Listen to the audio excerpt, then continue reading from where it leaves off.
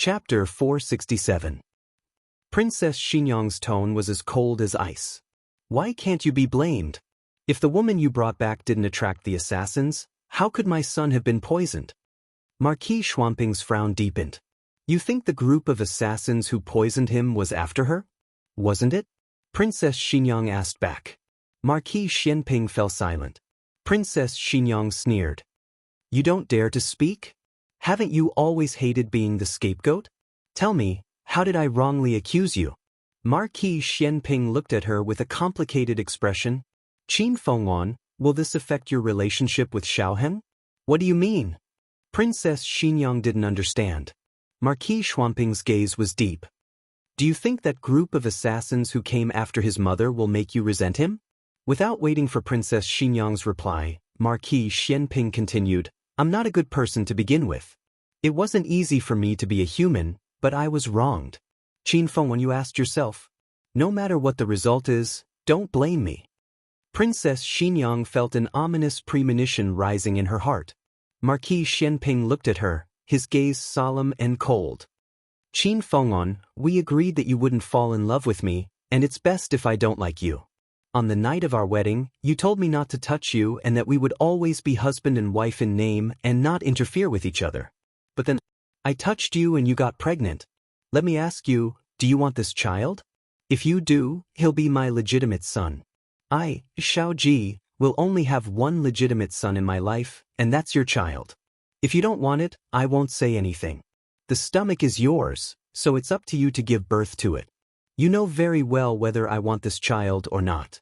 Back then, the princess's residence and Marquis Schwamping's residence were heavily guarded.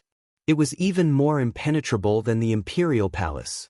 Not even a fly could fly in. Let me ask you, why would assassins poison the child? Princess Xinyang's eyes trembled.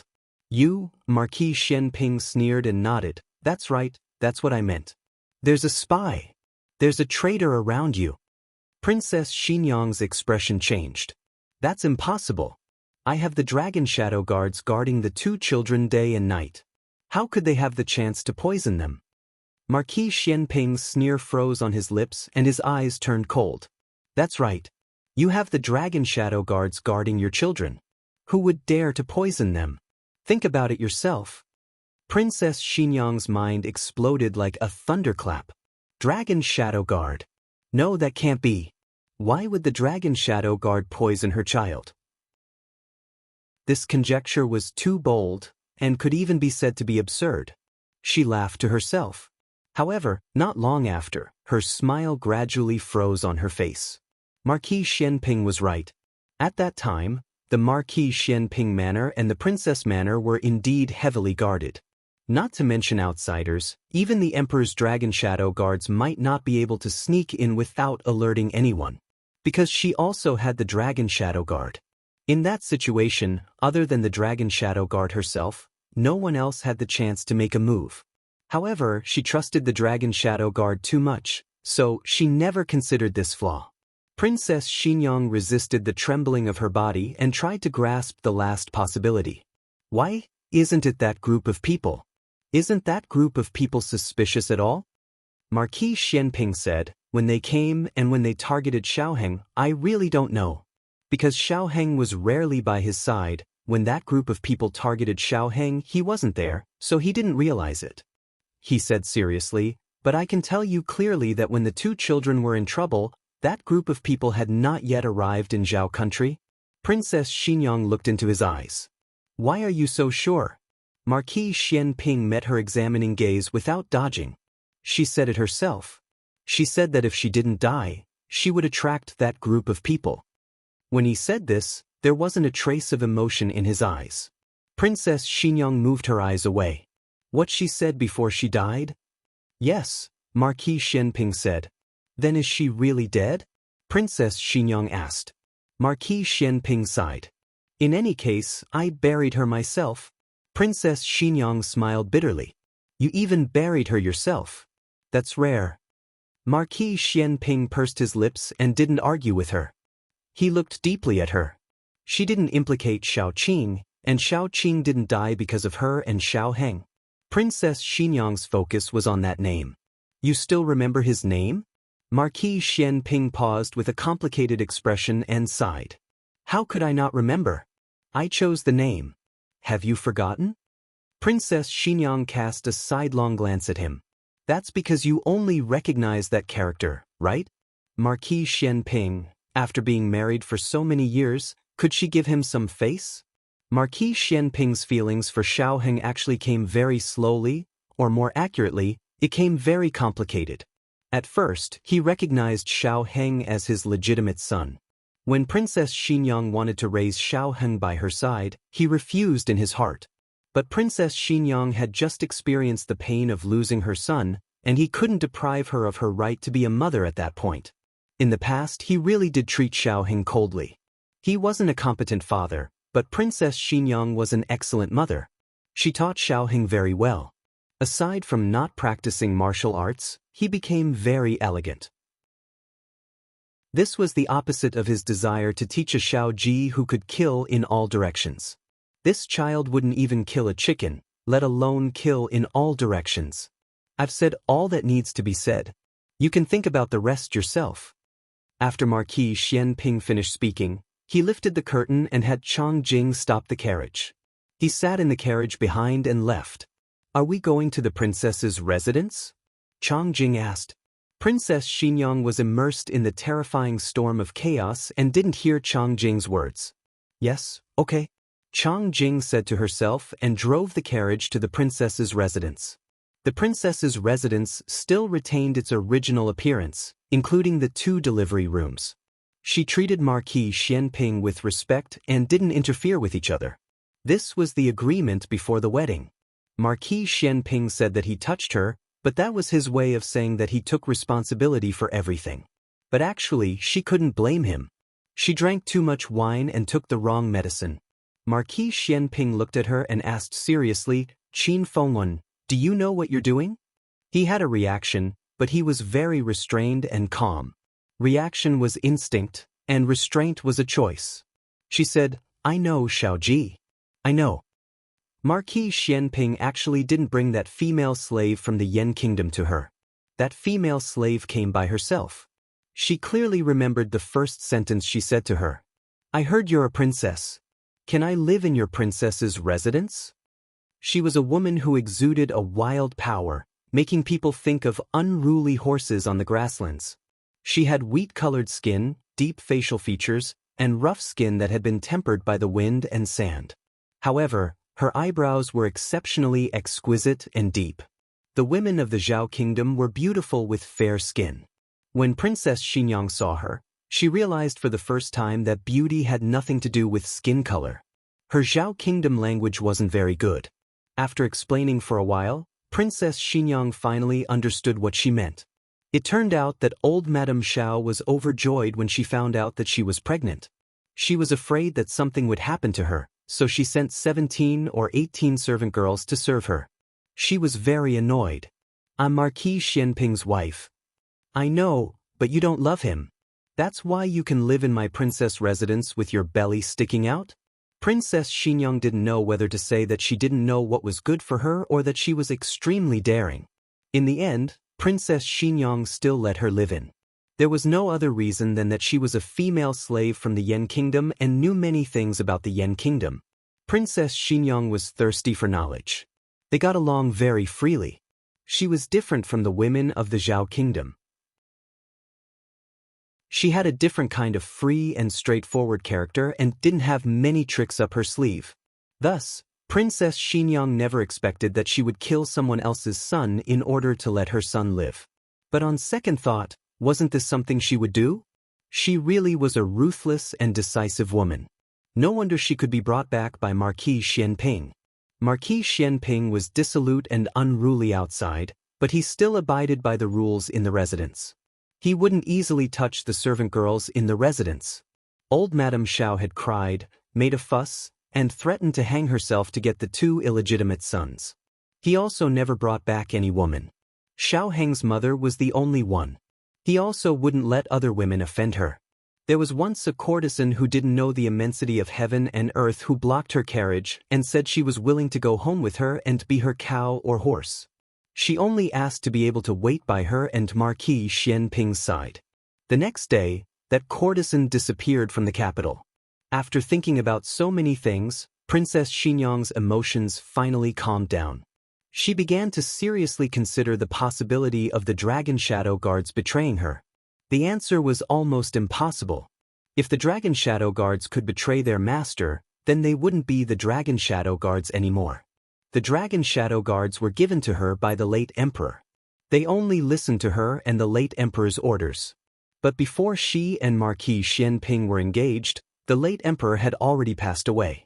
Could it be that he gave the Dragon Shadow Guards the order to poison the two children from underground? How did he do it? A dream? Wait a minute, there was one person who wasn't the late emperor's Dragon Shadow Guards. Just as this thought flashed through Princess Xinyang's mind, she eliminated it. At that time, she had sent Long Yi to Fengdu Mountain to quell the chaos. He only returned when Xiaoheng was almost 1 month old.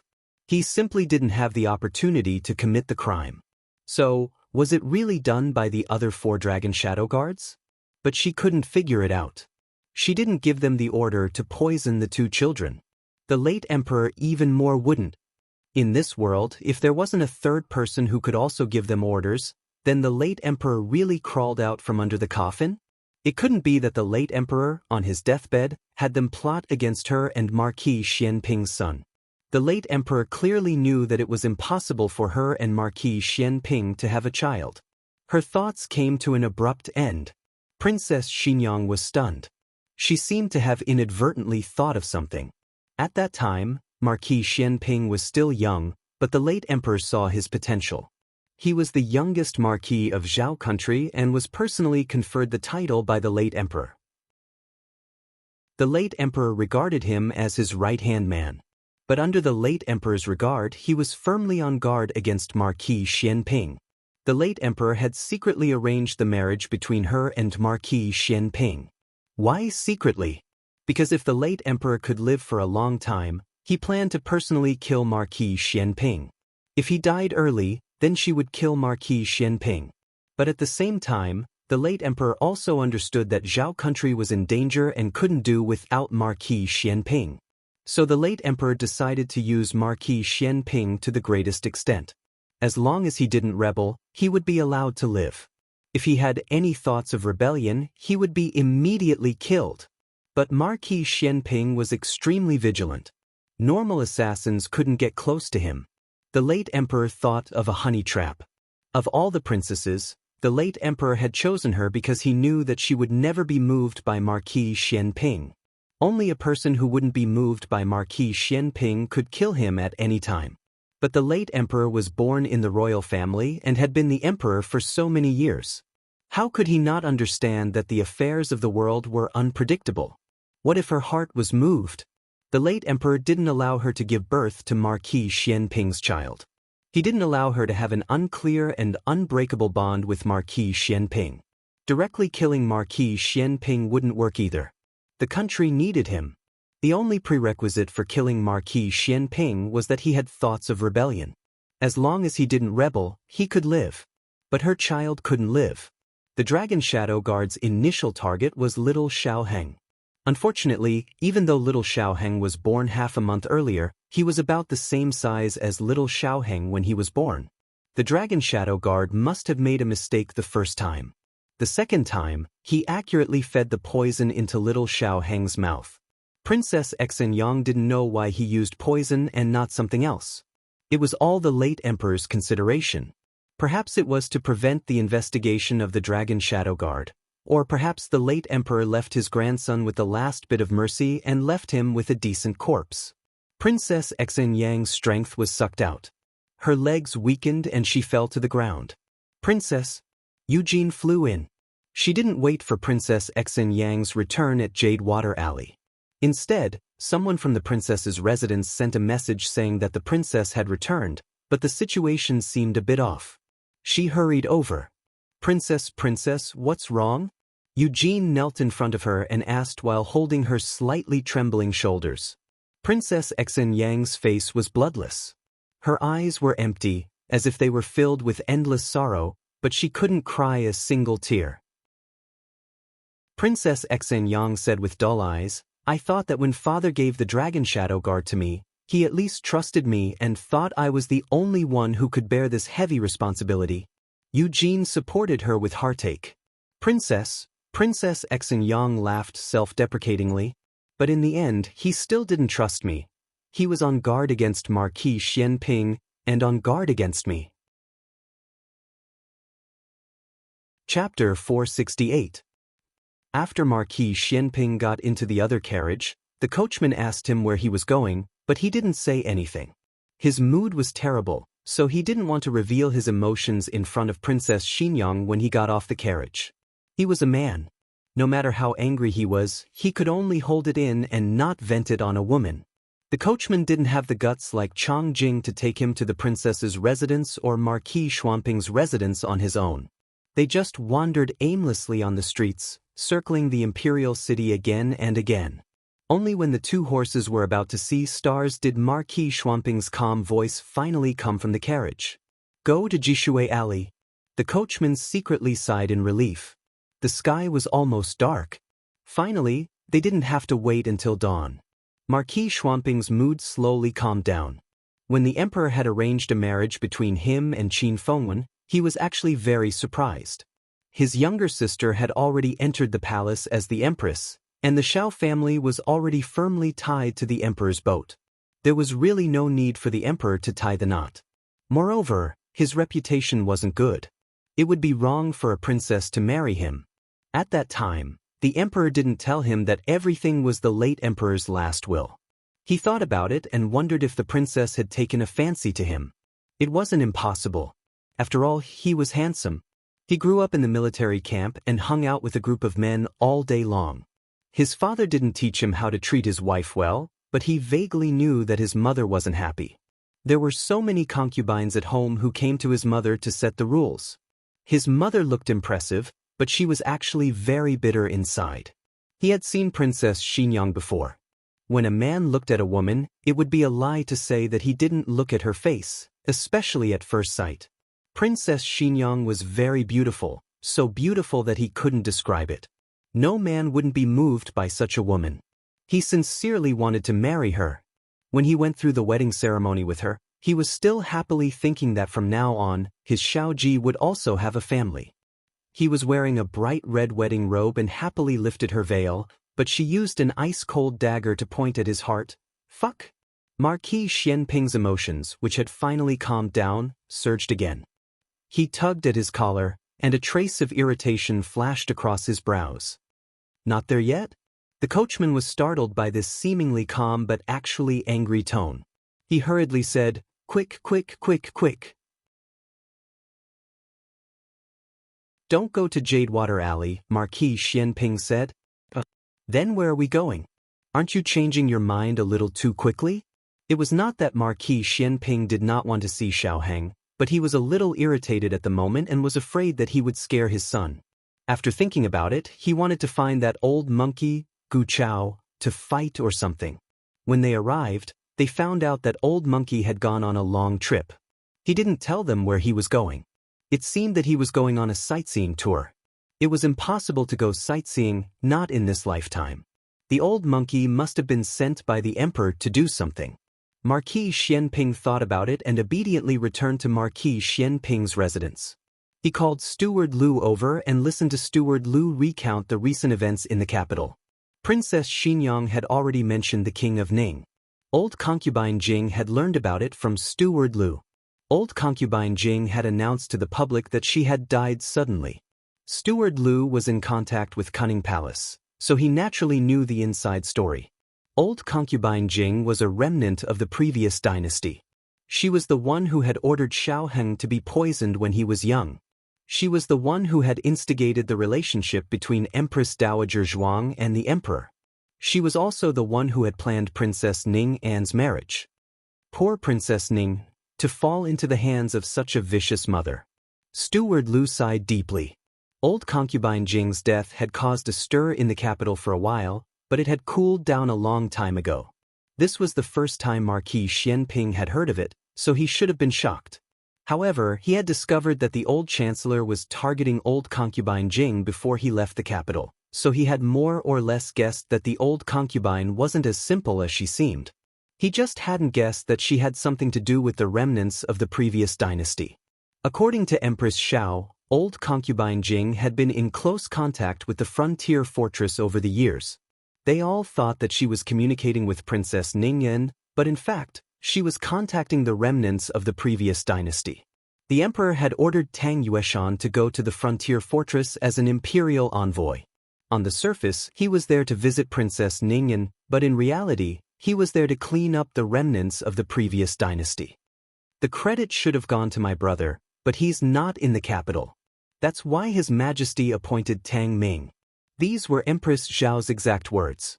Marquis Xianping had no interest in credit. He was good at war, but that didn't mean he liked it.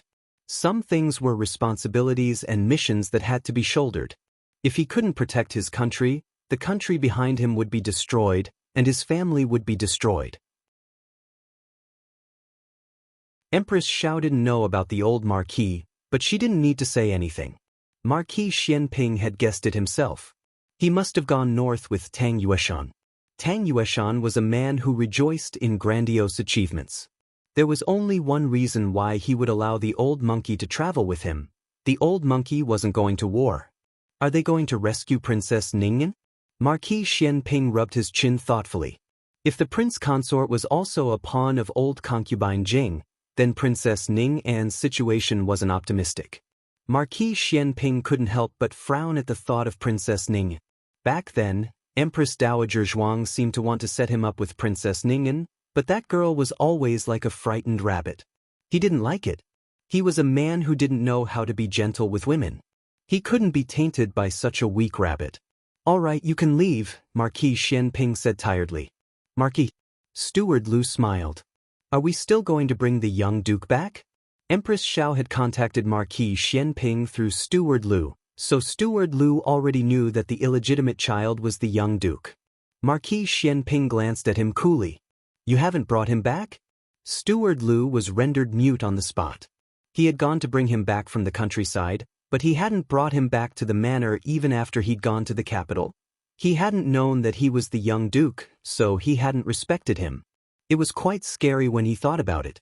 Marquis Xianping had planned to rest for a while, but now he stood up and walked towards the door. I have my own plans for this. Don't get involved. You don't have to go to Jadewater Alley in the future. Marquis, you don't plan to announce the young duke's identity for the time being? Yes. Marquis Xianping would have announced it a long time ago, but this time he was extra cautious. He wasn't afraid of those people, but he had lost Xiaoheng once. He couldn't lose him a second time. When he returned to the capital, he naturally had to report to the emperor. The emperor also expressed his regret that his son had killed Marquis Xianping's son. Marquis Xianping thought about it and decided not to tell the emperor. The emperor had taken away his mining rights before, so he was a person who held a grudge. Dusk fell. Marquis Gu finally got off work. The manor that Empress Dowager Zhuang had ordered was in the final stage and would be completed soon. In fact, he had ordered almost everything. He didn't need to supervise the work every day. However, the demand for bellows had increased recently. In addition, there were several farming tools from the people, water wheels, threshing machines, and grain elevators. The Ministry of Works was busy sending people to learn. With the bellows as an example, this time the Ministry of Works didn't dare to be arrogant anymore. They humbly asked the farmers from the people for advice. Speaking of which, it was strange. Were farmers all so awesome these days? The water wheels were much better than those of the imperial court. The water wheel technology of the Zhao state was also imported from the Liang state. The Liang state had the most advanced water wheels and axles. Combined with ponds, they could achieve a certain level of low water flow and high water flow. However, this kind of civilian water wheel took the advantages of vertical and horizontal wheels to the extreme. The height of water lifting was greatly increased. Even in places with steep terrain, the water flow could be low and high. Marquis Gu had been studying this all day. He hadn't had time to look at the threshing machines and grain elevators. He didn't know which talented person among the people had made such amazing things. The Ministry of Works had already sent people to investigate. Marquis Gu entered the courtyard. His family didn't seem to be there. Only 7 chickens were working in the vegetable garden to catch insects. There isn't even an old woman guarding the door. I asked 2 servants to come over, but they refused. Marquis Gu complained. After he finished complaining, he realized that a chicken had swaggered to his feet. He stopped and looked at the chicken. The chicken also looked at him. This was little Chi. However, Marquis Gu didn't recognize it. In his eyes, it was just a chicken, just like the other chickens. Speaking of which, it was really funny. Who would bring their chickens to the capital? Were there not many chickens in the capital? Thinking of this stingy behavior, Marquis Gu felt particularly embarrassed. His daughter was raised in the countryside and his son-in-law wasn't any better. He was really worried that the little guy in Yan and Yao Shi's womb would be led astray by them. Thinking of the little guy that was about to be born, Marquis Gu was in a rare good mood. He looked down at the chicken at his feet. He thought that the chicken wanted to peck him, but it didn't move for a long time. After a while, it swaggered off again. Then, Marquis Gu sadly discovered that it had pooped a pile of chicken poop on his shoes. Marquis Gu.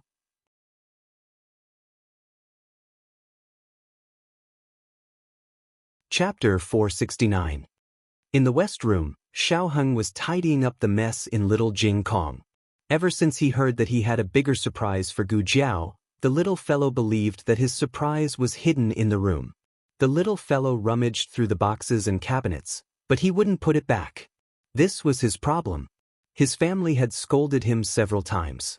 Of course, every time he agreed, he would forget about it immediately. Perhaps he didn't forget, but it was as if he didn't clean up at all. Every time, he or Gu Jiao had to clean up again. Xiaoheng was so focused on cleaning up that he didn't know that Marquis Gu had come to the house, nor did he know that he was bullied by his chickens. Brother-in-law. Suddenly, there was a soft call from the door. It sounded a little cautious, but also a little happy. Xiaoheng had just picked up the golden abacus in Little Jing Kong. When he heard the voice, he turned around and looked at him. Ah Yen, what's wrong?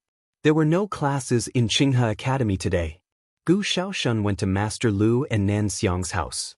Gu Yen said that he was not feeling well and stayed. Gu Yen stood at the door with his hands behind his back. He looked a little reserved. Since Gu Yen came to the house, it was the first time that he had shown this kind of. Well, Xiaoheng wanted to say that he was shy, but he felt that Gu Yen wouldn't be so thin-skinned. Besides, what was there to be shy about in front of him? It wasn't the first day they met. Can I come in? Gu Yen asked. Even the tone of his voice had become cautious. Wasn't this attitude change a little too big? Xiaoheng looked at Gu Yen strangely and said, "It's okay, come in. Do you have homework that you can't do?" Among the 3 boys in the family, Xiaoheng interacted with Little Jing Kong the most. Firstly, they slept in the same room. Secondly, Little Jing Kong was more talkative. Thirdly, Little Jing Kong had the most homework and tutoring. She didn't interact much with Gu Yen and Gu Xiaoshun. Basically, they came over at this hour to ask about homework. Gu Yan's answer was out of Xiaoheng's expectations. He shook his head and said, "I have something to show brother-in-law." What? Xiaoheng asked. Gu Yen walked up to Xiaoheng and hesitated for a moment.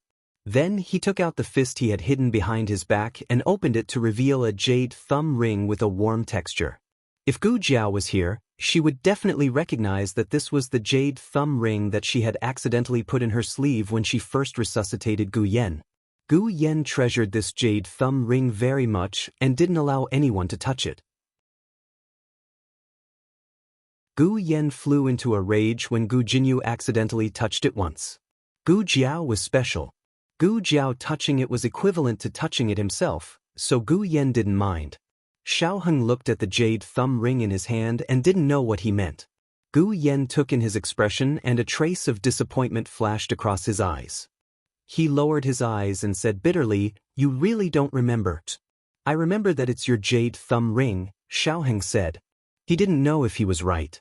Gu Yen said sullenly, "No, it's yours." What? Xiaoheng was surprised. There were 2 meanings to this sentence. One was that it originally belonged to him. The other was that Gu Yen intended to give this jade thumb ring to him. Combined with the series of changes in Gu Yan's expression after he entered the room, Xiao Heng felt that it was unlikely to be the second meaning. Otherwise, Gu Yan wouldn't have said, "You really don't remember. Is it for you?" Xiao Heng asked. He paused and said, "When we were young?" After becoming Xiao Lulang, he didn't remember giving Gu Yan any jewelry. Then, it could only be before he and Gu Yan left the capital.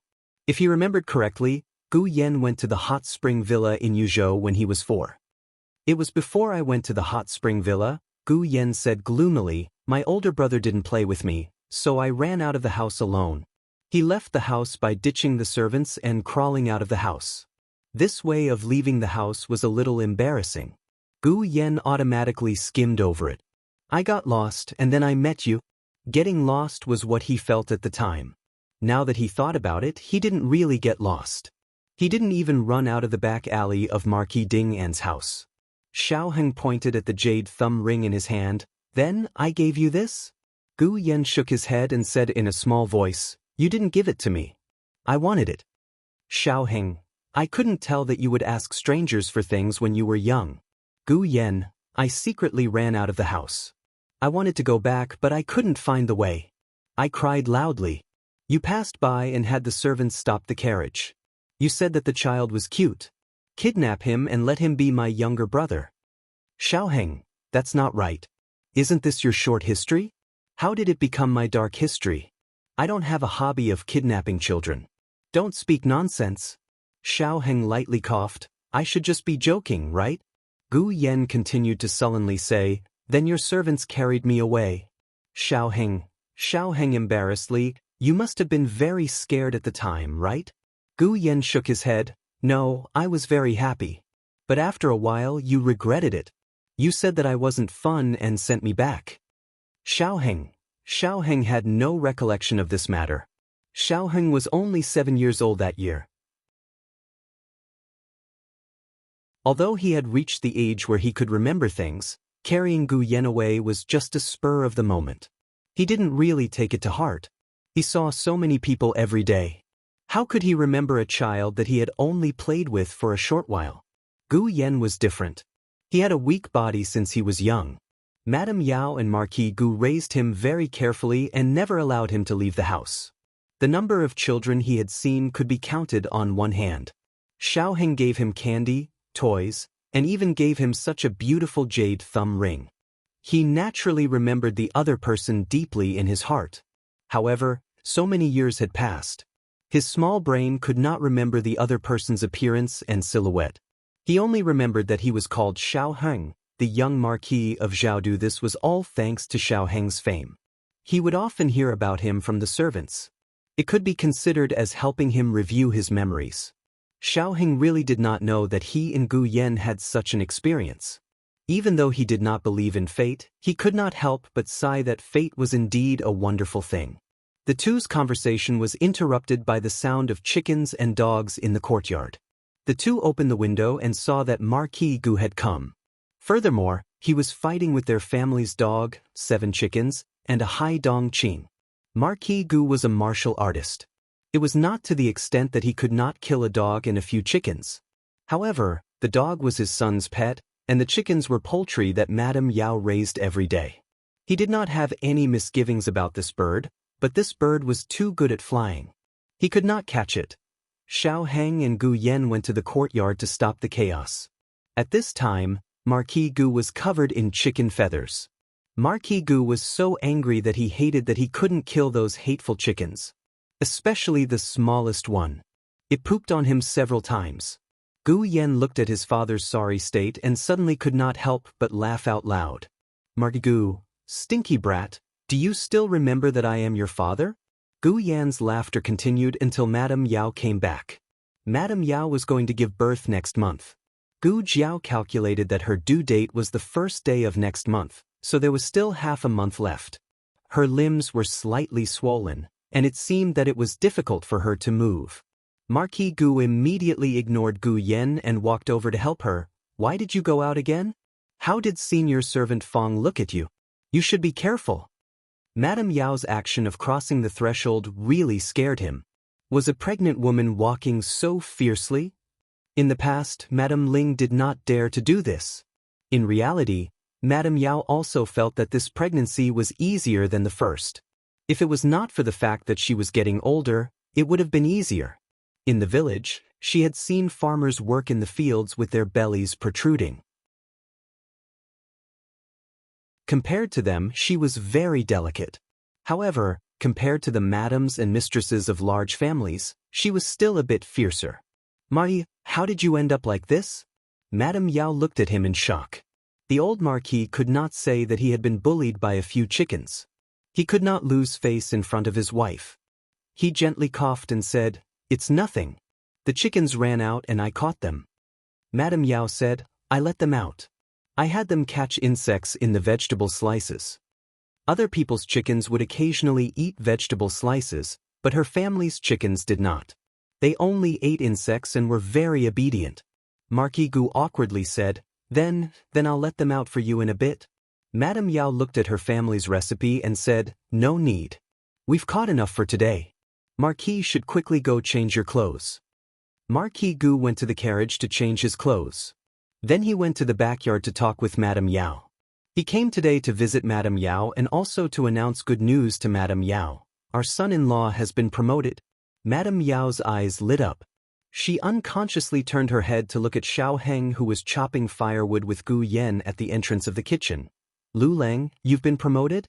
Xiao Heng had only received the document in the afternoon and did not have time to tell his family. "Brother-in-law, you've been promoted?" Gu Yan looked excitedly at Xiao Heng. Xiao Heng held the chopper and nodded. What position? What position?" Gu Yan's little fanboy asked. "Hanlin Academy's attendant." Xiao Heng said. "That." Marquis Gu laughed in disdain. "How great of an official am I? I'm just a Hanlin Academy's attendant. Royal Prince and is about to enter the cabinet as an assistant minister."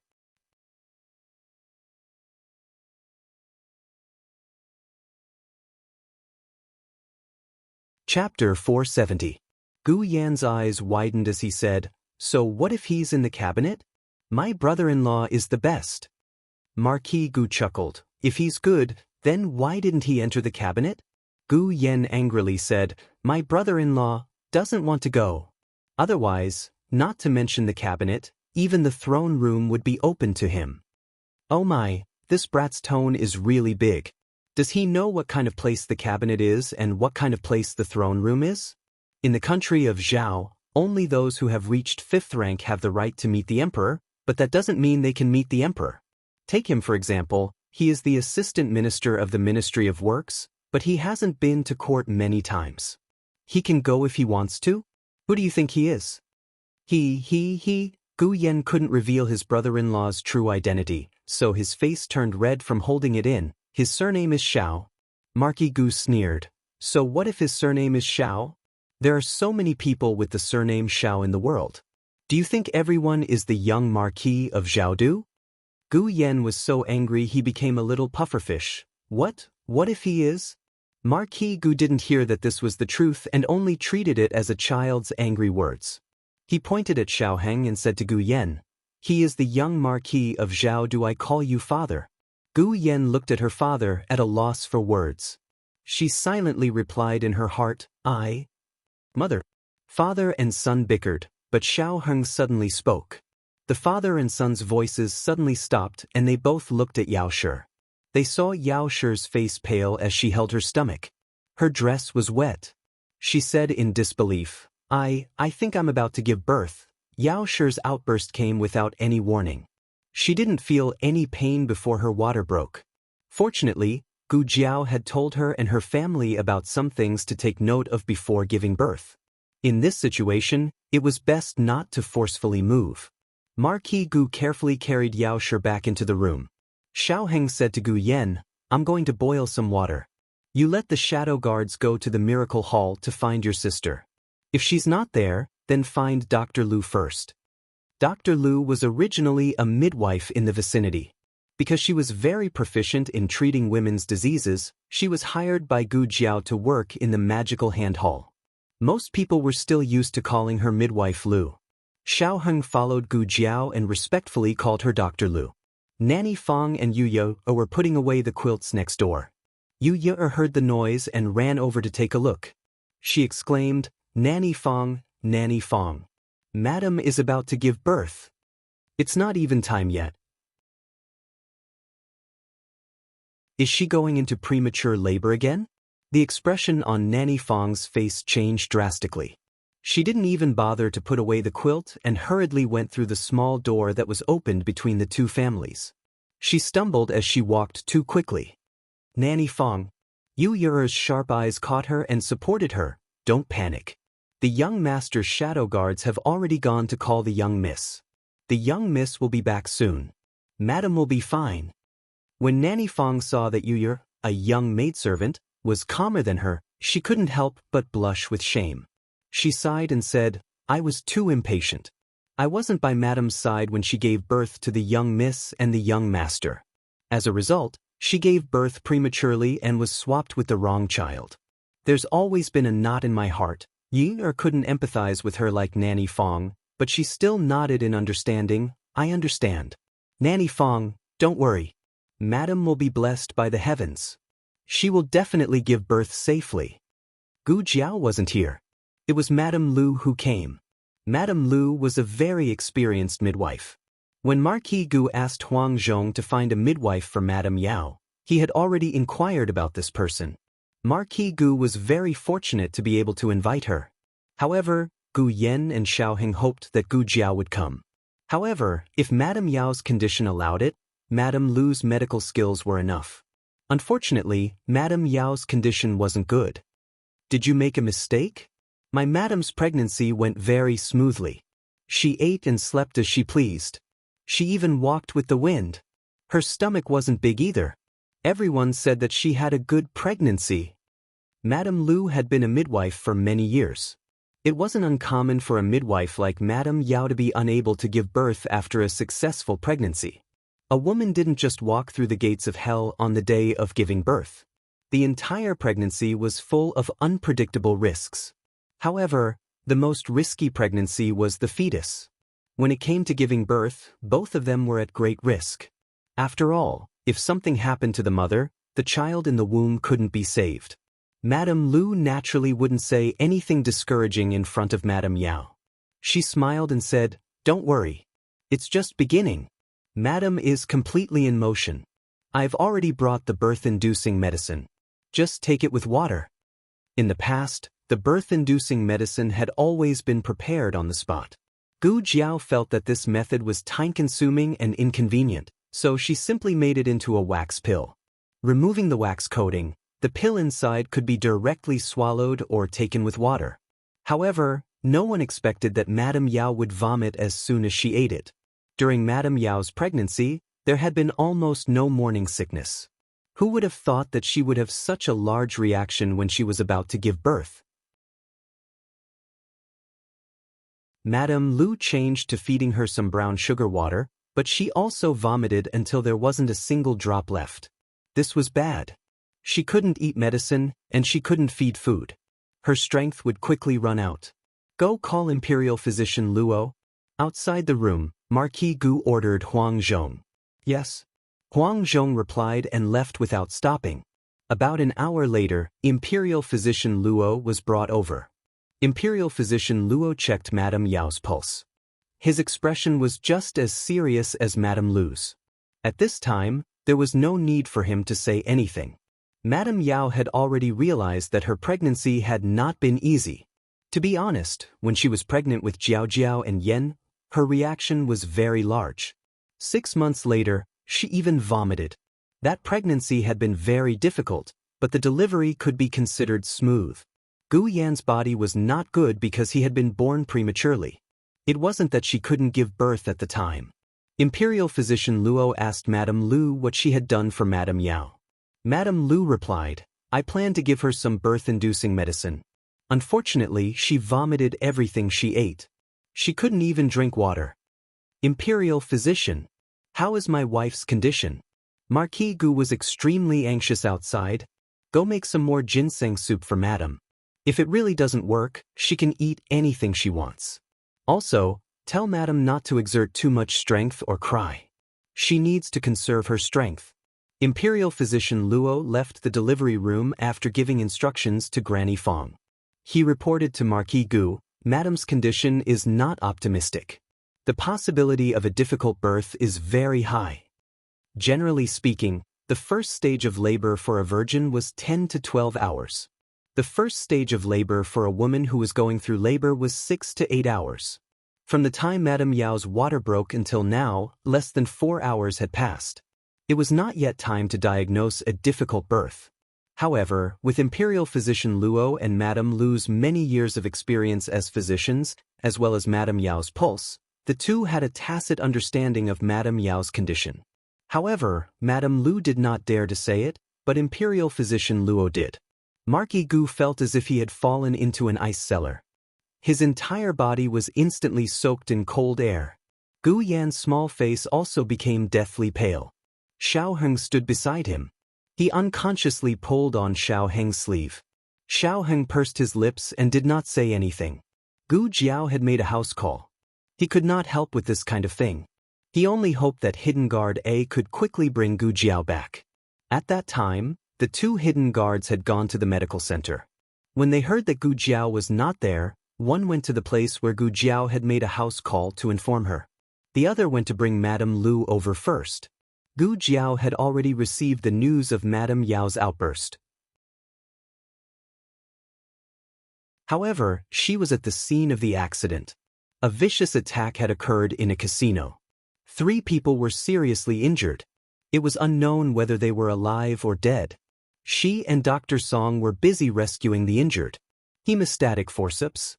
She knelt on the ground and stretched out her hand.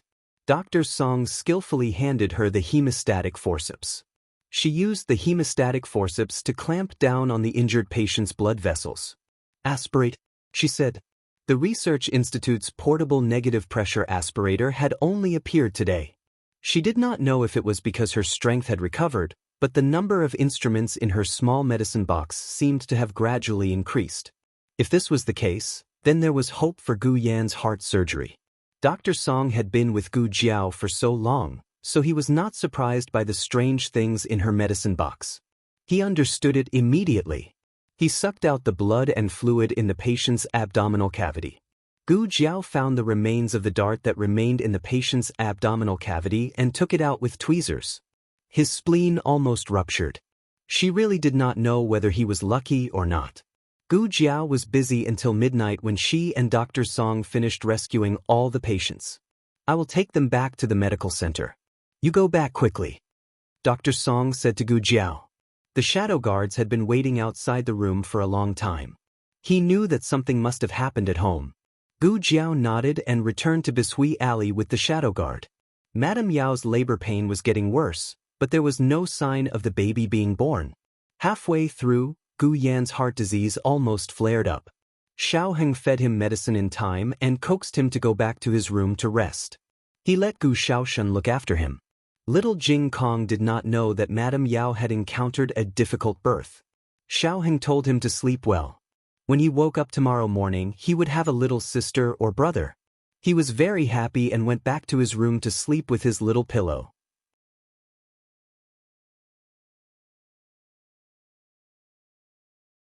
Chapter 471. Gu Jiao first discussed Madame Yao's situation with Imperial physician Luo and Madame Lu in the central room. Nanny Fong was also there. She kept wiping her tears. "Madame gave birth prematurely again." "It's not considered prematurely," Gu Jiao said. "It was considered prematurely born when it was less than 37 weeks. Madame Yao was already 38 weeks, so this fetus was full term. In fact, Madame Lu also said that it was normal to have an attack in this month, but Nanny Fong didn't dare to believe it. Only when Gu Jiao said the same thing did Nanny Fong feel slightly relieved. However, even full-term fetuses might not be able to be delivered smoothly. "I'll go take a look first." Gu Jiao went into the delivery room. Only after she went in did Mark Gu react. Was it that girl just now? Why did she come here to cause trouble at this time? As he spoke, he was about to go into the delivery room to pull Gu Jiao out, but he was stopped by Nanny Fong. Nanny Fong said, "Marquis, don't cause trouble. Let eldest miss take a look at Madam." "Cause trouble?" Marquis Gu pointed at himself. He seriously suspected that he had misheard. Wasn't that girl the one who caused trouble? No matter how insensible she was, she shouldn't have disturbed her mother at this time. Her mother was about to give birth. Jinyu was still the most sensible. Father! Speak of the devil. Gu Jinyu jumped down from the carriage, covered in dust. She almost didn't care about her bearing as a rich young lady and ran towards Marquis Gu. Father! Nanny Fong. He came in front of the two and also greeted Nanny Fong. Nanny Fong politely and distantly bowed. Second Mississippi Marquis Gu was burning with anxiety, so he didn't care that Nanny Fong's attitude towards Gu Jinyu was not as respectful as it was in the residence. Gu Jinyu also didn't seem to care. She looked at Mark Gu and said, Father, I heard that mother is about to give birth. Why is it so fast? When Marquis Gu saw that Yao Shi had not given birth, he sent Huang Zhong back to the manor to bring a few stalks of superior ginseng and Ganoderma over. Coincidentally, Gu Jinyu saw them. Marquis Gu didn't have the time to ask her how she got the news. He said with a serious expression, Your mother had a difficult birth. What? Wasn't everything fine before? Why did you suddenly have a difficult labor? Gu Jinyu had visited Yao Shi a few times in the summer alley and had a good understanding of Yao Shi's condition. Marquis Gu frowned. I knew it. This girl grew up in the countryside. How would she know how to take care of people? Gu Jinyu opened her mouth. Father, that's not what I meant. Don't blame elder sister, Nanny Fong said lightly. Second young miss is really good at taking care of people. Why don't I see second young miss coming to serve Madam tea every day? Gu Jinyu said in a low voice, I want to come too. I'm afraid elder sister won't be willing to see me. Senior servant Fong smiled faintly. Eldest miss isn't at home for 9 out of 10 days. Even if I wanted to see her, I wouldn't be able to. Gu Jinyu looked at Nanny Fong aggrievedly. Nanny, did Jinyu do something wrong that made Nanny unhappy? Nanny seems to only like elder sister and not me. This servant doesn't dare. Senior servant Fong bowed deeply. Marquis Gu looked impatiently at senior servant Fong. That's enough. Don't just stand here. Quickly go and pull that girl out. Without waiting for senior servant Fong to speak, Gu Jinyu said softly, Father, I'll go in and see mother. Marquis Gu agreed. Go ahead. Take good care of your mother. Jinyu was much more attentive than that girl. That girl was crude and only knew how to use her hands. How could she be half as considerate and gentle as Jinyu? Senior servant Fong was called by Yuya. She was not paying attention and Gu Jinyu went in. The room was filled with the strong smell of mugwort. Madame Lu had used mugwort to smoke Yao Shi's stomach to induce labor. Unfortunately, it was useless. Gu Jinyu felt uncomfortable choking on the mugwort and came to the bedside with a frown. Imperial physician Luo had already left. Madame Lu and Gu Jiao were guarding the bedside. Gu Jiao examined Yao Shi. Yao Shi's main problem was that her uterus was weak and her uterus could not open. This caused the fetus to be unable to enter the birth canal smoothly. Although Madame Lu had been comforting her, Yao Shi still felt extremely afraid. On one hand, she was afraid and on the other, she was enduring the torment of labor pain. Her face was pale and her body was soaked in sweat. This was the first time Gu Jinyu had seen Yao Shi in such a weak and sorry state. He was so frightened that he stopped in his tracks. Gu Jiao was using a stethoscope to listen to the child's heartbeat and did not notice Gu Jinyu come in. She said to Yao Shi, Don't worry. I'll give you an injection to induce labor first. If it still doesn't work, I'll give you a cesarean section. Madame Lu went to get a clean towel. When she turned around, she saw Gu Jinyu. She had never seen him before and could not help but feel puzzled. Gu Jinyu returned to his senses and suppressed the fear in his heart.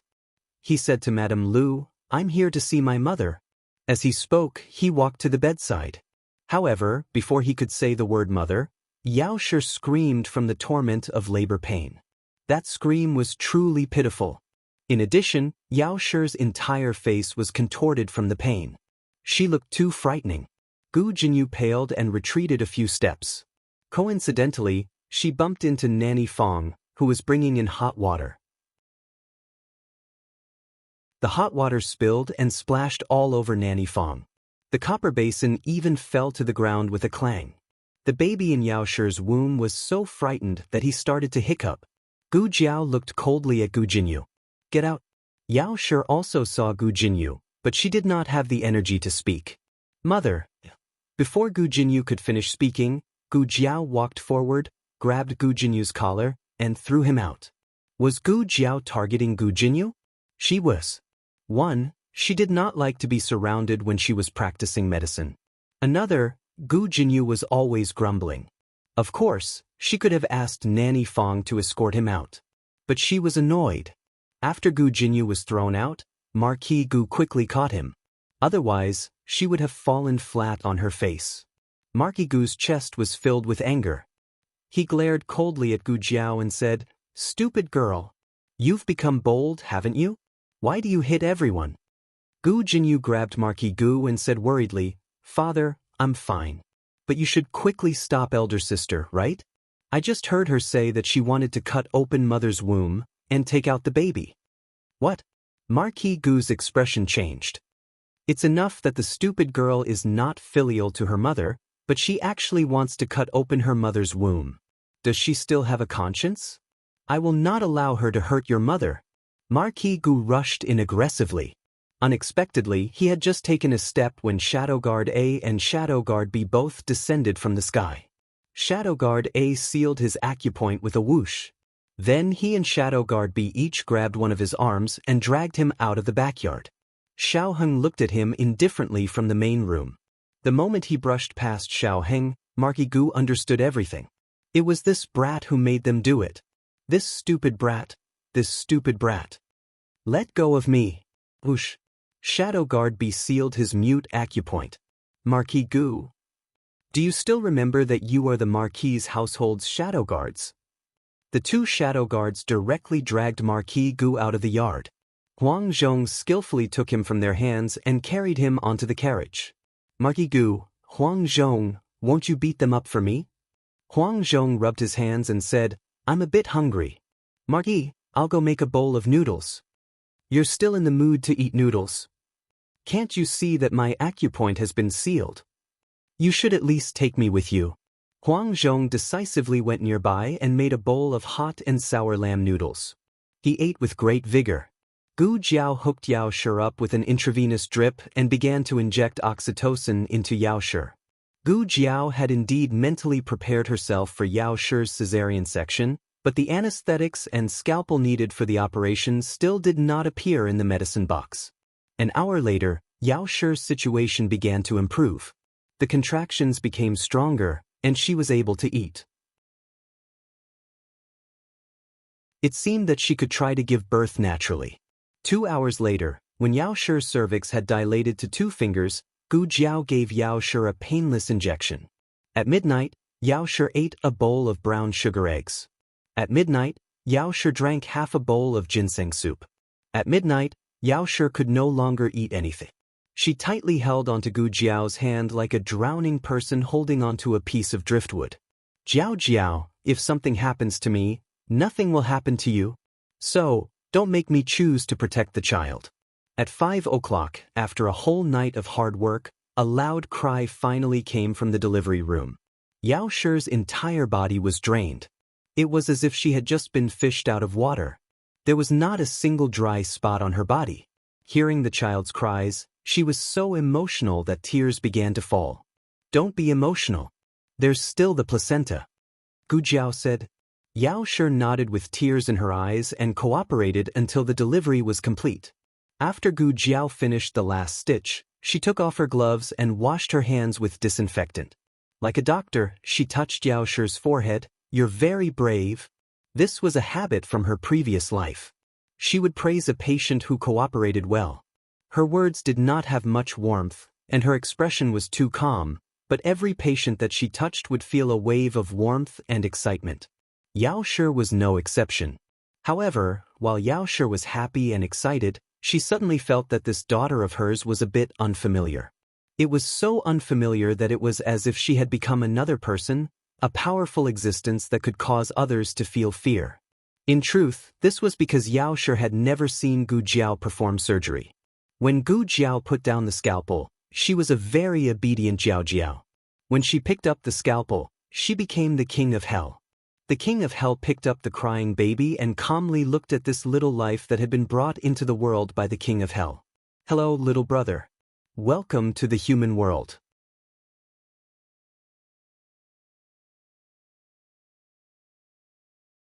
Chapter 472. After the baby was born, Marquis Gu's acupoints were finally unsealed by the secret guards. I'll deal with you later. Marquis Gu glared coldly at Gu Yan's two hidden guards and hurriedly walked towards Yao Shi's room. At this time, Yao Shi was not in her own room. Her room had been turned into a delivery room and needed to be cleaned up. She was resting in Gu Jiao's east room. She collapsed from exhaustion and fell into a deep sleep. Madame Lu had returned to the medical center, and Nanny Fong was bathing the little fellow. Where's Madame? Marquis Gu looked at Yuyur, who was tidying up the room, and asked.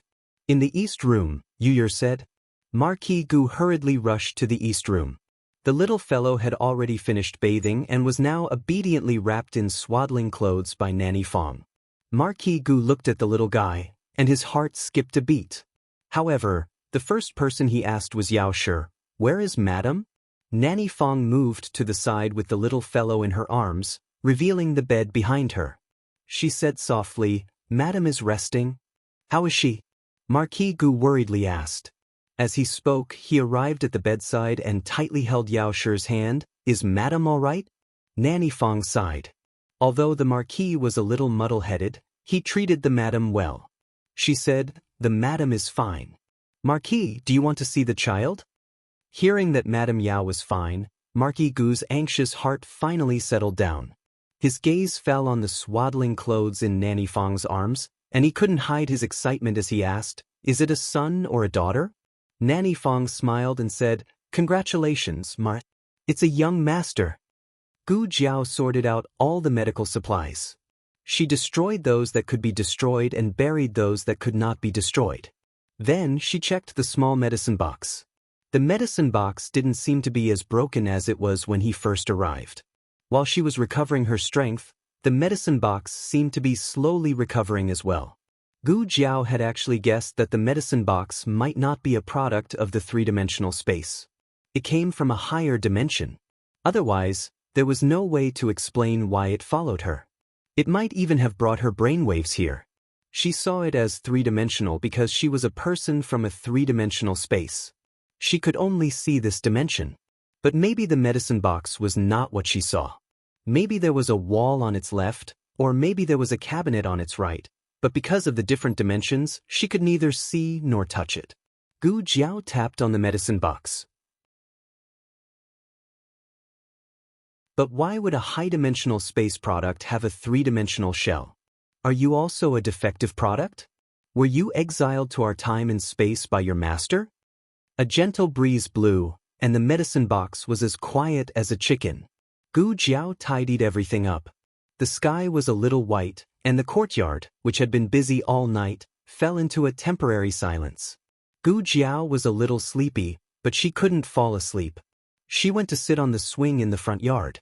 Not long after she sat down, Xiaoheng came over with his cane. Are you up or not? Gu Jiao looked at him and asked. The next second, she realized that her words were unnecessary. He didn't even change his clothes. He obviously didn't sleep all night. Xiaoheng sat down beside her and handed her a small yellow orange, saying, Congratulations, Dr. Gu, on becoming an older sister. Gu Jiao peeled the orange and put half of it in his palm. Congratulations to Lord Xiao for becoming a brother-in-law. Both of them laughed. The exhaustion of the night seemed to dissipate in each other's laughter. Gu Jiao divided the orange evenly. Each of them had 6 pieces. The two of them ate the orange in their hands. When Gu Jiao had the last piece left, she didn't eat it. Instead, she put it in Xiaoheng's palm. Also, congratulations to Lord Xiao for your promotion. Xiaoheng raised his eyebrows. Ah, my promotion gift is a piece of orange. Gu Jiao said, then as a sister, my gift is also a piece of orange. Xiaoheng said again, as a brother-in-law, my gift is half a piece of orange. Gu Jiao, Why did she have to compete with a scholar? Xiaoheng laughed softly. He looked at the piece of orange in his palm, which had even been peeled clean. He was a little reluctant to eat it. How about? He had just opened his mouth when he felt his right shoulder sink. Gu Jiao had fallen asleep on his shoulder. The golden morning light tore through the darkness and stepped through the clouds. It gently scattered in the quiet courtyard. Xiaoheng ate the last piece of orange and raised his hand to block the light in front of her eyes. Suddenly, Yu walked out of the central room with small steps. She wanted to call the two of them to eat something, but she saw Xiaoheng put his index finger on her lips and shushed her softly. Yu quickly covered her mouth. Xiaoheng kept raising his hand to block the glaring light for her until his arm became numb. Yu called him a groundhog in her heart. Ah, son-in-law is a peerless good man. He's too gentle. Young miss, quickly submit to son-in-law. Xiaoheng waited until Gu Jiao fell asleep before he carried her in his arms. He wrapped one hand around her back and the other around her knees. He carried her horizontally and walked towards the west room. Little Jing Kong had already woken up. He went to look for his younger brothers and sisters. Xiaoheng placed Gu Jiao on his bed. Although they had slept together a long time ago, this was the first time she slept in his room. This feeling was very novel and made him inexplicably excited. His movements were very gentle, as if she was a fragile treasure. Little Jing Kong came back after visiting his younger brother. He was a little disappointed. His younger brother only knew how to sleep. It was not fun at all. When he came to the bed, he found Gu Jiao sleeping on his and his bad brother-in-law's bed. His eyes widened. The light in his eyes gathered again. He kicked off his shoes without saying anything. I still want to sleep. Before he could jump onto the bed, he was lifted up by Xiaoheng. His little arms and legs flailed in the air. Put me down. Put me down. I want to sleep. He wanted to sleep with Jiao Jiao. You should go to school. Xiaoheng dragged him out without hesitation. Little Jing Kong went crazy. What? Why did a child have to go to school? Although Xiaoheng didn't sleep the whole night, he still went to the Hanlin Academy. After all, he had just been promoted yesterday. It was unreasonable to ask for leave today. Besides, he wasn't very tired and could still hold on. I'll send you. Lu Quan said, you should at least take a nap in the carriage. Xiaoheng didn't refuse. It was still early, so Lu Quan drove the carriage very slowly. Xiaoheng leaned against the wall of the carriage and closed his eyes to rest. Halfway through the journey, Lu Quan's carriage suddenly stopped. It didn't move for a long time. Xiaoheng opened his eyes and asked Lu Quan, Uncle Lu, what's wrong? Lu Quan craned his neck and looked. He said, it seems that a noble's carriage is coming. This was the case in the capital.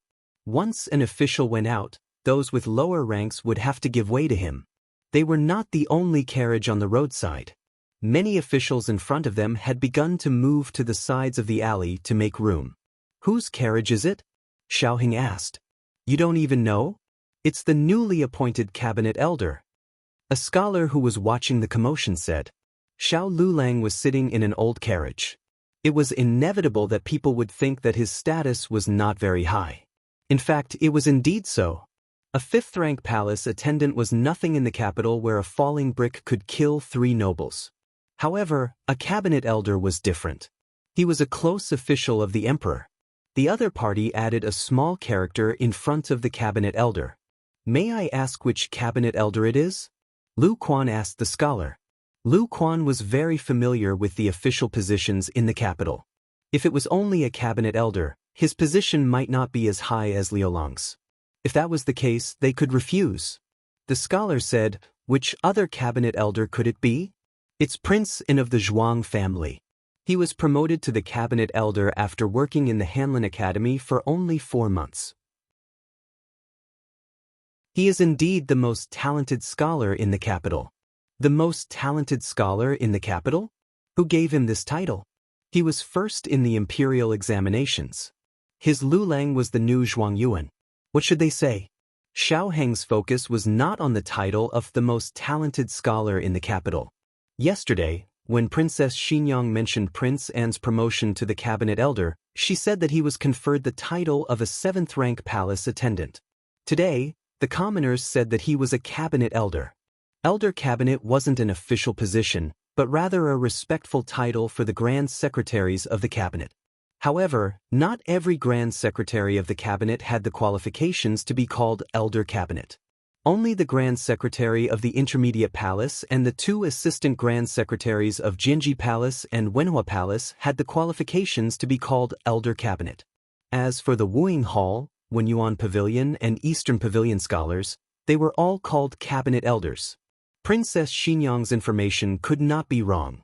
Prince An's official position was definitely the 7th-rank palace attendant. Above the palace attendant were the 6th-rank palace attendant, the 5th-rank palace attendant, the 4th-rank palace attendant, and the 3rd-rank palace attendant. These people did not have the qualifications to be called cabinet elder. Prince An's title of cabinet elder most likely came from his birth and status. To put it bluntly, he was Grand Tutor Zhuang's grandson. When he entered the cabinet elder, he was aiming to be in charge of the cabinet elder. Cabinet elder was just a title in advance. One day, he would become the grand cabinet elder.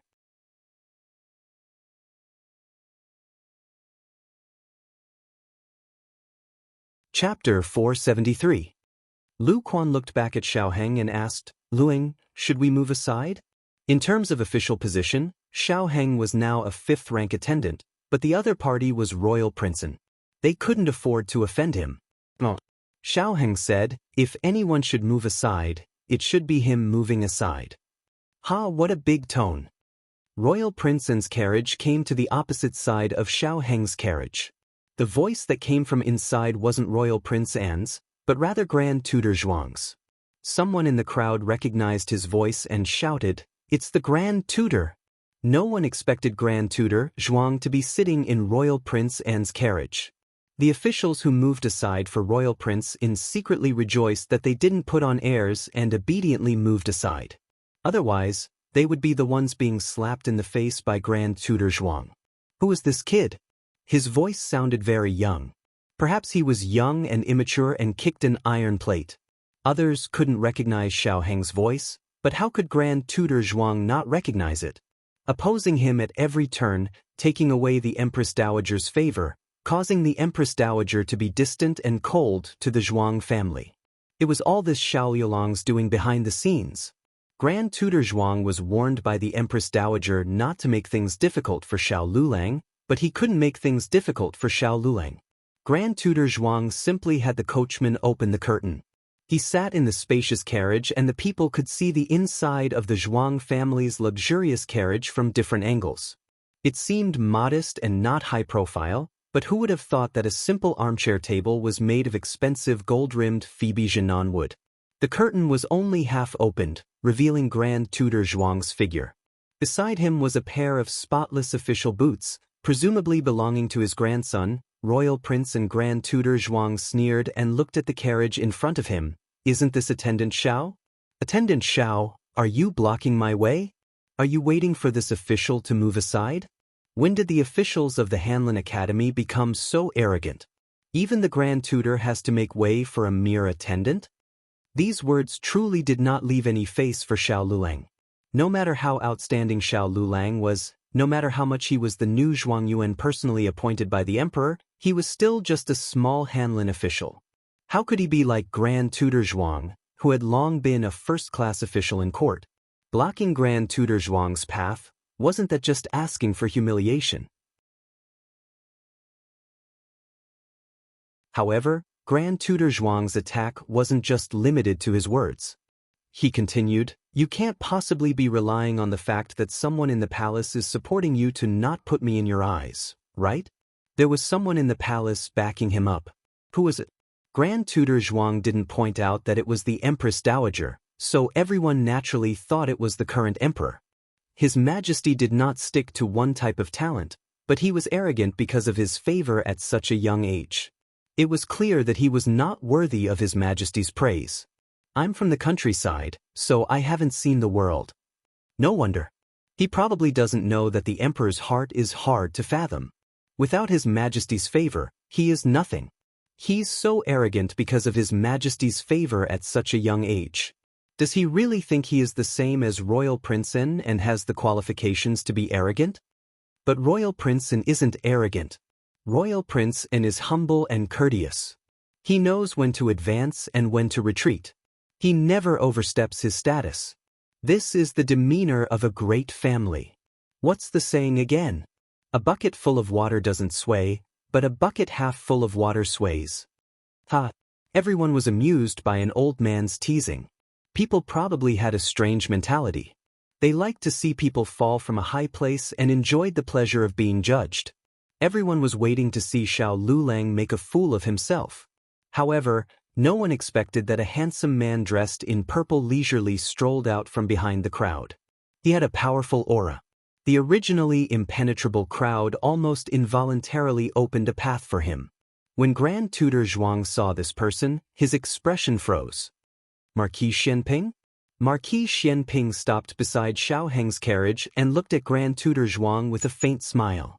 Oh, isn't this Grand Tutor Zhuang? What a coincidence. You're also going to court?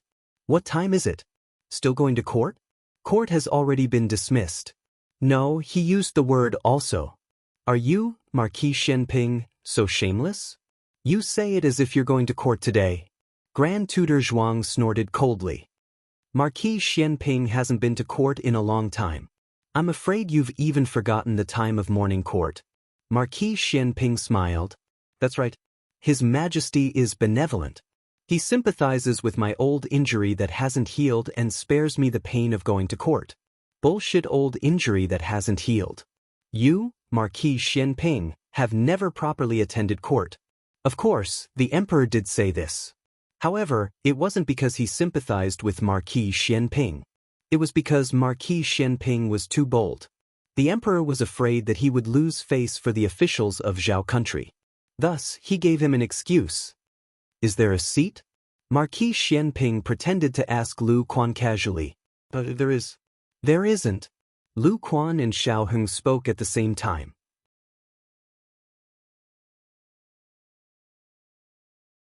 The second sentence was said by Xiao Heng. Everyone's eyes widened. Did they hear wrong? This Hanlin official actually dared to reject Marquis Xianping on the street. He probably wants to beat Marquis Xianping to death. Grand Tutor Zhuang also chuckled. There is, okay. Marquis Xianping directly ignored Xiao Heng's rejection. He smiled and sat in Xiao Heng's carriage. His movements were natural and smooth. Xiao Heng, Grand Tutor Zhuang, everyone. After he sat down, he acted as if he didn't know that Xiao Heng's carriage was blocking Grand Tutor Zhuang's path. In terms of official position, he was a first-rank martial marquis. Grand Tutor Zhuang was one of the three dukes and was also a first-rank official. In terms of status, he was the current imperial uncle. Grand Tutor Zhuang was the previous imperial uncle. In terms of power, he held military power. Grand Tutor Zhuang secretly held political power. In terms of family background, the Xiao family was not as deep as the Zhuang family. However, Marquis Xianping also had another identity. He was the emperor's son-in-law. A powerful emperor's son-in-law. Since ancient times, those who married a princess were not allowed to enter the imperial court as an official. Marquis Xianping was the first. Marquis Xianping didn't care about the comments of others. He sat down casually and calmly looked at Grand Tutor Zhuang. His eyes were just short of saying, I won't make way for you. If worst comes to worst, I won't leave. Marquis Xianping was so arrogant. So shameless. Grand Tutor Zhuang was so angry that his teeth itched. Marquis Xianping lazily leaned against the wall of the carriage and raised his eyebrows. This marquis isn't worried about being late. I wonder if Grand Tutor Zhuang and your grandson aren't worried about being late? What kind of joke was this? How could Royal Prince En be late on his first day in the imperial court? Grand Tutor Zhuang was so angry that his head hurt. Marquis Xianping wasn't here to jinx him. How could there be someone as shameless as Marquis Xianping in this world? However, his anger didn't last long. He thought of something and his expression relaxed. If we're late, wouldn't attendant Xiao be late? If he remembered correctly, this was also Xiao Liulang's first day of promotion. Didn't you, Marquis Xianping, want to stand up for Xiao Lulang? Fine, you caused him to be late and get a demerit. Let's see if he still appreciates your kindness. Marquis Xianping's handsome face darkened. I forgot about this. He narrowed his eyes and looked at old Fox Zhuang, then looked at the expressionless Xiaoheng. He leaned over and said softly as if he was coaxing a child, "Don't worry, I won't let you be late." After saying this, he straightened his body. His voice was cold as he said faintly, "Chang Jing, move the obstacles away." Chang Jing flashed to the front of the Zhuang family's carriage.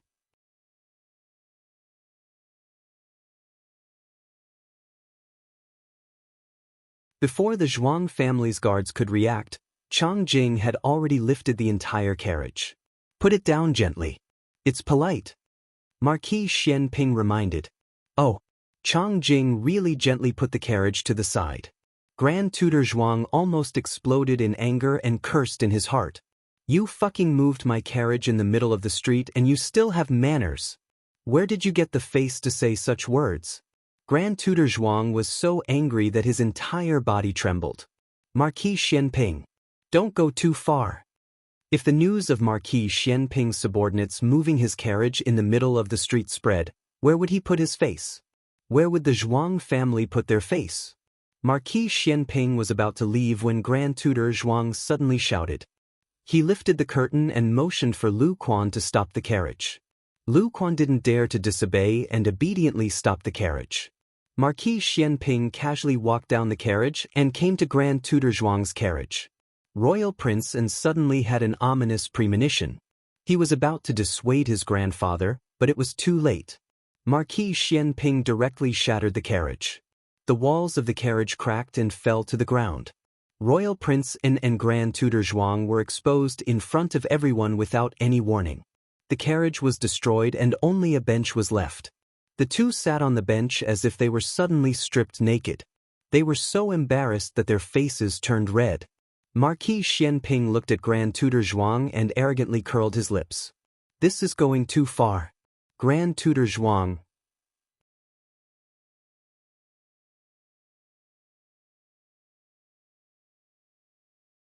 Chapter 474. This matter was too big and had a bad influence. Grand Tutor Zhuang would definitely go to the emperor to complain about Marquis Xianping in order to save his old face. However, was Marquis Xianping afraid of him complaining? There were mountains of complaints about Marquis Xianping in the imperial study. His shameless actions were too numerous to count. He didn't commit murder or arson, so he couldn't be punished severely. However, he did disgusting things one after another. He could make people angry to the point that one Buddha was born and 2 Buddhas ascended to heaven. However, these things didn't warrant death. At most, he would be beaten 100 times. After the beating, he would be a good man again. Marquis Xianping sat in Xiaoheng's carriage and left, leaving Grand Tutor Zhuang and his grandson as the laughingstock on the street. He originally wanted to give Xiao Lulang a show of strength, but unexpectedly, Marquis Xianping showed his strength instead. Grand Tutor Zhuang had never been so humiliated in his life. The Zhuang family and Marquis Xianping's fu didn't get along for a day or two. It was normal to have a falling out, but it was rare to see a falling out like this. Was this falling out? This was fucking tearing up his pants. Royal Prince was really wronged. Today's matter wasn't his idea. Although he did feel a bit superior, he was implicated by Grand Tutor Zhuang. His glory of entering the cabinet was completely destroyed by Marquis Xianping's show of strength. Today's humiliation would probably become his dark history for the rest of his life. Marquis Xianping sent Xiaoheng to Hanlin Academy. Along the way, Marquis Xianping wanted to talk to his son shamelessly countless times. However, Xiaoheng said, "I didn't sleep last night," and Marquis Xianping shut up. Marquis Xianping held it in all the way until Xiaoheng opened his eyes and planned to get off the carriage. Only then did he ask, "What did you do? Didn't sleep all night?" "Something happened," Xiaoheng said. Marquis Xianping, "How can I not know you have something to do? What is it? Tell me." He couldn't get angry with his son. The more he bullied Grand Tutor Zhuang, the more miserable he felt when being bullied by his son. Before Xiaoheng's accident, Marquis Xianping held the absolute dominant position in the relationship between father and son. For years later, the positions of the two had changed. Why don't I apply for leave for you? Marquis Xianping said. No need. Xiao Heng calmly got off the carriage. Marquis Xianping followed. He had never compared his son's height in the past, but today he suddenly looked at his son's head and realized that his son was too tall, almost taller than him. He was a military general. Since he was young, he had been rolling and crawling in the mud, so it was natural for him to grow taller. This brat did not do anything, nor did he see him run or jump, so how did he grow so fast? Seeing that Xiao Heng was about to enter Hanlin Academy, Marquis Xianpingho's sharp eyes noticed that his walking posture was very strange. He was someone who had survived the battlefield. Other than his face, there was not a single part of his body that was intact. He had probably suffered more injuries than Xiao Heng had fallen. How could they not see that his lame leg was different from before? He asked, "Your leg is better?" Xiao Heng's steps paused. "It's really better?" Marquis Xianping looked at him in surprise. Xiao Heng still did not intend to pay attention to him. Marquis Xianping sighed, "Do you hate me that much? Are you blaming me for not being able to save you from the fire because I was too busy investigating the case? Or are you blaming me for not being able to detect the existence of that group of people earlier, causing you to be forced to conceal your identity and go far away?" A straight man would never be able to find the main point when it came to admitting his mistake. He was so angry that he could dig out a vegetable garden with his toes. Xiao Heng's face was cold as he entered Hanlin Academy without looking back. Marquis Xianping was confused. Why was he angry again? Chang Jing drove the carriage to the vicinity. Marquis Xianping sighed as he got into the carriage. He leaned against the wall of the carriage and said helplessly, "Chang Jing, I'm too pitiful. Xiao Heng doesn't recognize me. I'm going to become a lonely old man." Marquis Xianping's original intention was to quickly say, "You're not old. You're in the prime of your life. You can still be beautiful for 20 more years." Unexpectedly, Chang Jing fell into deep thought. After a while, Chang Jing said seriously, "It's fine. If you die, I'll throw a basin for you." Marquis Xianping, after Gu Jiao's intensive medical practice for a day and a night, she was carried to the west room by Xiao Heng and fell asleep. Perhaps it was because she did not recognize the bed, or perhaps it was because this bed had a scent that she liked and felt at ease. She slept until the afternoon. Just before she was about to wake up, she had a dream. She dreamt of a boundless sea. On the sea, there was a battlefield. Marquis Xianping was on a battleship that was riddled with holes. He held a long sword in his hand and wore black iron armor. He was fighting on the deck that was filled with blood. In front of him was an island. Behind him was a city. Gu Jiao had never been to the city, but in her dream, she could call out the name of the city. Nanhai City, a small city in the southernmost part of the Zhao Kingdom. As for the island, it was originally part of Nanhai City. However, it had been invaded by pirates on the sea. Marquis Xianping's goal was to wipe out the pirates and take back the island. This pirate incident was not simple. Just as Marquis Xianping was going south to suppress the pirates, bad news came from the frontier fortress of the Zhao Kingdom. The remnants of the previous dynasty colluded with the Qin Kingdom. Tang Yueshan's army was defeated and Princess Ningyan was captured. In order to save Princess Ningyan, the old marquis went into danger alone. Unfortunately, he fell into the trap of the remnants of the previous dynasty. The frontier fortress lost 3 cities in a row. The emperor was furious. He immediately summoned Gu Changqing, who was far away near Fengdu Mountain, back to the court. He ordered him to reorganize the Gu army and go north to attack the enemy. Unexpectedly, before the army set out, news came from the frontier fortress that Gu Chengfeng and the old marquis had both died. It turned out that after Gu Chengfeng learned that his grandfather had been captured, he quietly left the capital and went to the frontier fortress alone to save his grandfather. He was a flying frost. Logically speaking, it should be easy for him to steal someone from the enemy camp. However, something went wrong midway. He was discovered by the remnants of the previous dynasty and shot to death. The enemy cut off his head and hung it on the city wall with the old marquis's head. This was a premeditated trap. The frontier fortress was cold. The two heads hung on the city wall for a whole month without any signs of decay. The old marquis watched as his grandson was shot to death in front of him. He died with his eyes wide open. His pair of frozen red eyes were filled with anger and despair. Although Gu Changqing had mentally prepared himself on the way here, seeing this scene with his own eyes, seeing his younger brother and grandfather's heads hung on the wall, still made his blood boil. He spat out a mouthful of blood in front of everyone. Gu Changqing finally took back the frontier fortress, killed the remnants of the previous dynasty, and also annihilated the Chen army. However, the price was his legs and the 100,000 soldiers of the Gu army. 80,000 of them were not allowed to return. The heroic young men were stationed at the frontier. Because of this overly tragic dream, Gu Jiao did not immediately realize that she was sleeping on Xiao Heng's bed when she woke up.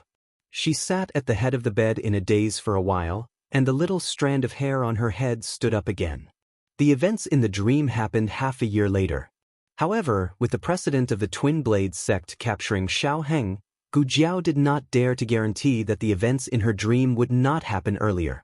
Why would it happen earlier? She did not know. Sometimes she felt that her dreams were precognitive. However, recently she suddenly had a misconception, as if they had happened before.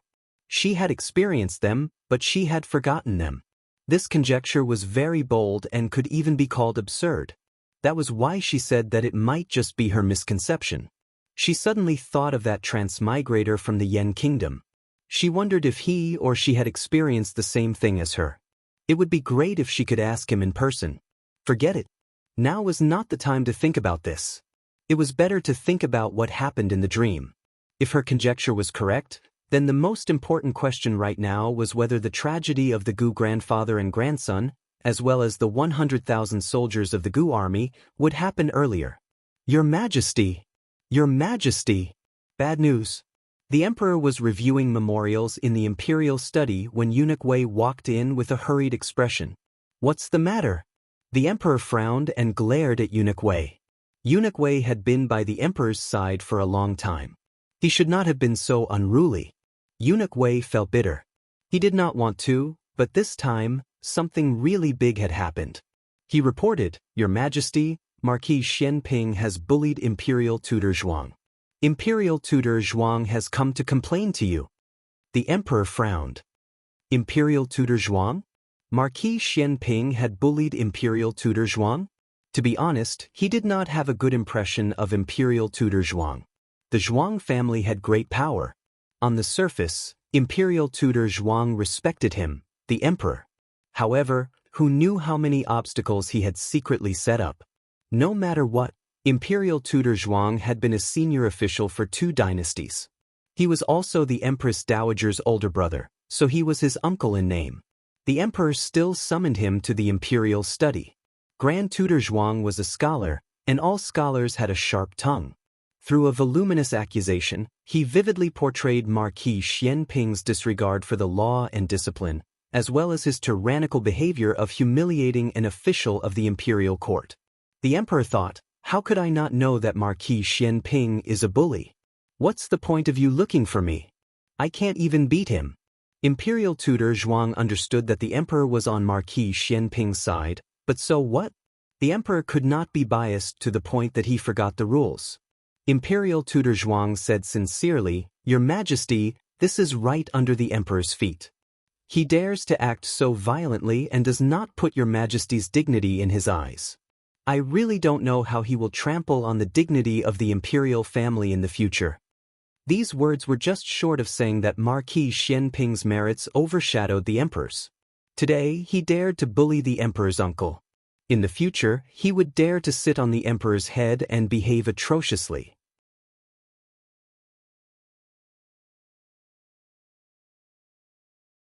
If these words were heard by the previous emperor, it would definitely cause problems. However, the emperor was not the previous emperor. He was not that suspicious. Moreover, in his opinion, this was Marquis Xianping's nature. If Marquis Xianping was not arrogant and despotic one day, then he would not be Marquis Xianping. Call Marquis Xianping to me, the emperor said sternly. The people on the street had seen it with their own eyes. As the emperor, he could not just sit and watch. Soon, Eunuch Wei brought Marquis Xianping into the palace. "Your Majesty, this official is guilty." The first thing Marquis Xianping said after entering the imperial study was to admit his crimes. Then he confessed to his bullying of imperial tutor Zhuang and royal princeton. This series of actions stunned imperial tutor Zhuang. He had thought that Marquis Xianping would use the emperor's favor to refuse to admit his crimes. Or, Marquis Xianping would push the blame to him and say that he used his status to suppress Xiao Lulang first. He was just helping out when he saw injustice. However, Marquis Xianping admitted his crimes just like that. Cough. The emperor cleared his throat. Marquis Xianping was really always able to break through the bottom line of people's understanding of him. Forget it, he would get used to it. This person was shameless. Why would he not admit his crimes? If he did not admit his crimes, he would be beaten 100 times. If he admitted his crimes, it would be reduced by half. The emperor had long given up on treating Marquis Xianping. In the early years, he had thought that this person was an official of the imperial court that he regarded highly. His every word and action was related to the reputation of the imperial court and also related to his face as the emperor. However, gradually, the people scolded Marquis Xianping only for himself and did not rise to the imperial court. The emperor was too lazy to find trouble for himself. The emperor looked at Marquis Xianping and said seriously, "Seeing that you have a good attitude and actively admitted your crimes, I will punish you 50 times. In addition, your salary will be deducted for half a year." Marquis Xianping's face darkened. He could punish him with the plank, but he could not punish him with a salary penalty. Grand Tutor Zhuang was also not satisfied with this result. Their Zhuang family's face had been rubbed against by Marquis Xianping, but in the end, the emperor only punished him with a small salary penalty and a few planks. Marquis Xianping's family was extremely wealthy. What was half a year's salary to them? As for the planks, he was a martial artist. Hitting him with the plank was no different from tickling him. Grand Tutor Zhuang was so angry that his face was ashen. He clenched his fists so hard that they made cracking sounds. Marquis Xianping calmly walked out and glanced at Grand Tutor Zhuang. He clicked his tongue and sighed. "How old are you? Haven't you weaned? You still want to complain?" Grand Tutor Zhuang.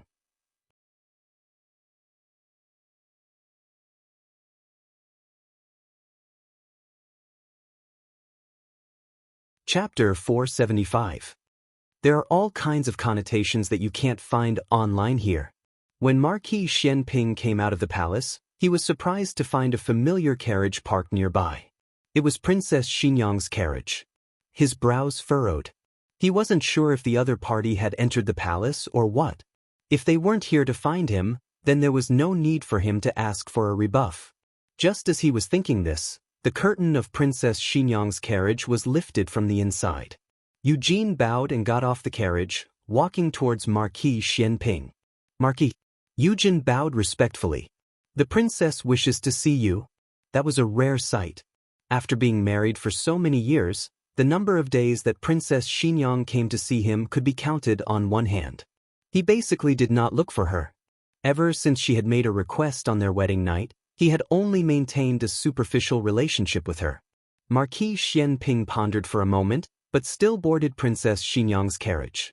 Marquis Xianping's carriage was also extremely luxurious, but the details were not as exquisite as Princess Xinyang's carriage. Princess Xinyang's carriage was obviously a woman's carriage, fragrant and exceptionally exquisite. If it was 20 years ago, Marquis Xianping would not be able to find a place to stay.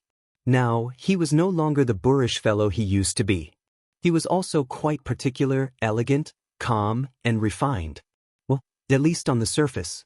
Marquis Xianping sat down on the bench next to Princess Xinyang. He raised his eyes and glanced at her, asking, "Is something the matter?" The Duke of Xinyang opened his mouth, a trace of hesitation passing through his brows. Marquis Xianping did not rush her. He casually picked up an orange and played with it in his hand. After a while, Princess Xinyang finally opened her mouth. "When did you know that there was a problem with the Dragon Shadow Guard by my side? You came looking for me just to ask this? Answer me." Not long after Xiao Qing's accident, Marquis Xianping said honestly, "Did you find something?" "No. On the contrary, I didn't find anything. That's why I found it strange. Your dragon shadow guard has always been in the shadows, but you already knew." Xian Pingho did not deny it. From the first day Princess Xinyang married into the mansion, he had sensed several unusual auras in the dark. He had once felt a similar aura from the dragon shadow guard by the Emperor's side, so he guessed that she also had a dragon shadow guard by her side. But their identities were confirmed on the night of Xiao Qing's accident.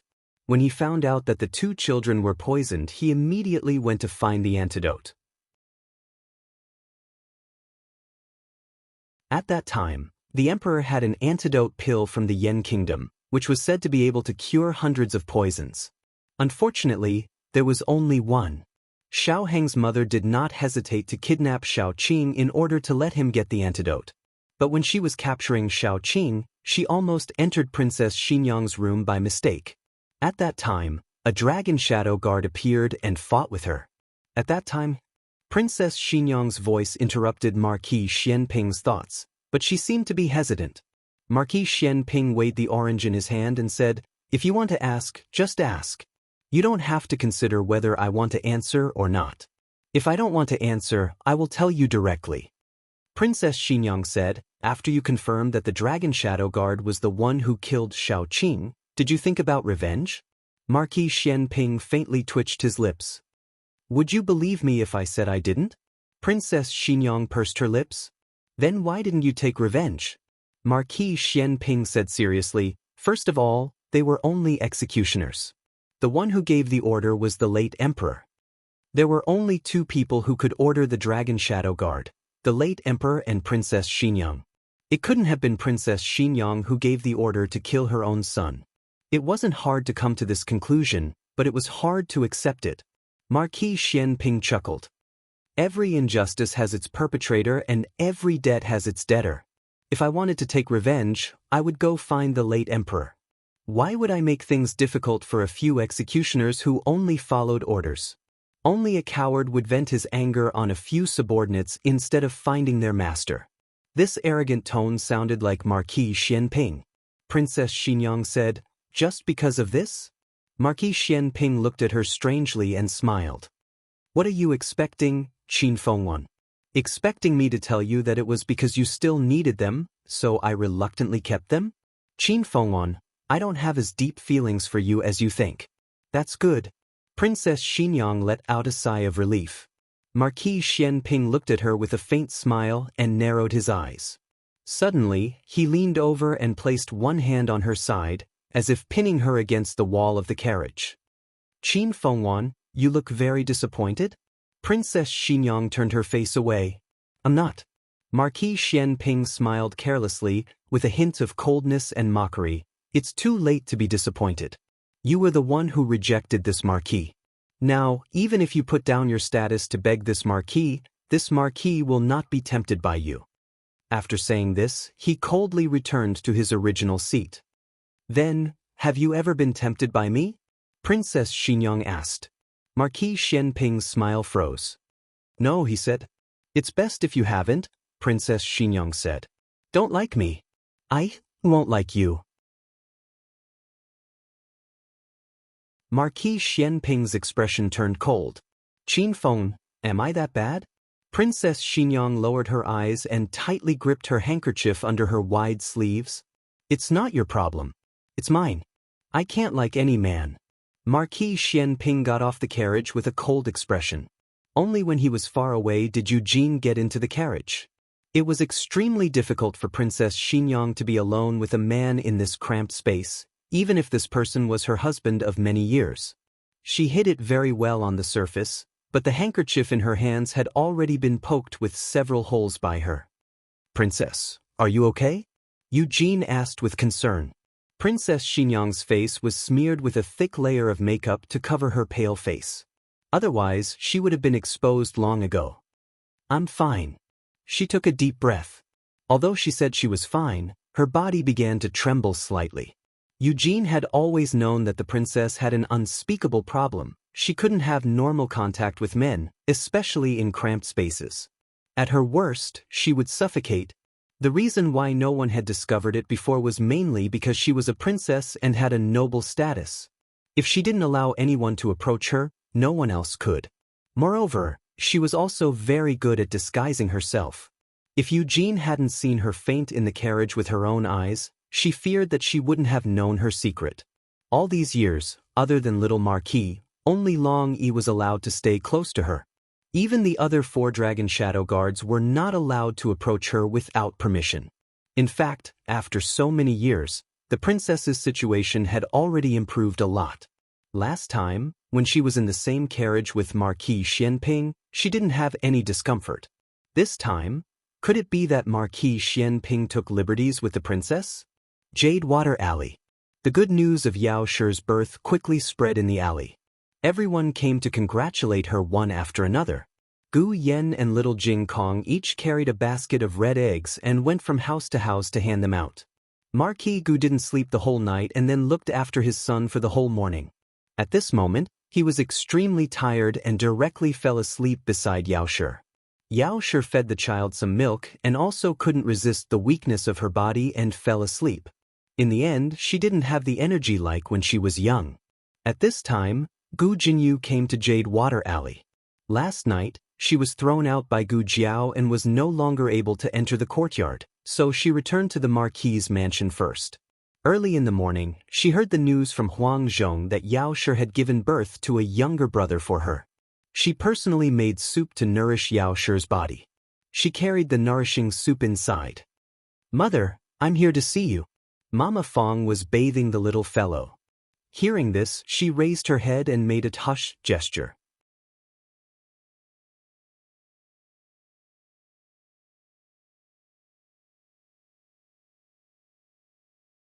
She whispered, "Madam is resting." Gu Jinyu hurriedly covered her mouth with a guilty expression. There was a screen in front of Yao Shi's bed. Gu Jinyu stretched her head behind the screen to take a look. Yao Shi was sleeping very soundly. Marquis Gu was sitting on a chair with his upper body lying on the edge of the bed. He was also sleeping soundly. She quickly retracted her gaze and put the food box in her hand on the table. She curiously went to the basin and squatted down.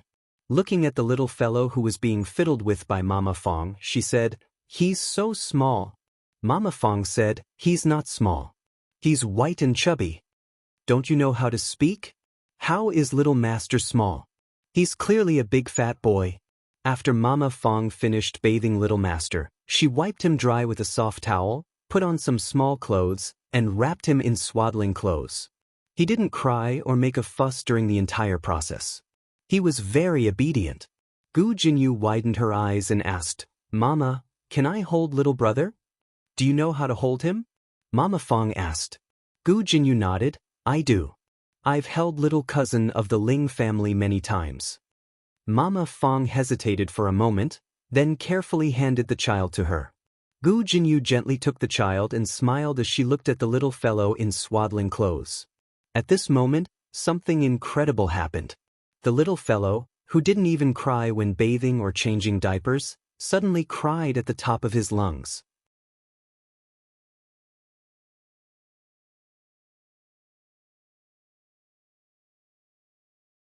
Chapter 476. There are novels with connotations that can't be found online here.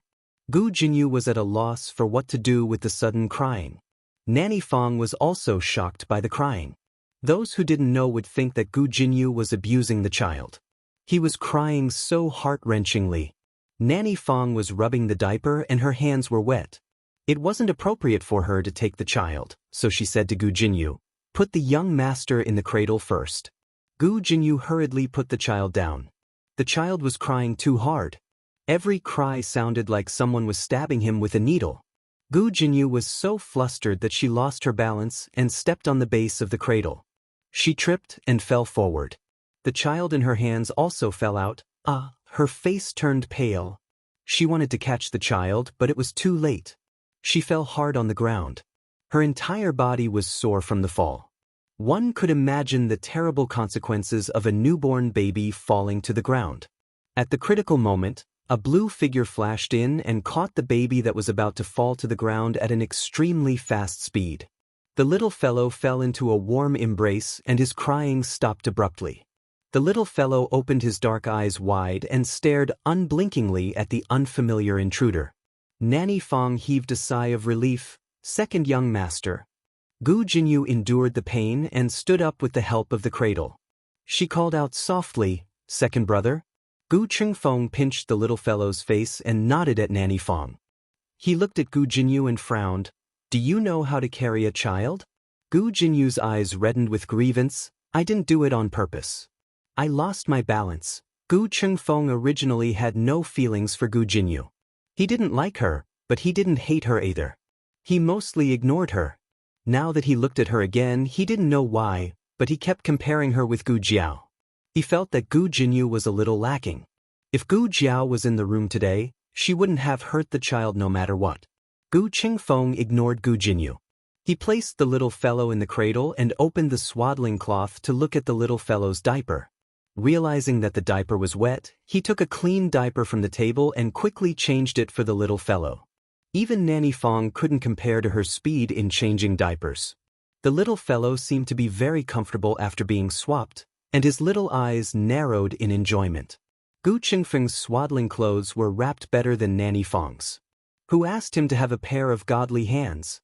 The dexterity of his hands was no less than that of a top surgeon. Of course, it was also because she always took care of Gu Qinglin when he was young, so she had some experience. Seeing that the second young master was so good at taking care of people, Nanny Fong felt relieved and went to rub the diapers. After she was done, she took all the diapers and clothes to the backyard to wash. Gu Jinyu looked at Gu Chengfeng, who was teasing the little fellow, and then looked at Nanny Fong, who left without saying a word. She felt that something was wrong. Nanny Fong and Gu Chengfeng didn't talk much. It seemed like they were neglecting each other, but it also seemed like they were used to Gu Chengfeng's appearance. "Does second brother come here often?" Gu Jinyu asked softly. Gu Qingfeng's fingers were firmly grasped by the little fellow. He didn't dare to pull his fingers out too forcefully for fear of hurting the little fellow. When he heard Gu Jinyu's question, he casually replied, "I've been here a few times. Most of the time, he came here to buy hair restorer. However, he also freeloaded a few meals, played a few rounds of cards, and lost some money to the old lady." Gu Jinyu saw that Gu Chengfeng was helpless because of the little fellow, and her eyes flickered. She said, "Second brother, are you also here to see mother?" Gu Chengfeng was actually here to buy hair restorer for Gu Chengfeng. He only knew that Madame Yao gave birth to a son when he saw Huang Zhong and Marquis Gu's carriage at the entrance. In terms of blood relations, this little fellow was his half-brother. He was just quite ugly. He was wrinkled and looked like a little monkey. "So ugly," he said disdainfully, not forgetting to poke the little fellow's face with his fingertip. He didn't know if it was because he felt Gu Qingfeng's disdain, or because Gu Qingfeng's finger hurt him, but the little fellow suddenly pouted and burst into tears. Gu Qingfeng shuddered. "Not ugly, not ugly. You're very pretty." The little fellow sniffled and pouted. "Second brother, little brother likes you very much," Gu Jinyu said enviously. "He cries when I hug him. It's useless to coax him." How would a newborn know about liking or not liking? Although he said that, Gu Chengfeng unconsciously raised his brows. Did the little fellow like him more? The little fellow liked him? Really liked him? Ahem. Gu Chengfeng said seriously, "It must be because you don't know how to hug him. You're making him uncomfortable." What was so great about the little fellow liking him? He wasn't his half-brother from the same mother. He didn't care about his liking. Gu Jinyu was stunned. "Then how do I hug him? Like this?" Gu Chengfeng gently picked up the little fellow and demonstrated for Gu Jinyu to see. Gu Jinyu thought to herself, "That's how I hugged him just now." Gu Jinyu refused to believe it and decided to hug him again. In the end, the little fellow cried the moment she held him, but Gu Chengfeng took him from her. It made Gu Jinyu extremely embarrassed. What was even more embarrassing was yet to come. When Gu Jinyu hugged him, he peed. When Gu Jinyu hugged him again, he pooped. But she didn't know how to change diapers. She couldn't wash the little fellows but clean and made the little fellow cry loudly. In the end, Gu Qingfeng couldn't stand it anymore and took the child. "All right, you can leave. There's nothing for you to do here." Gu Jinyu was no longer the pampered young lady from before. She had been to Ciu village and done hard work, but she had never taken care of such a small child. She was really helpless. Moreover, she didn't know if it was just her imagination, but this child didn't seem to like her. The three little men who didn't like him at home were completely confirmed when they returned home. Gu Qingfeng carried the child to the west room. The three little men came to play with him one by one. The little fellow was very lazy and basically ignored them. But he also wouldn't cry. He wouldn't cry no matter who hugged him, except for Gu Jinyu. When Madame Yao woke up, Marquis Gu had already been summoned to the yamen. Gu Jinyu sat by her bed with red and swollen eyes. She looked at Gu Jinyu's aggrieved and hurt expression and couldn't help but ask, "What's wrong?" Gu Jinyu said with red eyes, "Younger brother doesn't like me." Madame Yao said, "How could he not like you? Such a small child, what did he know about liking or not liking?" Gu Jinyu said aggrievedly, "It's true. He cries when I hug him. He doesn't cry when other people hug him." "Then it must be because you don't know how to hug him." Madame Yao's words were exactly the same as Gu Qingfeng's. Madame Yao had Nanny Fong carry her son over from the west room. After feeding the child, she handed him to Gu Jinyu. "Try again." Gu Jinyu tried again. Something inconceivable happened. The little fellow, who had been wailing in her arms, suddenly became very quiet. Madame Yao smiled and said, "See, isn't this quite good?" Gu Jinyu was dumbstruck. "But just now, Madame Yao said, just now, you must have felt uncomfortable hugging him." Gu Jinyu swore that she really had hugged him like that. He felt extremely comfortable. He just wanted to cry. Gu Jinyu bit his lip. Madame Yao looked at Gu Jinyu's aggrieved and angry appearance, but he was also holding back. She sighed slightly and said earnestly, "Jinyu, I know you have complaints in your heart. When Yen-er was young, he didn't like you. Whenever you approached him, he would cry. But that's because his older sister's aura had changed. You are very unfamiliar to him. He couldn't accept it, so he acted that way. Your second brother and Yen-er were born in different circumstances. He just came to this world. Jiao Jiao is his older sister, and so are you. As long as you treat him well, he will treat you like his own older sister.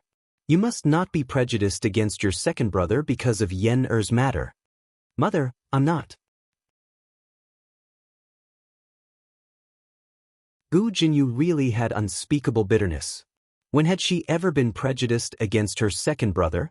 It was clear that her second brother hated her. "I'm going out for a while." Madame Yao needed to go to the toilet. With Nanny Fong's help, she went to the washroom. Once she left, the little fellow in her arms pursed his lips. Gu Jinyu carried the little fellow and stood up with a whoosh. "Mother, he's crying again." Madame Yao and Nanny Fong returned. The little fellow's mouth was wide open, and he yawned. Madame Yao said, "He's just yawning." Gu Jinyu refuted, "No, he was clearly about to cry just now." Madame Yao sighed and said, "He's very obedient." "He's not obedient. He hates it to death." Gu Jinyu was at a loss for words. She swore that she had not seen wrongly. This little fellow was about to cry just now. But when Madame Yao returned, he stopped crying. At this time, Gu Jiao did not know that Gu Jinyu had been repeatedly humiliated by the little fellow. She had just come out of the medical center. The critically ill patients who had fought in the casino yesterday had just passed the critical stage and were now being taken care of by Dr. Song and Dr. Lu. She went to the Lu residence. Lu Yixing was very surprised to see her. "Is it convenient to go in?" Gu Jiao asked. "Ah, it's convenient." Lu Yixing stepped to the side to let her in and opened the courtyard door wider. A white figure darted out and threw itself into Gu Jiao's arms. "Oh, little Shi." Gu Jiao hugged the heavy white cat ball. "You've gained weight again." Little Shi meowed. It was not fat at all." "Why are you here today?" Lu Yixing asked. "I'm here to look for Yuan Tang," Gu Jiao said. "Did you hear that, cousin? She's here to look for me." Accompanied by a hearty voice, Yuan Tang swaggered out of the central room while fanning himself with a folding fan. He stood in front of Gu Jiao and knocked the white cat's head with his fan. He snorted, "You heartless little thing. Why don't I see you being so enthusiastic when I come over?" Little Shi threw itself into Gu Jiao's arms and slapped Yuan Tang's butt. Lu Yisheng looked at Yuan Tang with a cold gaze. Yuan Tang automatically ignored his cousin's piercing gaze and smiled at Gu Jiao. "Tell me, why are you looking for this prince? It better not be a matter between a man and a woman. Otherwise, cousin will get jealous. I promised cousin that I only have him in my heart." Lu Yisheng really wanted to throw this guy out. "It's business," Gu Jiao said. Yuan Tang let out a sigh of relief. "Do you want to talk in the courtyard or in the house?" He spoke like a master. "Either is fine," Gu Jiao said. There were no outsiders in Lu Yisheng's house. There was only a mute slave and an elderly nanny, both of whom were trustworthy. It was autumn today, so it was the best time to bask in the sun in the courtyard. They finally sat down on the stone bench. Yuan Tang and Gu Jiao faced each other, while Lu Yisheng sat in between them. Lu Yisheng was in no hurry to sit down. He went into his room and brought out a plate of fresh tangerines. Yuan Tang's eyes widened when he saw the plump and bright tangerines. "Cousin, you're too biased. Did you have so many delicious tangerines? I've been here for so long, but I haven't seen you take them out." After he said this, his handsome face became extremely bitter. He said to Lu Yisheng, "Peel one tangerine for me, and I'll forgive you." Lu Yisheng really did peel a tangerine, but it wasn't for him. "Nanny here." Yuan Tang. "That hurts." Gu Jiao also peeled a tangerine and fed it to little Shi. She had never raised a cat before, so she didn't know if other people's cats ate tangerines. In any case, little Shi ate it. "Hey, didn't you say you wanted to talk to me about something? What is it?" Yuan Tang was hurt by his cousin's words, so his tone was gloomy. Gu Jiao said, "Do you know that Chen's army is heading southwest?" Yuan Tang's eyes suddenly flashed with vigilance. "Why are you asking this?" Gu Jiao fed another tangerine to the white cat on her lap. "Just tell me if you know." Yuan Tang gave Gu Jiao a deep look. He opened his folding fan and fanned himself. He raised his eyebrows and said, "Although I am a hostage here, I have spies. There was a mutiny at the Qin nation's border. My royal uncle led the army to quell the chaos." Gu Jiao removed the tangerine rings from the tangerine. "Quell it? What a good excuse." In the dream, Chen's army only headed southwest after the new year. In February, they captured Princess Ning and the old duke. In March, they captured Gu Qingfeng. In April, Gu Changqing led 100,000 Gu soldiers north. In May, the frontier fortress was still covered in snow. In June, 80,000 Gu soldiers were annihilated. It was only October. It seemed that it was brought forward again. Yuan Tang frowned. "What do you mean?" Gu Jiao looked at him with pity and sighed. "It seems that you still don't know." This gaze made Yuan Tang frown even more. "What don't I know?" Gu Jiao looked away and continued to remove tangerine rings. "The two countries are going to war. As a hostage, you will soon lose your value." Yuan Tang closed his folding fan. "Nonsense." These two sentences were nonsense. The reason why Qin sent its prince to Zhao as a hostage was to show its determination to surrender and ask for peace. If they dared to send troops to Zhao again, Zhao would definitely kill Yuan Tang. When Marquis Xianping sent troops to Qin, he first rescued in Junwang before sending troops. However, Qin's army had already advanced to the frontier fortress of Zhao, but Yuan Tang didn't make any moves. It was clear that Yuan Tang had been abandoned by Qin. To be more precise, he had been abandoned by his royal uncle of the state of Qin. Yuan Tang had always been good-tempered, but at this moment he couldn't help but get angry. "Hey, don't talk nonsense here just because you have some friendship with me. You are trying to sow discord between my relationship with my father." Gu Jiao spread her hands. "It has nothing to do with your father. It's your uncle who wants to rebel. You can't be the crown prince of Qin anymore." When Yuan Tang heard that it wasn't his father, he subconsciously felt less repulsed. However, he still frowned and asked, "Which uncle of mine?" Gu Jiao said, "How do I know which uncle is the one who led the troops to quell the rebellion?" In fact, she knew. However, she wanted to know if Yuan Tang knew. Yuan Tang pondered for a moment. Suddenly, he got angry. Are you talking about Prince Bo's uncle? That's impossible. He and my father are of the same mother. He is my father's most trusted brother. Even if there's a rebellion, it's impossible for him to do so. Is that so? Gu Jiao raised her eyebrows. Yuan Tang firmly believed that his uncle wouldn't rebel. Besides, this time, my grandfather and uncle went with him. Even if my uncle wanted to rebel, they wouldn't sit idly by. Gu Jiao said, what if they rebelled with your uncle? Yuan Tang looked at Gu Jiao like she was a fool. Why would my grandfather do that? What good would it do him? Gu Jiao ignored his contempt and calmly said, this is your Rong family's business. If it weren't for Prince Bo and the Rong family, how could the Gu family's army suffer such a big loss? Yuan Tang felt that Gu Jiao was talking nonsense. I don't believe it. Where did you hear this gossip? It's up to you to believe it or not. Gu Jiao didn't say anything. Originally, her purpose of coming here wasn't to make Yuan Tang believe anything, but to determine whether her dream was brought forward or not. Her purpose had been achieved. Out of morality, she gave him a kind reminder. It was best if he believed it, but if he didn't, she would think of another way and no longer care about him. How's your finger? Gu Jiao looked at Lu Yixing. Lu Yixing's eyes moved and said, it's much better. Let me see. Gu Jiao reached out her hand. Lu Yixing hesitated for a moment before putting his finger into her palm. She gently pinched the stitched wound. Does it still hurt? It doesn't hurt anymore. It was a little itchy. Lu Yixing lowered his eyes. Gu Jiao hooked his finger. She was testing his strength. Lu Yixing clearly understood that her identity was only a doctor, but this action was too intimate for him. His breathing stopped for a moment. Does it hurt? Gu Jiao asked. No. Lu Yixing quickly denied it. You've recovered quite well. Gu Jiao didn't think too much. She let go of Lu Yixing's hand and lowered her head to stroke her cat. She stroked until her eyes narrowed in enjoyment. Lu Yixing looked at this Gu Jiao. The young girl under the sun was bright and moving. She didn't show the slightest bit of fear because of the birthmark on her face.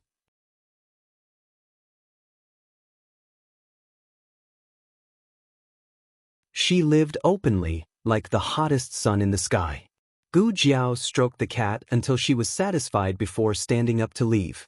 On the way, she kept thinking about the previous dynasty's remnants and the pirates on the sea. The two had happened at almost the same time. She felt that it wasn't a coincidence. It was like someone had deliberately stirred up trouble on the island to draw away Marquis Xianping.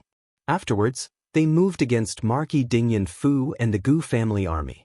This was a great conspiracy against the country of Zhao. Destroying the Gu family army was like cutting off an arm of the country of Zhao. However, Gu Jiao faintly felt that things weren't that simple. Those people's actions towards the old Marquis and Gu Chengfeng, as well as cutting off Gu Changqing's legs, were not as simple as destroying them. It was more like a strong form of revenge and humiliation. Had the Gu family offended the previous dynasty's remnants? Imperial concubine Jing was a remnant of the previous dynasty, but her death couldn't be considered the responsibility of the Gu family, right? Gu Jiao didn't understand the crux of the matter at the moment. Of course, it was also possible that the so-called revenge and humiliation was just a misconception.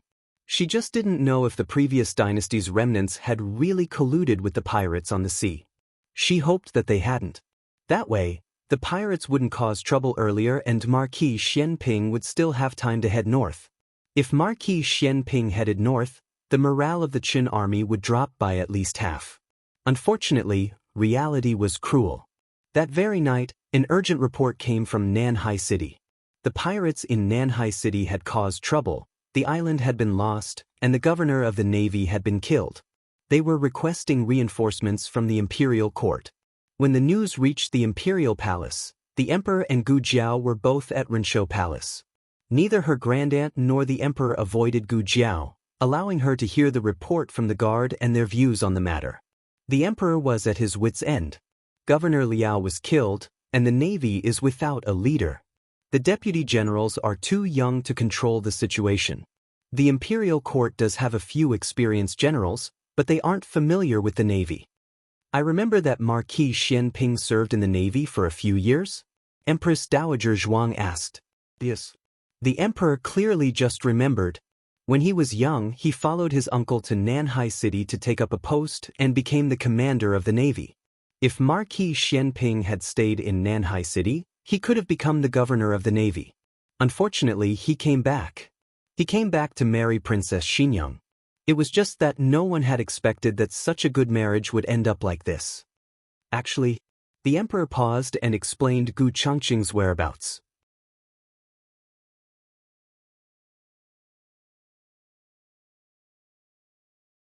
Gu Changqing is near Fengdu Mountain, less than 10 days' journey from Nanhai City. Gu Changqing had gone to Fengdu Mountain to take over the 30,000 imperial guards that the old marquis had secretly trained. That was the imperial family's life-saving talisman. Originally, it had been used to deal with Empress Dowager Zhuang. Now, there was no need. However, he wouldn't use it lightly. Empress Dowager Zhuang didn't ask why Gu Changqing had gone to Fengdu Mountain. She only continued the matter of Nanhai City. He has no experience with the Navy, and his qualifications are too shallow. It will be difficult to convince the masses.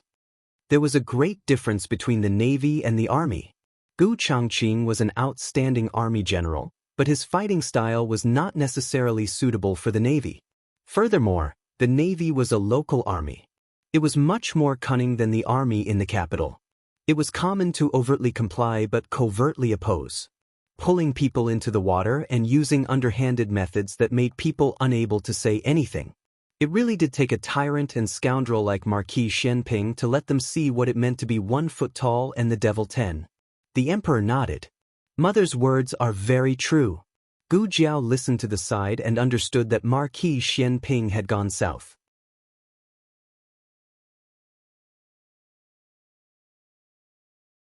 Chapter 477. Gu Jiao came out of Renshou Palace and happened to bump into Yujin, who had gone to greet Empress Xiao. Aunt Yujin. Gu Jiao greeted her. Yujin smiled in surprise. Dr. Gu, are you here to visit the Empress Dowager? Since Princess Xinyang had investigated Gu Jiao, it was impossible that she didn't know her relationship with Empress Dowager Zhuang. Gu Jiao nodded. Did the princess also enter the palace? She asked. No, only I entered the palace. The empress summoned me. The princess? Yujin smiled helplessly and didn't hide anything from Gu Jiao. The empress wanted to know about the young marquis, but the princess didn't want to talk about it. She said she was sick and stayed in the house. She told me to report to the empress. As for when the empress asked Yujin, Yujin only said she was a servant and didn't know anything. Empress Xiao could torture others, but not Yujin. First, Yujin didn't do anything wrong. Second, Yujin was Princess Xinyang's confidant. If Empress Xiao dared to touch her, Princess Xinyang wouldn't let it go. They were a family. There was no need to make a scene like that. The two walked towards the palace gate together. Gu Jiao didn't like to pry into other people's privacy. But after Yujin confirmed Xiao Liulong's identity, she didn't treat Gu Jiao as an outsider. She took the initiative to tell Gu Jiao, actually, the princess and the empress aren't very close. She used the word close after careful consideration and beautification. In fact, the relationship between the two was very cold. The reason was that Marquis Xianping and Princess Xinyang didn't get along. As Marquis Xuanping's sister, Empress Xiao naturally wouldn't blame her brother. So she had some prejudice against Princess Xinyang. Princess Xinyang wasn't the kind of person who would kiss someone's butt. This led to the current situation between the two. Alas! Eugene sighed. Both the empress and the princess dote on the young marquis very much. When the young marquis was around, the two of them would occasionally talk to each other. Ever since the young marquis got into trouble, the empress and the princess have not been in contact with each other much. The only time they met was when Princess Xinyang returned to the capital and entered the palace to greet the emperor and empress. However, this was not a sister-in-law relationship, but a formality between a ruler and a minister. Eugene and Gu Jiao didn't say this because they hoped that Gu Jiao would help them deal with anything, nor did they want to remind Gu Jiao not to say anything that Princess Xinyang didn't say to Gu Jiao. She was purely gossiping with Gu Jiao. Gu Jiao was a very good listener. First, there was Consort Rui Wang, and then there was Eugene. They were all very willing to share their worries with Gu Jiao. As the two of them chatted, they unknowingly arrived at the entrance of the palace. Gu Jiao had come in Xiao Sanzi's carriage. Unfortunately, Xiao Sanzi's carriage had broken down and the wheels were a bit loose. He was currently squatting on the ground to fix it. Eugene said to Gu Jiao, "Dr. Gu, I'll send you back?" Gu Jiao did not refuse. She said a few words to Xiao Sanzi and sat in Eugene's carriage. She could see that Eugene was still gossiping and still wanted to talk to her. After sitting in the carriage, Eugene thought of something and asked Gu Jiao, "That's right, is the Marchioness about to give birth?" Gu Jiao said, "She already gave birth." Eugene was startled and asked, "Didn't you say next month? She gave birth so quickly? Is it a son or a daughter? Is everything all right?" This all clearly included Yao Shi as well. Gu Jiao nodded gratefully, "It's a son. Both mother and child are safe." Eugene smiled happily, "That's great. This joyous news must be told to the princess. Dr. Gu, do you mind going to Vermilion Bird Street?" "All right," Gu Jiao said. Eugene was not someone who only knew how to gossip about her own matters. She was also very concerned about Gu Jiao's situation. On the road, she asked almost all of the questions related to the little fellow and Yao Shi. Gu Jiao did not speak much and answered very concisely. People who did not understand her would think that she was being perfunctory. However, Eugene understood that she answered every question seriously. Eugene liked this kind of girl. She did not play tricks, did not flatter, and did not act courteously. All of her friendliness and appreciation were hidden in her details. The carriage entered Vermilion Bird Street. Eugene lifted the curtain to take a look and discovered that there seemed to be a carriage parked in front of her courtyard. "That carriage looks a little familiar," Eugene muttered to herself. Gu Jiao followed her gaze and said, "It's Marquis Xianping's carriage." This carriage would occasionally appear at the medical clinic, the Imperial College, and Jade Water Alley. Gu Jiao had long memorized its appearance. Eugene was even more confused. Why would the Marquis come here? Based on their relationship as husband and wife, they would usually find someone to pass on a message. The number of times they would actively seek each other out could be counted on one hand, especially for Marquis Xianping. He probably understood that Princess Exanyang did not want to see him, so he never went in front of Princess Exanyang to ask for a rebuff. In reality, Marquis Xianping was just passing by today. He did not plan on finding Princess Exanyang. However, he heard Princess Exanyang's pitiful cries. It seemed that something had happened. He followed the sound to the attic of the study. Princess Exanyang was sitting on the ground. Her right foot was pressed down by a fallen bookshelf. The attic was cramped. She could not retreat or stand up. Marquis Xianping bowed and entered the attic. With Princess Exanyang's height, she could stand up straight at the highest point in the attic, but Marquis Xianping was too tall. He had to crouch the entire time. He removed the heavy bookshelf and the books that had fallen to the ground. Blood was seeping out of her shoes. It seemed that she had suffered a serious injury. Marquis Xianping frowned. "How come I don't see your dragon shadow guards? Are they all incompetent?" He had rushed over from the streets. Although he was not very slow, the distance was there. During this time, her dragon shadow guards had the time to rescue her. It was funny. She knew that someone would save her, but she still came. But the dragon shadow guards that should have appeared did not appear. This made Marquis Xianping not know what to say for a while. Should he say that fortunately he came? How could Princess Exanyang know that so many thoughts flashed through his mind? Long he had gone out to handle some matters.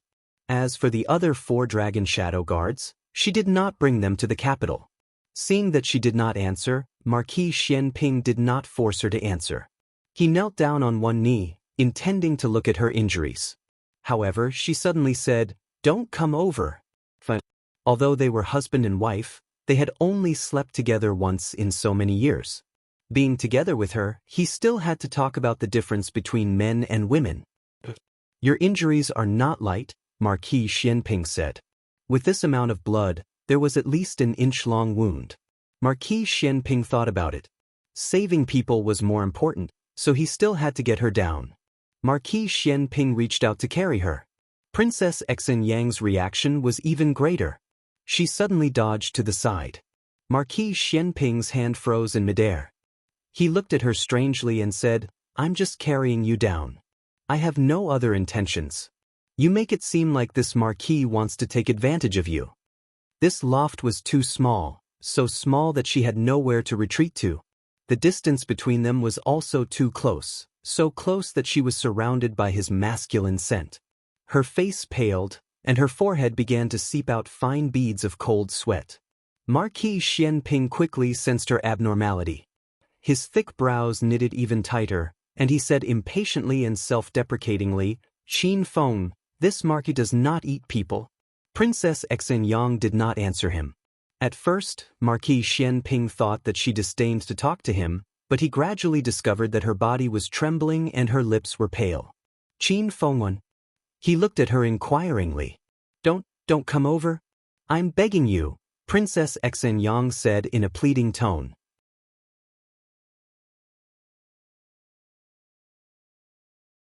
Marquis Xianping had known Princess Xen Yang for so many years, but he had never seen her lower her voice to anyone.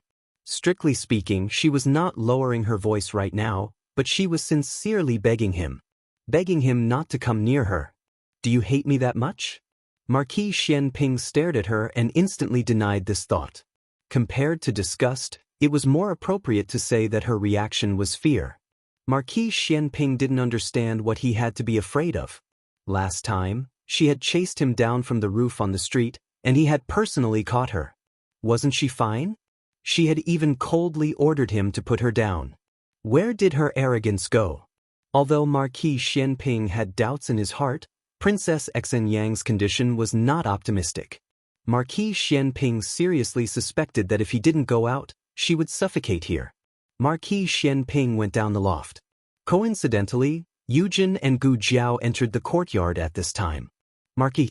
Yujin bowed. Marquis Xianping looked at her, and then at Gu Jiao beside her. "The princess is in the loft. She's injured. Go take a look." There was only the study and loft in the entire courtyard. After hearing Marquis Xianping's words, Yujin didn't care about anything else and hurriedly took Gu Jiao to the loft. When Princess Xen Yang saw the two of them, she secretly sighed in relief. The suffocating dizziness finally subsided. "Princess." Yujin knelt by her side and supported her, letting her lean into her arms. Gu Jiao examined Princess Xen Yang's wounds. They were all superficial wounds. There were 2 wounds in total, and one of them was a bit deep. Gu Jiao took out a small medicine box from the small basket on her back and took out some disinfectant to clean the wounds. Princess Xen Yang's complexion was very poor. Gu Jiao originally thought it was because of the pain, but when she disinfected her wounds, her complexion actually improved a bit. So, it wasn't because she was afraid of pain. "Is the princess feeling unwell somewhere else?" Gu Jiao asked. When she first came in, Princess Xen Yang's complexion looked as if she couldn't breathe. Princess Xen Yang was extremely intelligent. How could she not know why Gu Jiao asked this question? She lowered her eyes, her eyelashes trembling. She shook her head and said, "No, I'm much better." Gu Jiao's hand, which was wrapping gauze around her, paused. "Okay, don't let the wounds get wet." After treating Princess Xen Yang's wounds, Gu Jiao carried her down the loft. When they returned to the room, Yujin took out clean clothes for Princess Xen Yang to change into. Marquis Xianping didn't leave. He hesitated, but still went to Princess Xen Yang's room. Gu Jiao left, and Yujin went to see her off. Inside the room, Princess Xen Yang sat on the soft bed, her back leaning against the cushion at the head of the bed. She was reading a book, bored to death. Her complexion had recovered, and there was no trace of her previous embarrassment. "Is something the matter?" Princess Xen Yang glanced at him and said lightly. "Fine, she's back to the old Xen Yang." Marquis Xianping pulled a chair over and sat beside her bed. He looked at her without blinking. "Qin Feng, what's wrong with you?" Princess Xen Yang didn't look at him. Her gaze was still on the book of poems she was reading. "What do you mean, what's wrong with me?" Marquis Xianping stared straight at her face, not letting go of any of her subtle expressions. You weren't right in the loft. Princess Yang said perfunctorily, I was in pain. You call that pain? Marquis Xianping furrowed his brows impatiently and pointed at himself. Or do you think that after fighting for half my life, I can't even differentiate between pain and fear? You're afraid of me, Qin Fengwen. Princess Yang pursed her lips. Marquis Xianping was puzzled. I didn't do anything to you, right? Do you need to be so afraid of me? I don't usually see you being afraid. You're not afraid now either, so why are you so afraid just in the loft? As if to confirm his guess that she wasn't afraid of him, he leaned in front of her.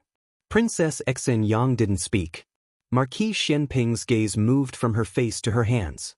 She was holding the book, and her knuckles were faintly white.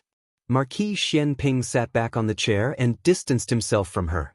He didn't think he had done anything to arouse her wariness. Between them, she was the one who was ready to raise her butcher's knife at any time. She was the one who wasn't allowed to touch him, and she was the one who took the initiative to touch him. But she was even afraid of him, and she was only afraid in the loft. Marquis Xianping narrowed his eyes and asked seriously, Did someone bully you, Qin Fengwen? I'm tired. Princess Yang closed the book of poems in her hands and tactfully asked him to leave. Marquis Xianping wanted to ask more, but Steward Lu's voice came from the courtyard. Her Majesty summons you. Marquis Xianping felt Princess Yang's body relax when she heard this. He looked at her deeply. She raised her chin and stubbornly held on like a proud peacock, but her slightly trembling eyelashes and bloodless lips betrayed her. Marquis Xianping's eyes darkened. He stood up and looked at her. His hands didn't stop moving as he put the chair back to its original position. Qin Fengwen. He called her name, but she didn't respond. He retracted his gaze with a complicated expression, turned around and walked out.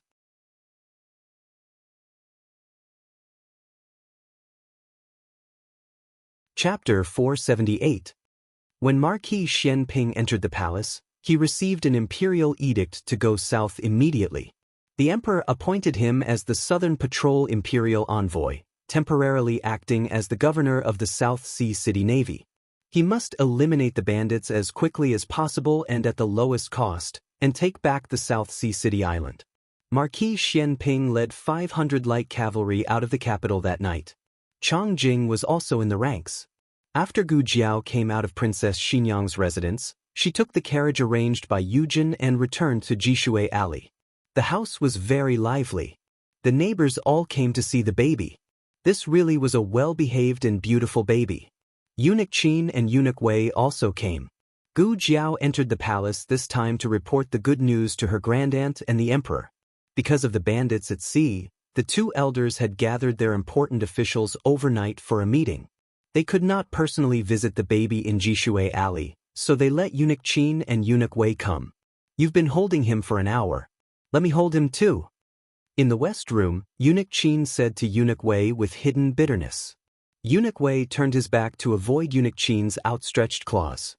He rudely said, No. He snatched it first.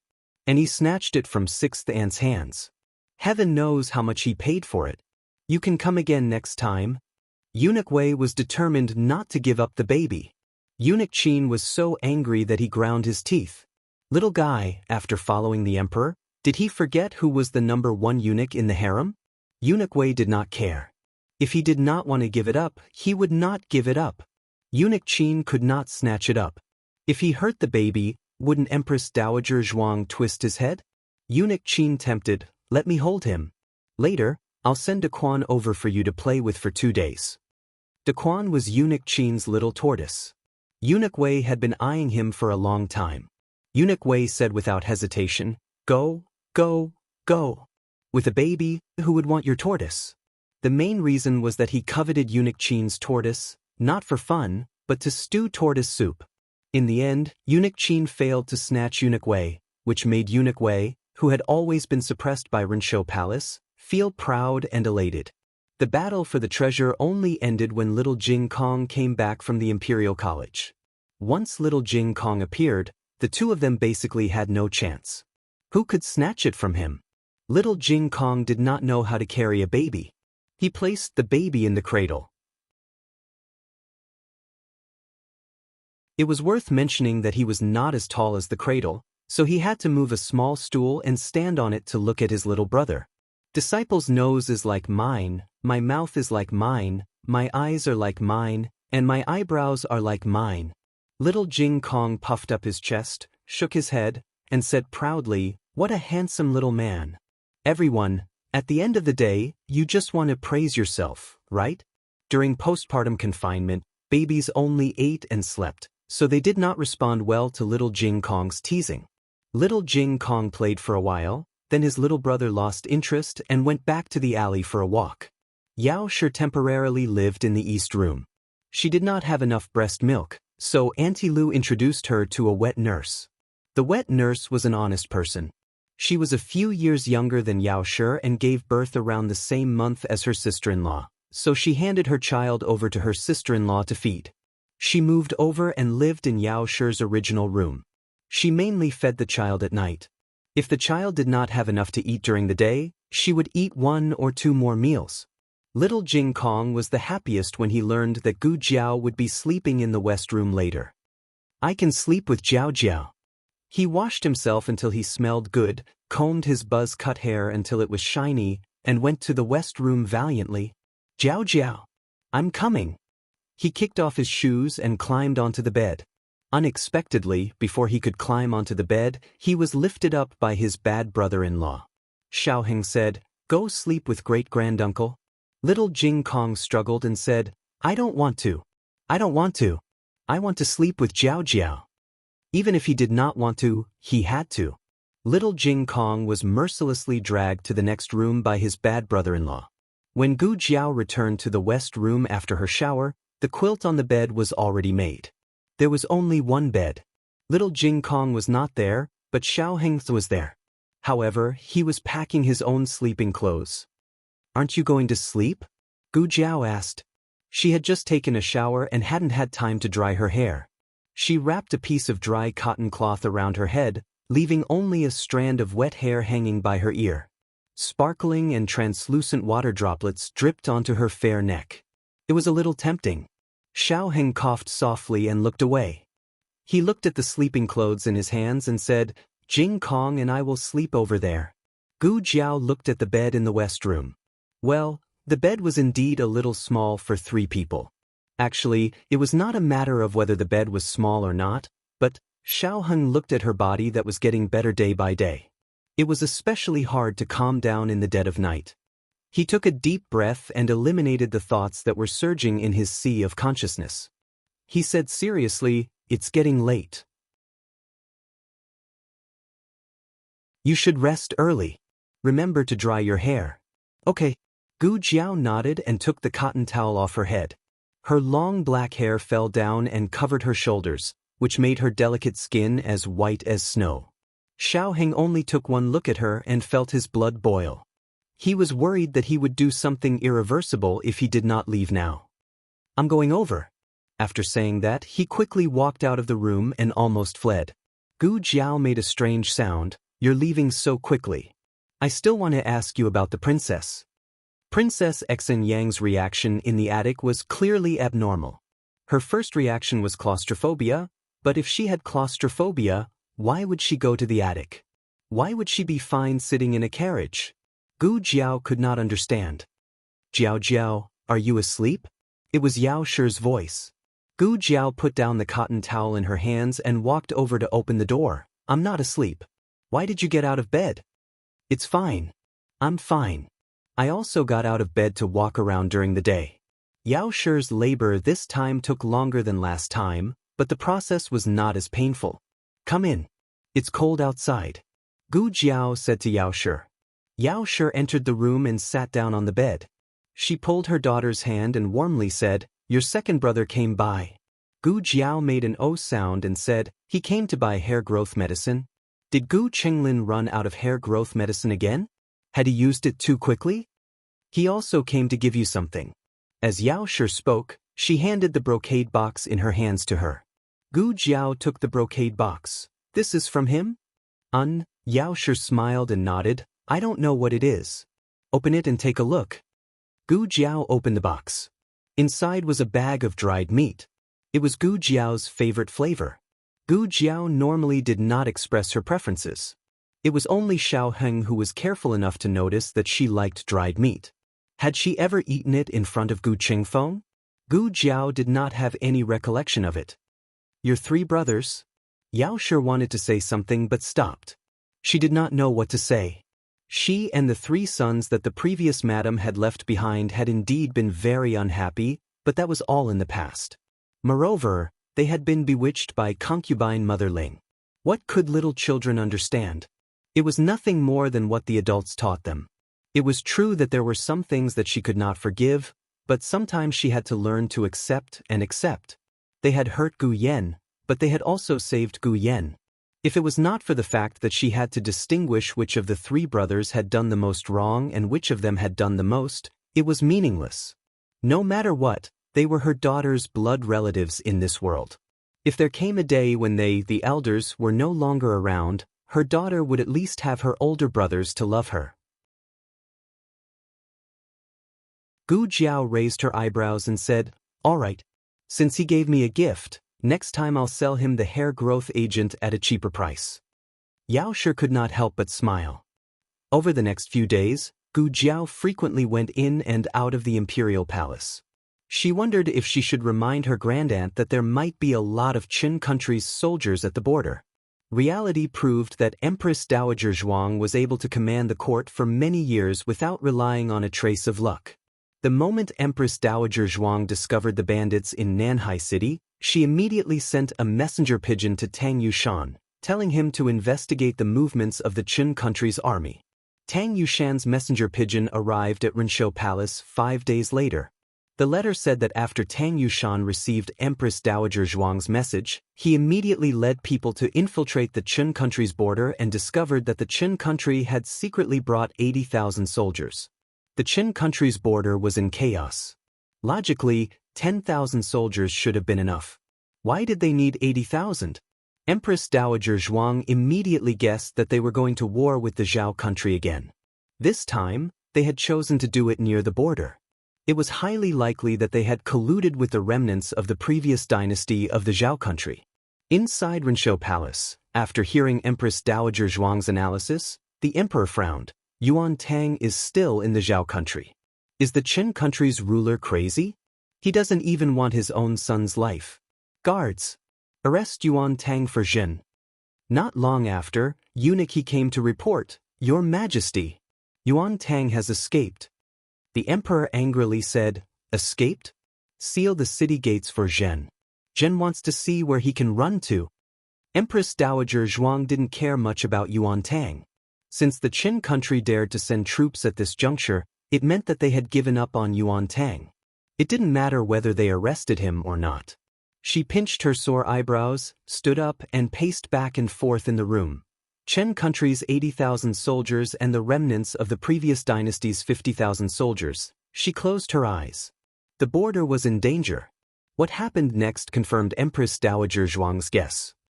Urgent news from the border. Princess Ning and was arrested. The old duke was also arrested by the remnants of the previous dynasty in order to save Princess Ning. The Qin country's army entered the border. Tang Yushan's army was defeated. The border lost 3 cities in a row. 3 cities in a row. There were only 21 cities in the Zhao country. Empress Dowager Zhuang's eyes were cold. Her phoenix robe fluttered in the evening wind. Pass my decree. Summon Gu Changqing back to the capital immediately. Reorganize the Gu army and go north to fight the enemy.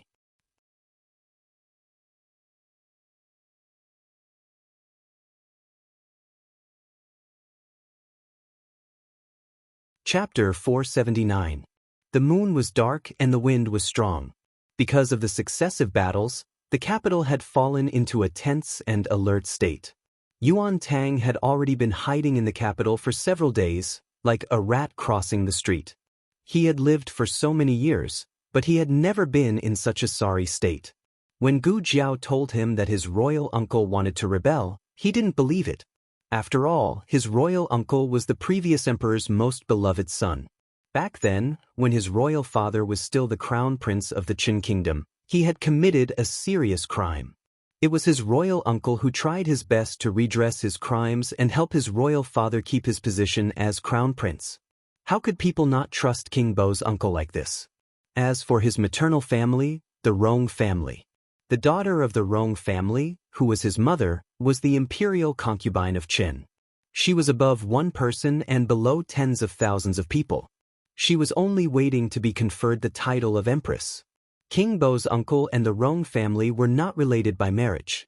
Did water enter the Rong family's brain? They didn't help their own daughter and grandson, but helped an outsider?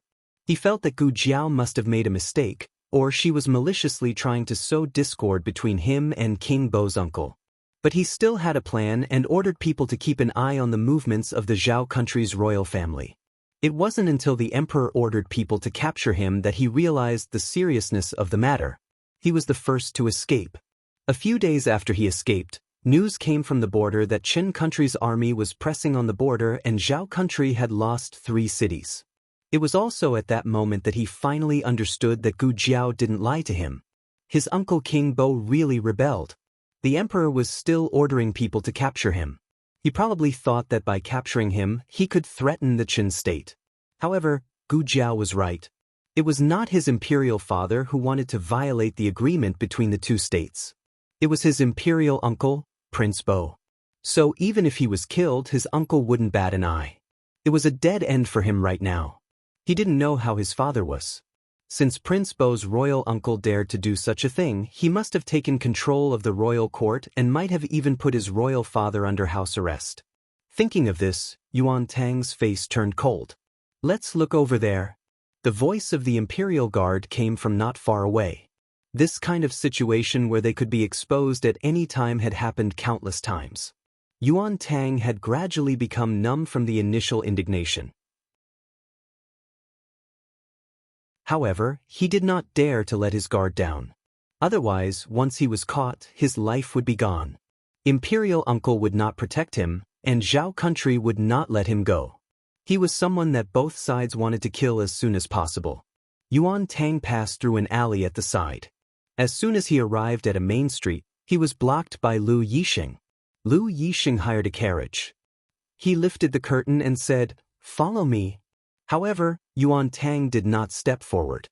Instead, he looked at Lu Yixing with a complicated expression. The sound of footsteps behind him gradually approached. Without looking back, he disappeared into the night. He couldn't implicate his cousin. Even if he died, he would die alone in Zhao country. On the other side, the news of losing 3 cities at the border and the old marquis being captured reached Marquis Ding in manner. "What did you say?" "The old man was captured at the border." In the study, Margu looked at Huang Zhong in disbelief. "Did you hear wrong? Didn't the old man go on a scenic tour? How did he end up at the border?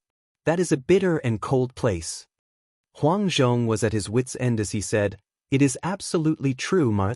The remnants of the previous dynasty colluded with the Qin country's army at the border.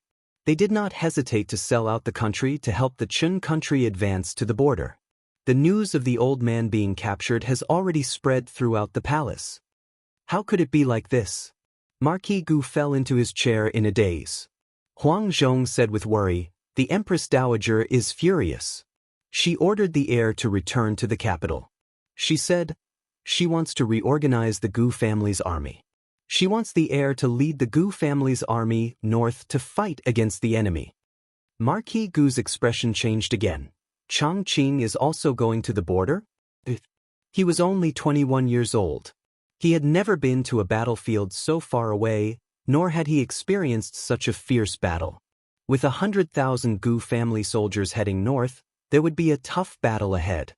Outside the study, Gu Qingfeng, who had inadvertently overheard the conversation, felt as if he had fallen into an ice cellar. He knew that his grandfather had secretly gone to the border under the emperor's orders, but he never expected that his grandfather would not only fail to save Princess Ningyan, but also lose his own life. He didn't know who the remnants of the previous dynasty were, but based on concubine Jing, he could roughly deduce that they were vicious and merciless. His grandfather's life would be in danger if he fell into their hands. His eldest brother was far away near Fengdu Mountain. It would take some time for him to return to the capital and reorganize the Gu family's army. If he were to head north to the border, he didn't know if his grandfather would live to see his eldest brother. His grandfather would not allow himself to be used as a bargaining chip to impede his eldest brother and the Gu family's army. If the remnants of the previous dynasty used him to threaten his eldest brother, his grandfather would rather die than submit. Gu Chengfeng returned to his own courtyard. He found his night clothes and put them on, then put on his mask and picked up a few hidden weapons he had bought from Thousand Secrets Pavilion. After doing all this, he went to the next room. At this time, Gu Chenglin had already rested. Gu Chengfeng came to the bedside and looked at Gu Chenglin, who was sleeping soundly. He tucked him in, touched his hair that had grown out a little, and stuffed the banknotes he had on him under his pillow. In the future, you'll have to buy your own hair restorer. After saying this, he reluctantly took one last look at his younger brother. At this time, he was actually envious of Gu Yen and the newborn. At least those two had so many people to care for them, while Gu Chenglin only had him left. But now even he had to leave. This time, he wasn't just going to do a simple mission. He was going to the border and infiltrate the enemy's camp. Whether he lived or died was unknown. If he didn't come back, if I don't come back, you'll have to take care of yourself in the future, understand? Gu Chenglin, who was sleeping soundly, didn't know that his brother had left. He turned over and slept peacefully and peacefully. In the end, Gu Chengfeng still left. He gently closed the door for his younger brother and went to the stable to secretly ride his father's Fergana horse. Jade Water Alley. The family had a busy day and went back to their rooms to rest. Gu Jiao went to the east room to check on the baby. The baby's jaundice had disappeared and the wrinkles on his face were gradually smoothed out. He was a fair and tender little cutie. Jiao Jiao. Little Jing Kong appeared behind her with a pillow in his arms. You're still awake?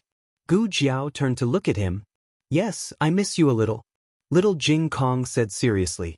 Gu Jiao smiled and patted his little head. I'll send you there. Okay.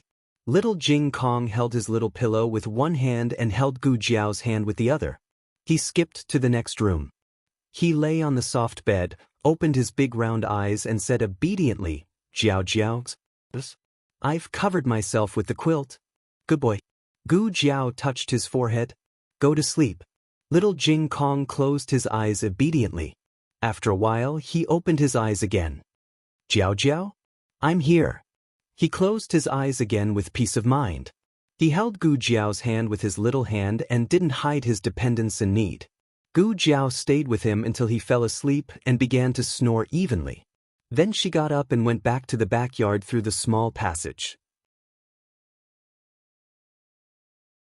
She went to Gu Yen and Gu Xiaoshuan's room. The two little boys had already fallen asleep. Gu Yen slept very well. Maybe because he was always bullied by his sister when he was in the womb, Gu Xiaoshun didn't sleep well and half of his legs were hanging out of the bed. Gu Jiao put Gu Xiaoshuan's legs under the quilt and touched their foreheads. Among the children, Gu Xiaoshun was the most worry-free, and Gu Yen was the most worrisome. Gu Yan's heart disease had always been a problem that Gu Jiao wanted to solve. However, the small medicine box didn't meet the requirements for the operation. Gu Jiao opened the bedside table and put the anti-heart failure medicine in it.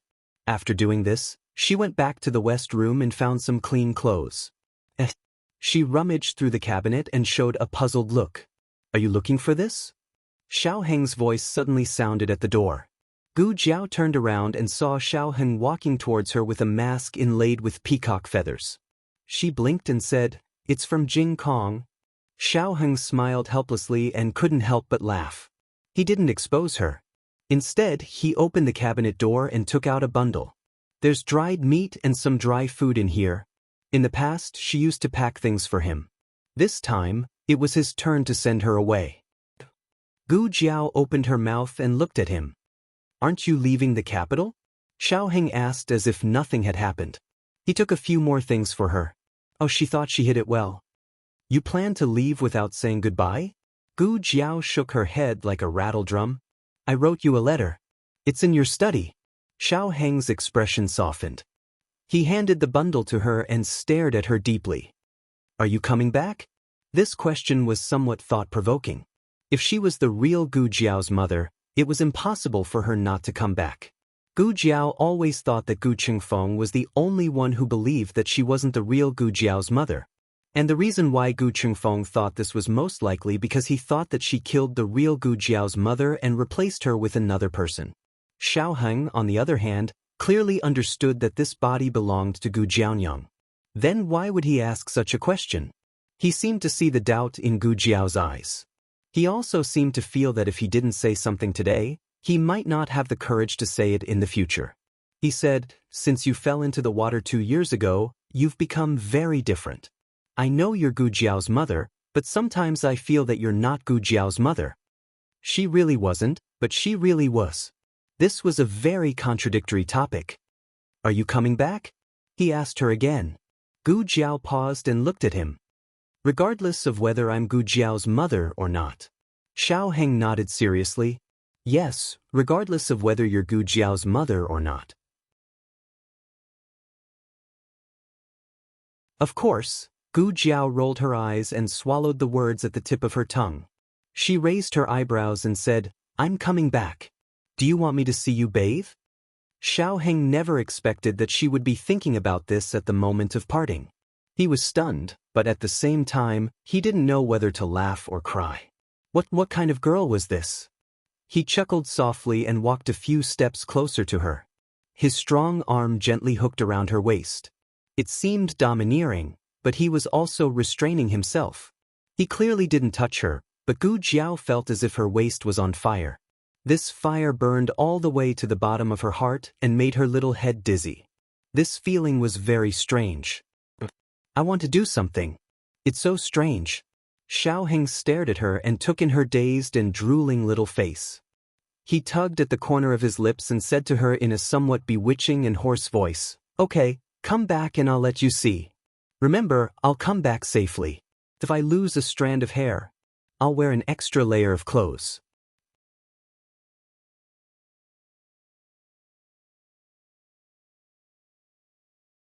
Chapter 480.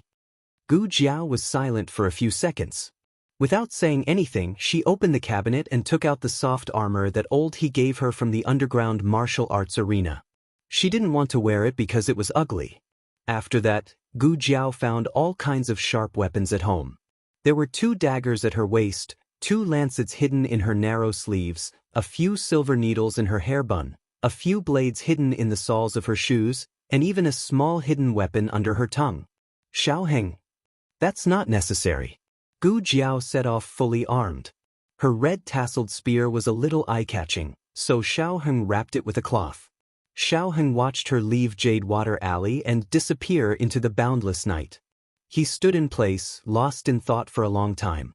It was late at night, and the lights of the thousands of houses were gradually extinguished. The capital fell into the silence of the night. However, the Imperial Guards patrolling the streets and alleys didn't stop for a moment. They moved lightly, trying not to disturb the people along the way. Gu Qingfeng arrived at the north gate under the watchful eyes of the Imperial Guards. The city gate had long been closed, but as the legitimate son of the Gu family, he knew that there was a secret passage near the north gate. Under normal circumstances, 2 to 4 guards would take turns to guard it. Because it was hidden, not many people knew about it. Therefore, the guards on duty weren't too powerful. Gu Qingfeng could easily break through by himself, but he had a horse in his hand. Gu Qingfeng looked at the horse behind him, and the horse looked back at him. The man and the horse stared at each other. For a moment, Gu Qingfeng even regretted stealing his father's horse. Although the horse was good, it was difficult to get it out. Forget it, since he had already come this far, it would be a pity to abandon the horse. Moreover, a horse of such quality couldn't be bought at the courier station. Breakout? A large group of Imperial Guards was nearby. In the end, Gu Qingfeng could only close his eyes and grit his teeth helplessly. "I'm sorry, father. I can only trick you." 15 minutes later, Gu Qingfeng put on his bamboo hat and rode on Marquis Gu's Fergana horse. He held Marquis Gu's personal token and appeared outside the secret passage. When the guard on duty saw the token, he looked at the man on the horse with a strange expression and asked, "You are—" Gu Qingfeng lowered his voice and imitated his father's voice. "You don't even recognize me. His Majesty has ordered this marquis to leave the capital at night." This marquis has official business to attend to, so why don't you let this marquis go with you? How many heads do you have to chop off for delaying His Majesty's important matters? I wouldn't dare. After the leader of the guards finished speaking, he hurriedly signaled his subordinates to make way, and he himself also stood respectfully to the side. In reality, they had never seen Marquis Gu and could not tell if Marquis Gu's voice was real or fake. However, the token that Gu Chengfeng showed was real. In addition, Marquis Ding Yanfu was the emperor's trusted aide. In addition, the court had one incident after another, not to mention the Empress Dowager's order for Gu Chongqing to reorganize the Gu family's army. With everything put together, no one suspected that there would be someone pretending to be Marquis Gu to pass on the emperor's orders. This was a capital crime punishable by beheading. Gu Chengfeng estimated that his father would be brought to the emperor for questioning the next day. However, since the court placed his eldest brother and the Gu family's army in an important position, then they would not take his father's life. At most, they would punish his father for not teaching his son well. For example, they would give him 100 paddles or something. Marquis Gu was sleeping when he suddenly shivered. He did not know what had happened. After Gu Chengfeng left the city, he galloped all the way to the north. Fearing that the guards would realize what had happened, he galloped until the horse was panting heavily. Only then did he stop. He turned back to look. They shouldn't have caught up, right? Don't worry, they didn't catch up. A small, careless voice sounded from behind the trees. Gu Chengfeng shuddered and almost fell off the horse's back. In the middle of the night, there was a voice from behind the tree. Was it a person or a ghost? Wait, that voice was a bit familiar. Gu Chengfeng composed himself and turned his head to look in the direction of the tree. Earlier, he had not looked carefully because he was in a hurry. Now, using the thin moonlight, he saw a horse tied to a tall Chinese parasol tree. Beside the horse stood a young man in green clothes. The young man crossed his arms and leaned against the tree behind him. After saying that, the young man walked out from the shadow of the tree. Gu Chengfeng saw her face clearly. It's really you? He was shocked. Gu Jiao's finger pointed at the arm around her. She tilted her head and said, Are you very surprised? How can I not be surprised? What are you doing here in the middle of the night instead of sleeping? You've already left the capital. No, it was at least 20 to 30 li away from the capital. Gu Chengfeng looked at her suspiciously. You're not going to make me run errands for you again, are you? I'm warning you, this time I won't go with you no matter what. I have something important to do. Something very, very important. A human life was at stake. Oh, Gu Jiao made a sound and let go of her arms. She straightened her body and touched the tall and strong horse. She nimbly flipped onto the horse. Only then did Gu Chengfeng realize that she was also riding a top-notch horse, which was not inferior to his father's mount in the slightest. Didn't you say you were going to leave? Gu Jiao looked at him strangely. Gu Chengfeng was too surprised and did not understand the meaning of this sentence. He stared straight at her horse. Didn't you not know how to ride a horse? I'm not good at it. Gu Jiao corrected him. But I should be good at it in the future. After all, it was 1,000 li from here to the frontier fortress. It was enough for her to practice. Gu Chengfeng still did not understand what she meant. His gaze moved away from her horse and fell on her back. The small basket she always carried was hanging on the saddle. It was replaced by a large thing wrapped in cloth. Even though it was wrapped in cloth, Gu Chengfeng could still faintly feel a strong aura. What are you carrying on your back? He asked curiously. A red tasseled spear. Gu Jiao said. What red tasseled spear is so big? The suspicion in Gu Chengfeng's eyes grew heavier. Also, why are you carrying this thing on your back in the middle of the night? Gu Jiao looked at him indifferently. Are you still going or not? Of course I'm going. Before Gu Chengfeng could finish speaking, Gu Jiao urged her horse forward. Gu Chengfeng looked in the direction she was going and reminded her, Hey, are you going the wrong way? That's not the way to the capital. Gu Jiao said indifferently, Who said I'm going back to the capital? Gu Chengfeng sneered. If you're not going back to the capital, are you going to the frontier fortress with me? As soon as he finished speaking, his eyes suddenly widened. He urged his horse to Gu Jiao's side and looked at her cold face. "You can't be noisy." Gu Jiao directly took out a cornbread from her bag and stuffed it into his mouth. Gu Qingfeng's mouth was stuffed. He whimpered a few times and took the cornbread down. He urged his horse to ride side by side with her. "Wait, tell me clearly. Are you really going to the frontier fortress? What are you going to do there? Don't you know that there's a war at the frontier fortress? The Chen Kingdom's army has already taken over 3 cities at the frontier fortress. It's not a good place to go sightseeing." Gu Jiao pulled the reins. Gu Qingfeng frowned. This girl didn't seem to have that much free time. "Hey, don't tell me you want to go to the frontier fortress because you heard that something happened to your grandfather?" Gu Qingfeng muttered. "You're not the real Gu Jiao's mother. You don't need to care about my grandfather's matters. The frontier fortress was too dangerous." Princess Ning had 3 dragon shadow guards by her side, but they were still captured by the remnants of the previous dynasty. It was clear how difficult it was to deal with those people. This wasn't a muddy water she should wade into. Gu Qingfeng looked at her seriously. "Tell me the truth. Are you going to the frontier fortress or not? And why are you going to the frontier fortress?" Being able to ask the second question meant that Gu Qingfeng already had an answer to the first question in his heart. "To save someone," Gu Jiao said. "Who are you saving?" Gu Qingfeng asked. "A brother." Gu Jiao paused. "And a fool. Brother? Then it didn't seem to be his grandfather." Gu Qingfeng wasn't in a hurry to ask who her brother was, nor did he ask who the fool was. In short, it couldn't be him. Gu Qingfeng said again, "Speaking of which, how did you get out of the city?"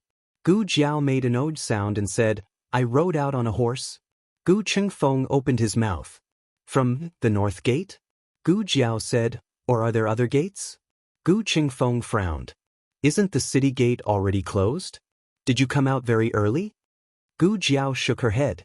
"No, just a little earlier than you. I have an imperial edict." Gu Qingfeng was flabbergasted. Why do you have an imperial edict? Are you going north by imperial edict?"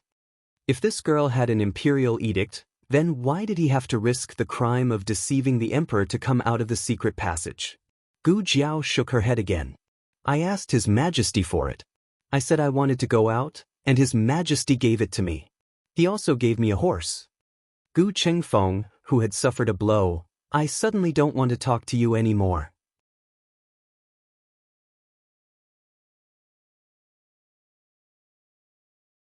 Chapter 481. Gu Jiao and Gu Qingfeng set off on their journey to the north.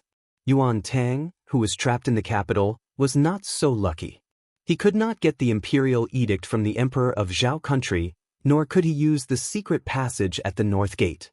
He tried several times to sneak out of the city with the caravan, but he always failed. As the battle at the frontier fortress escalated, more and more bad news came back to the court. The emperor's anger towards Yuan Tang became more and more intense. Since a few days ago, even the palace masters were ordered by the emperor to capture Yuan Tang. Yuan Tang encountered 3 waves of palace masters last night, causing him to lose contact with his subordinates. When the sun was about to rise, he finally fought his way out of the encirclement, but he also paid a terrible price. His right arm was cut. If he encountered another palace master, he could not guarantee that he would be lucky enough to escape. He's injured and can't go far. You guys go over there. The rest of you follow me. Yuan Tang tightly covered his right arm and hid in a family stable. Listening to the palace masters outside the walls, he could not help but show some irritation and despair. He was the 6th prince of Qin country. The empress had passed away. His mother had the highest position in the harem. His mother was the vice-empress. His maternal family was the Rong family, which held military power. He was the most honorable prince of Qin country. Since his birth, he had almost never suffered.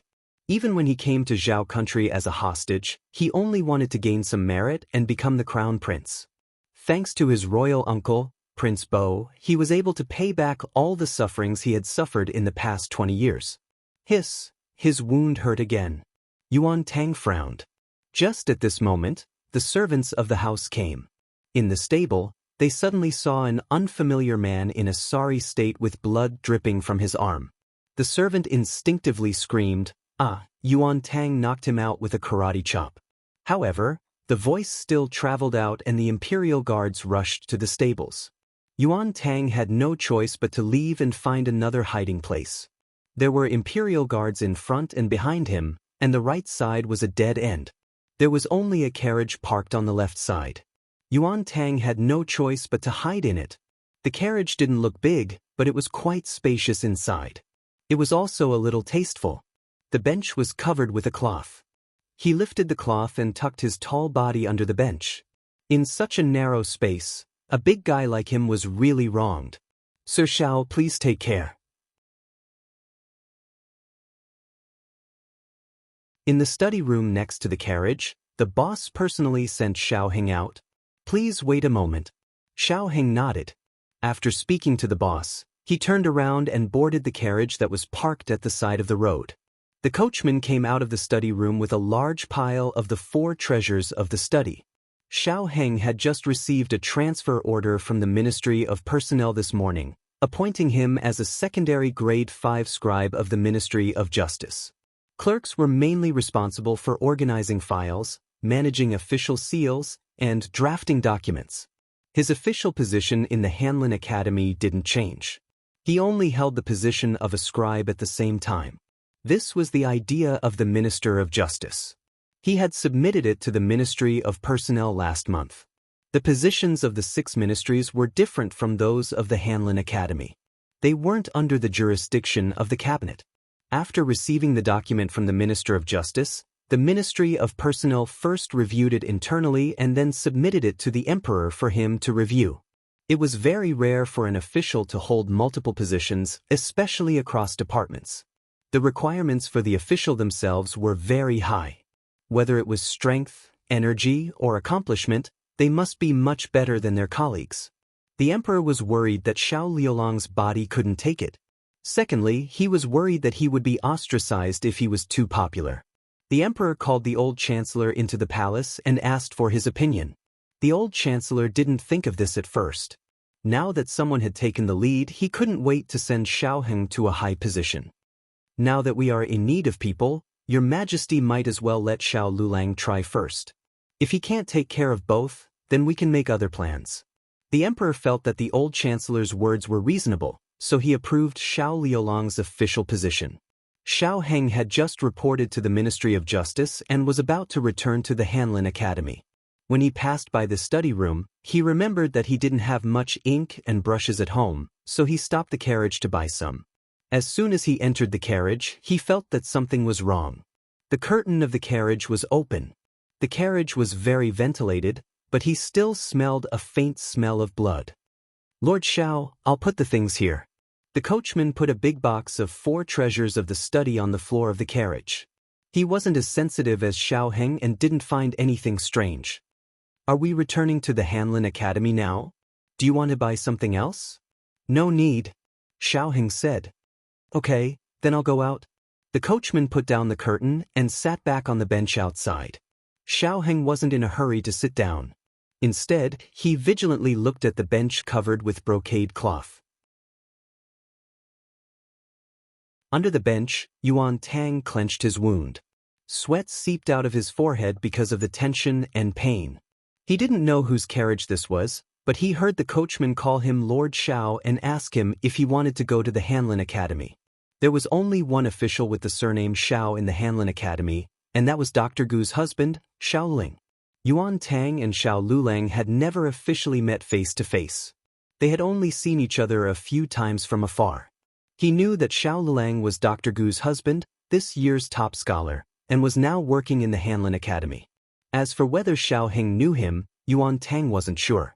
But if he really saw his current appearance, even if Xiao Lulang didn't know him, he should be able to guess who he was. Whether Xiao Lulang was a friend or a foe, Yuan Tang didn't dare to easily come to a conclusion. Although he was Gu Jiao's husband, he and Shi Yi were officials of the imperial court. If they were officials of the imperial court, then they had to arrest him and bring him to justice. Yuan Tang bit down hard on his lips to prevent himself from making a sound. He had no intention of harming Gu Jiao's family, but if he really wanted to arrest him, then he would have no choice but to offend him. Whose carriage is that in front? A group of imperial guards stopped in front of the carriage. The one who asked this question was the commander of the group. They had chased them all the way and surrounded them, but that brat Yuan Tang seemed to have disappeared without a trace. They guessed that Yuan Tang must be hiding right under their noses. If he wasn't in a nearby shop, then he must be in a passing carriage. Xiao Heng looked at the blood slowly flowing out from under the bench. His eyes moved slightly. He turned around and walked forward. He lifted up his clothes and sat down. His right foot just happened to step on the flowing blood. The coachman and the imperial guards talked for a while. Then he lifted the curtain slightly and said to Xiao Heng, "Lord Xiao, the imperial guards said that they were trying to capture a hostage from the Qin Empire. They hope that you can search our carriage." Xiao Heng raised his hand and gestured for the coachman to lift the curtain. The coachman bowed and lifted the curtain as far as it could, allowing the imperial guards to clearly see the situation inside the carriage. Xiao Heng sat upright in the carriage with a serious expression. His appearance was young and handsome, but his aura was exceptionally strong. His eyes revealed an imposing manner without being angry. "Do you need to come up and search carefully?" The commander was stunned by Xiao Liulong's appearance and aura. He was stunned for a while before coming back to his senses. He probably realized that he had lost his composure. He hurriedly lowered his head and cupped his hands in salute. "There's no need. We have already seen clearly. We hope that Lord Xiao will forgive us for disturbing you." Xiao Heng was someone who was highly regarded by both the emperor and the empress dowager. Even if the commander had 8 times the courage, he wouldn't dare to offend him easily. Moreover, it was quite rude of him to stare at him like that. "It's fine," Xiao Heng said. The commander said politely, "Then we will continue to search. Lord Xiao, farewell." Xiao Heng nodded. "Farewell." The commander planned to take the rest of the imperial guards to search the nearby shops. Just as he turned around, he heard the sound of something dripping on the ground. The sound was very soft, but there weren't many people on the street at the moment. The surroundings were very quiet. Yuan Tang's expression suddenly changed. His blood was dripping down the cracks in the floorboards. This was the end. He was going to be discovered. "What are you standing there for?" Xiao Heng snapped at the coachman. "How much longer are you going to make me bleed? Hurry up and go to the medical center." The coachman was stunned. Was His Excellency injured? Xiao Heng's aura was too strong. The coachman didn't have the courage to ask him what was wrong. He hurriedly lowered the curtain and said, "Yes. We will go to the medical center now." The moment before the curtain was lowered, the commander saw that there was blood seeping out of Xiao Liulong's right foot. So His Excellency was really injured? The commander frowned. He was a little suspicious, but he was still afraid of Xiao Liulong's status. Sure, Yi also didn't think Xiao Lulang would lie. In the end, he didn't go to check. The coachman drove the carriage to the nearest medical center. Suddenly, he heard His Excellency say, "Don't go to the medical center. Go to the north gate." The coachman was startled again. "His Excellency Xiao, aren't you injured? We're almost at the medical center. I just remembered that the carriage has some medicine for wounds. I'll just apply some ointment myself." The coachman was confused. He didn't understand how His Excellency's temper changed so quickly. "His Excellency wants to go to the north gate?" Xiao Heng's tone was normal. "I originally planned to go in the afternoon, but after thinking about it, I think it's better to go now." "Okay." The coachman's status was low, so he didn't dare ask about Xiao Heng's official business. He drove the carriage to the north gate. Xiao Heng flashed the Ministry of Justice's token. "Investigate the case." The city guards let them go. Xiao Heng went to the nearest courier station outside the north gate. "Feed the horses some food," he ordered the coachman. The coachman unloaded the reins and shaft of the carriage, then took the horses to the courier station stable. Xiao Heng got out of the carriage with an indifferent expression. He sat in the courier station for a quarter of an hour before returning to the carriage. At this time, the smell of Yuan Tang had disappeared from the carriage. The coachman walked over with the horses that had eaten their fill. His Excellency, Xiao Heng said indifferently, returned to the capital.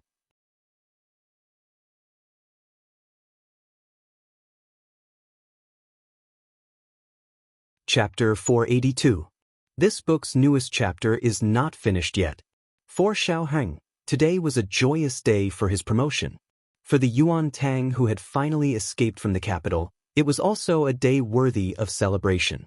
The capital's Marquis Gu was not so lucky. First, he felt a chill run down his spine in the middle of the night, feeling that something big was about to happen. As expected, he was caught in the early morning before he even woke up. He was completely dumbfounded. What was this situation? Why was he caught for no reason? His father was caught at the border and he was caught in the capital. What kind of trouble was this? Marquis Gu. The one who caught him was none other than Xiao Heng's new superior, Xing Shangshu. Xing Shangshu sternly said, "You are suspected of deceiving the ruler. This official needs you to make a trip to the Ministry of Justice." Marquis Gu was dumbfounded. "Wait, speak clearly. Who deceives the ruler?" Xing Shangshu had already expected him to say this. He brought in the guards who had been on duty last night and asked the leader, "What happened last night while you were on duty? Speak in detail." The leader of the guards said, "Last night, Marquis Gu made a fake imperial edict and left the capital through the secret passage at the north gate." Marquis Gu angrily said, "This marquis stayed in the manor the entire night. When did I leave the city? When did I make a fake imperial edict?" Xing Shangshu looked at the guard. "Are you sure you didn't see wrong? In front of Marquis Gu?" The guard sternly said, "That person was holding Mark Ding An's token." His voice was also the same as Marquis Gu's.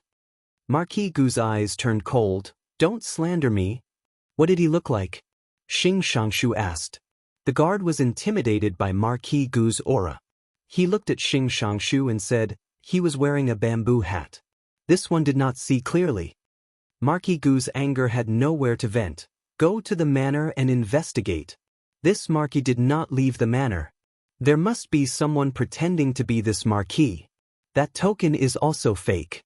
This marquis token is clearly," Marquis Gu said and reached for the token in his wide sleeve, but unexpectedly, he touched nothing. "Where's his token?" Not good. Second young master is missing." It was Huang Zhong's voice.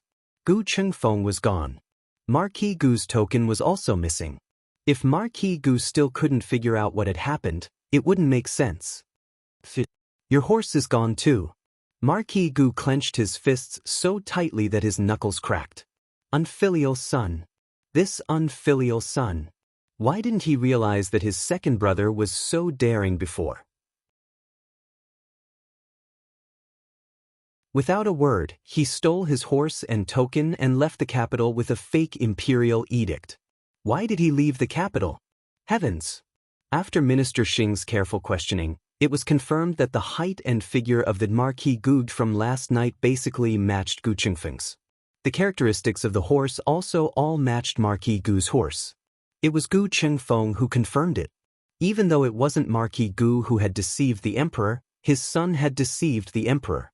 As his father, he wasn't clean either. The Minister of Justice reported the results of his investigation to the emperor. Just as Gu Chengfeng had expected, his father was severely punished by the emperor with 100 strikes. The son had to pay for the father's debts, and the father had to pay for the son's debts.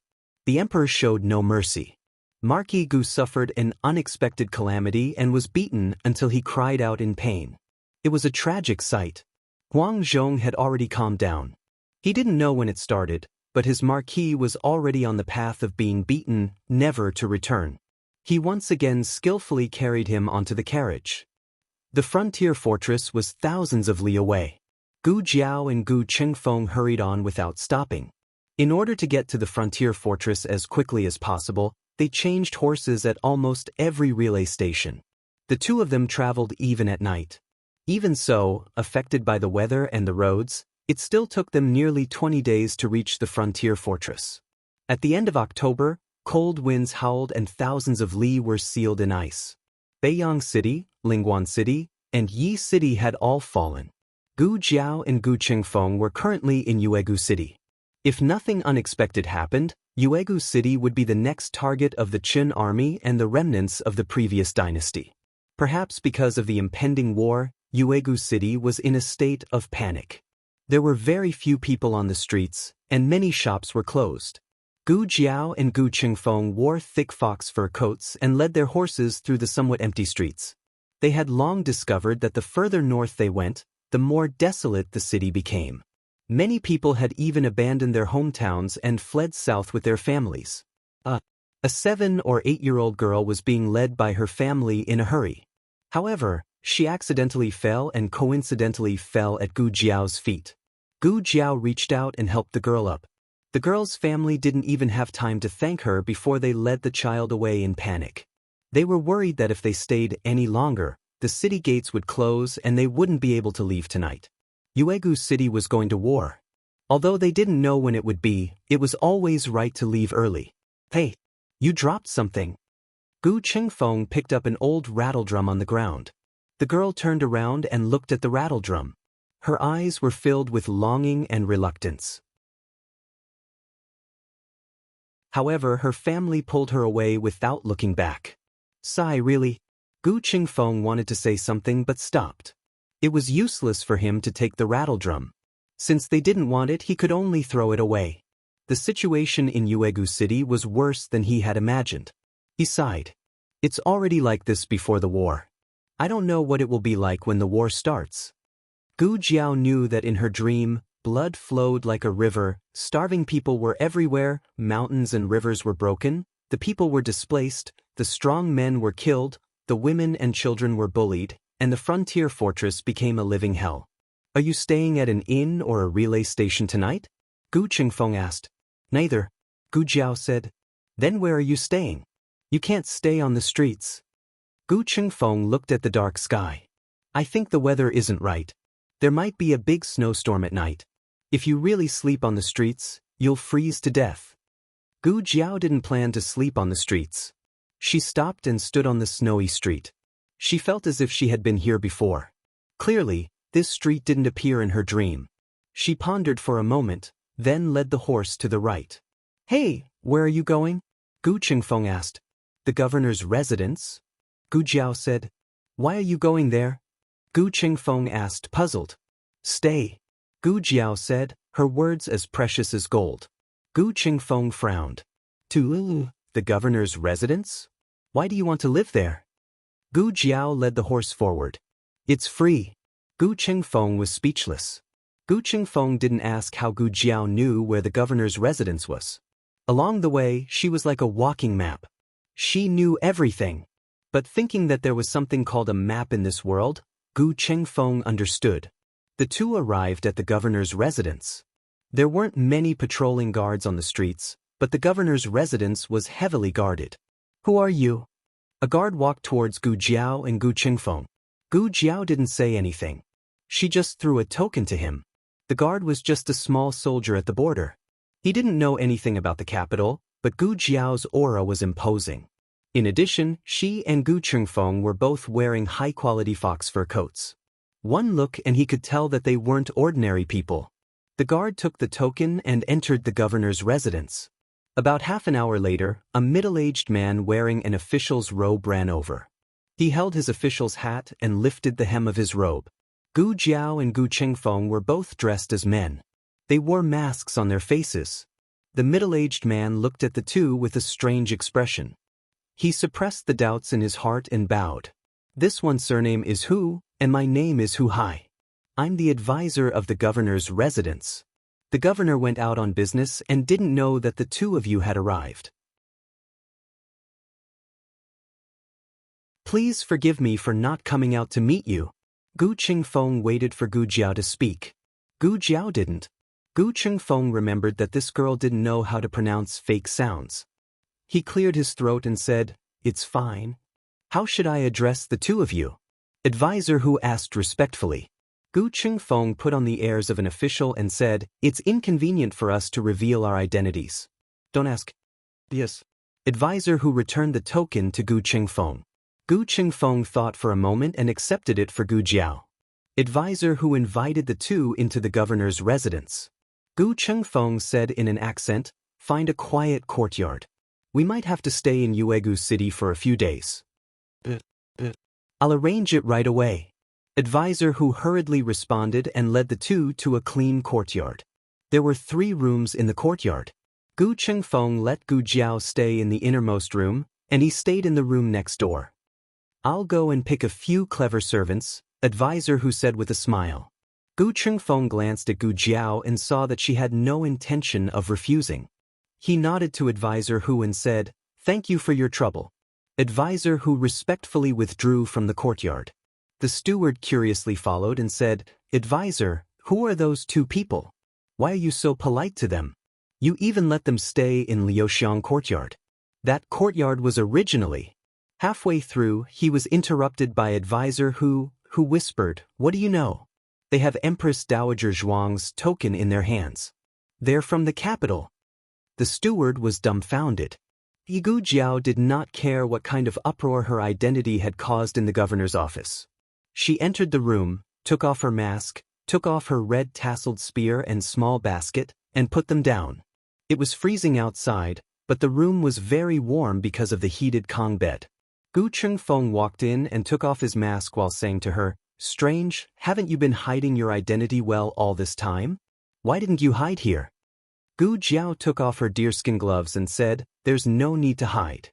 Our whereabouts have been exposed." Gu Chengfeng's eyes widened. "When were we exposed? Why didn't I know?" Gu Jiao said, "We were exposed when we entered Yuegu City." In the dream, Gu Chengfeng was targeted in Yuegu City. If nothing unexpected happened, someone would come tonight to drug Gu Chengfeng.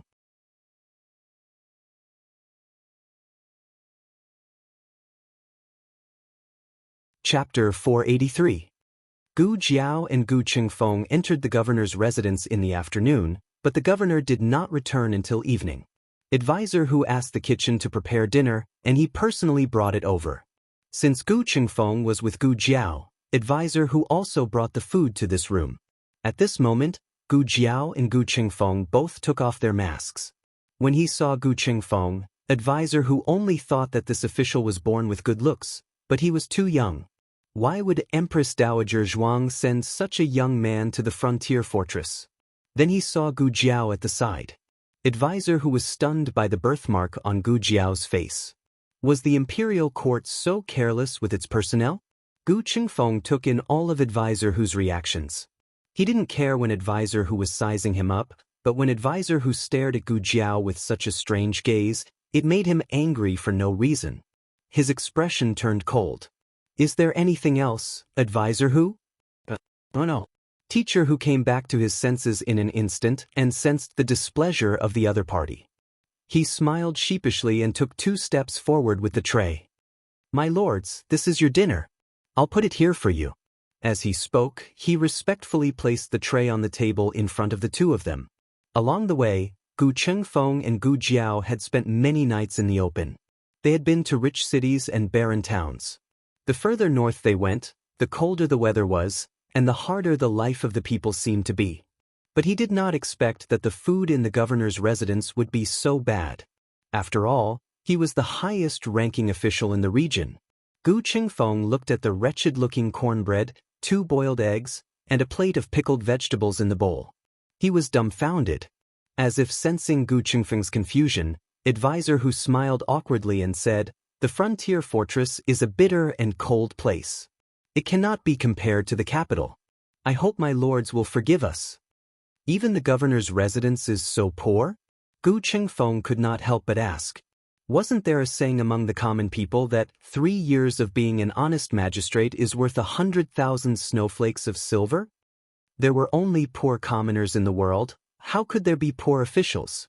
Advisor who lowered his head and sighed helplessly, "Sirs, you may not know this, but Yuegu City is poor and the people don't have enough to eat.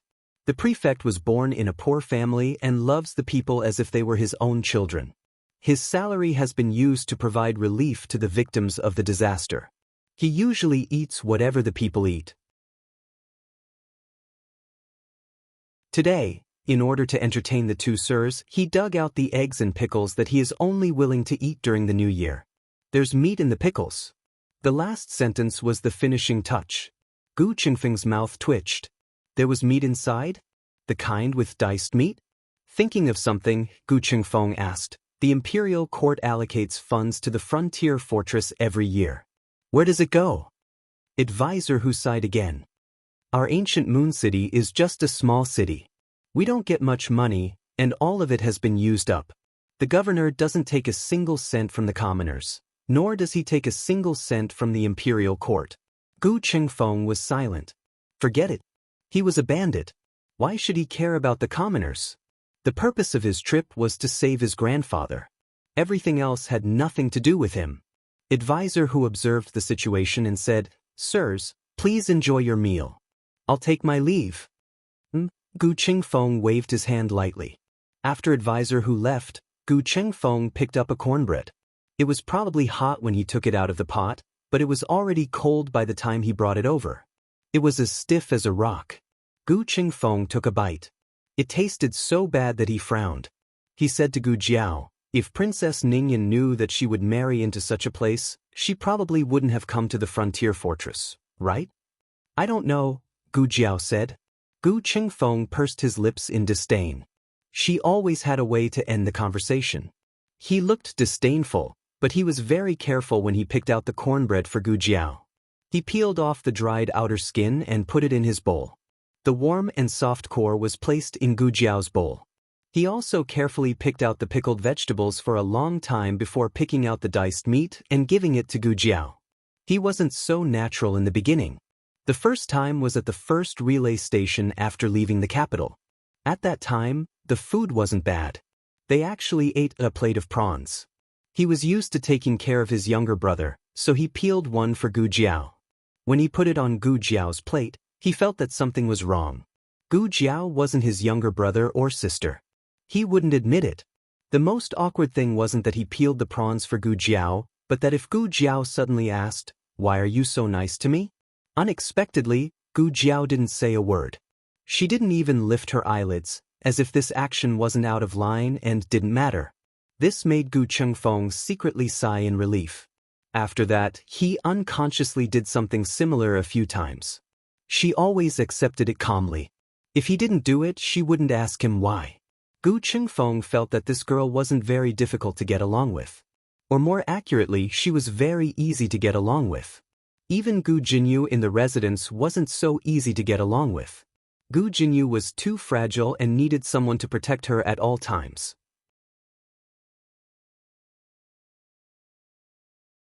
Otherwise, she would be sad and cry. Gu Jiao wasn't like that. She only knew how to make others cry. After dinner, Gu Qingfeng said to Gu Jiao, "I'm going to Yi City tomorrow to save grandfather. What are your plans?" The remnants of the previous dynasty were stationed in Yi City. His grandfather and Princess Ningyan had also been captured there. Yi City was the most heavily guarded of the three cities. Not only were there remnants of the previous dynasty, but also the Qin Kingdom's army. It was easy to defend and difficult to attack. If he wanted to use his own strength to save his grandfather, the chances of success were slim. But he had to do this. That was his grandfather. Even if Yi City was a mountain of daggers and a sea of flames, he had to charge in. Gu Qingfeng suddenly remembered why Gu Jiao had come to the fortress. He asked her, "You said that your brother was also captured. Is he also in Yi City?" "No," Gu Jiao said.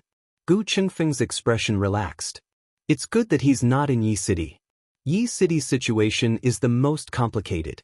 Don't act on your own for now. Wait until I go to Yi City to save grandfather. Then I'll go with you to save your brother." Gu Jiao took a sip of water with sand in it and said slowly, "Okay." Princess Ningyan and the old duke had been secretly moved away long ago. Right now, they weren't in Yi City at all. Yi City was an empty nest that Gu Qingfeng couldn't return from. After Gu Qingfeng returned to his room, Gu Jiao also went to sleep. In the middle of the night, she heard a very slight movement on the roof. Her ears twitched and she opened her eyes coldly. In that dream, Gu Qingfeng was staying at an inn. On the first night, he was drugged. The next day, When he went to Yi City to save someone, he suddenly lost all his strength and fell into the enemy's trap. It seemed that the governor's manor's defenses weren't very effective. What should come still came. There were 3 people in total. Gu Jiao looked at the roof. She lifted the blanket and sat up. She heard them go next door. She waited for them to come out so that they could come to her side and die. But they just left. She came with Gu Qingfeng. Didn't they drug her as well? Or did they only want to deal with Gu Qingfeng from the beginning? Gu Qingfeng and the old marquis had their heads cut off, Gu Changqing's legs were cut off, and the Gu family army was annihilated. This was not targeted at Gu Qingfeng, but at the Gu family and the Gu family army. She hid her identity and didn't reveal the fact that she was the Gu family's daughter. Thus, the enemy didn't count her in. Gu Jiao's eyes turned cold. She pushed open the door and went to Gu Qingfeng's room. She kicked the door open and walked in to extinguish the sleeping incense on the windowsill. Gu Qingfeng was awakened by the loud noise. He sat up with a dagger in his hand. "Who is it?" He looked at Gu Jiao and frowned. "It's you? Let's go," Gu Jiao said calmly. "What for?" Gu Qingfeng asked. Gu Jiao threw the extinguished sleeping incense out of the windowsill. "Didn't you want to save someone?" Gu Qingfeng followed her movements and looked. "What did you just throw away?" Gu Jiao took out a handkerchief and wiped her hands. "Sleeping incense?" Gu Qingfeng frowned. "You gave me sleeping incense?" Gu Jiao said calmly, "Yes, I wanted to kill you." Gu Qingfeng's face darkened. Of course, he didn't believe that Gu Jiao would kill him. Therefore, the sleeping incense wasn't given by Gu Jiao. He looked at Gu Jiao and then at the door that she kicked open. His face darkened. "Did someone come here just now? You're not too stupid." Gu Jiao kept the handkerchief and said. Gu Qingfeng's expression turned serious. He was Fei Shuang. Only he knew how alert he was. Gu Jiao said that they were targeted when they entered the city. At that time, he only thought that the other party was far away and he couldn't find them in time. However, tonight, the other party was right under his nose and he didn't even notice. Gu Jiao walked out. "If we don't leave now, we won't be able to catch up." At this point, it would be a bit pretentious to tell Gu Jiao that she didn't need to take the risk with him. Gu Qingfeng's expression turned serious. He lifted the blanket and got out of bed. They had been sleeping in the open all this time. They slept with their clothes on.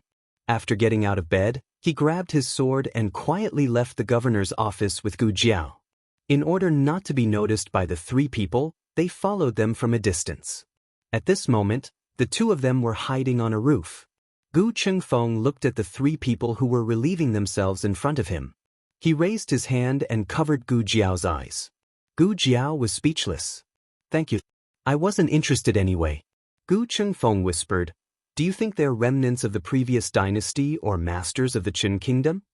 "Remnants of the previous dynasty," Gu Jiao said without hesitation. "Are you sure?" Gu Qingfeng was surprised. Gu Jiao nodded. She had thought about it carefully just now. The remnants of the previous dynasty had colluded with the Qin kingdom's army. It looked like they were all working together, but in reality, they all had their own goals. For example, it seemed like the Qin kingdom's army's idea to let the 100,000 Gu clan soldiers never return.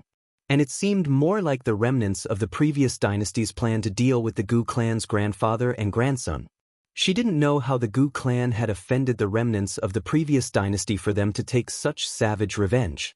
Actually, Gu Qingfeng also felt that it was more likely the remnants of the previous dynasty. After all, his grandfather had fallen into the hands of the remnants of the previous dynasty. Gu Qingfeng continued, "Princess Ning and son-in-law is also a remnant of the previous dynasty. And according to the information I gathered from the Qianji Pavilion, he's also a member of the previous dynasty's imperial family." Gu Jiao didn't know about this. After the 3 of them finished relieving themselves, Gu Qingfeng removed the hand covering Gu Jiao's eyes and continued chasing with Gu Jiao. As he chased, he felt that something was wrong. That doesn't seem to be the direction to Yi City. He had studied the map several times before going to bed. If they walked along this official road, they would reach Yi City if they headed east and Lingguan City if they headed west. They're going to Lingguan City. Gu Chengfeng sucked in a cold breath of air suspiciously. Why are they going to Lingguan City? Shouldn't they be going to Yi City? Could it be they've secretly moved their base? Gu Chengfeng wasn't stupid. After thinking for a while, he figured out the crux of the matter. If that was really the case, then his grandfather definitely wasn't in Yi City. He had gone through so much trouble to rush over, only to end up empty-handed. Empty-handed was secondary.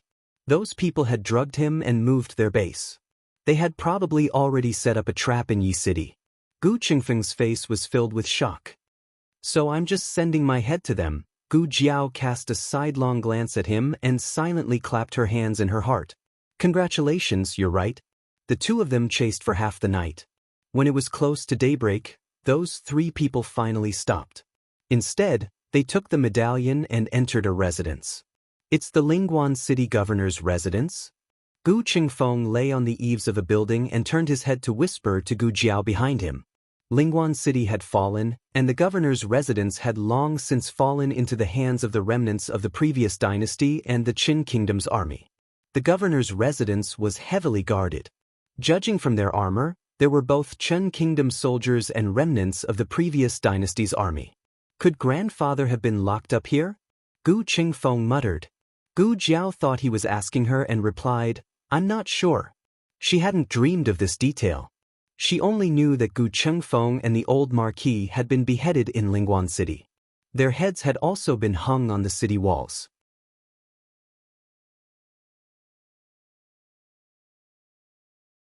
Chapter 484. After the war, Lingguan City was devastated. There were more soldiers than civilians on the streets.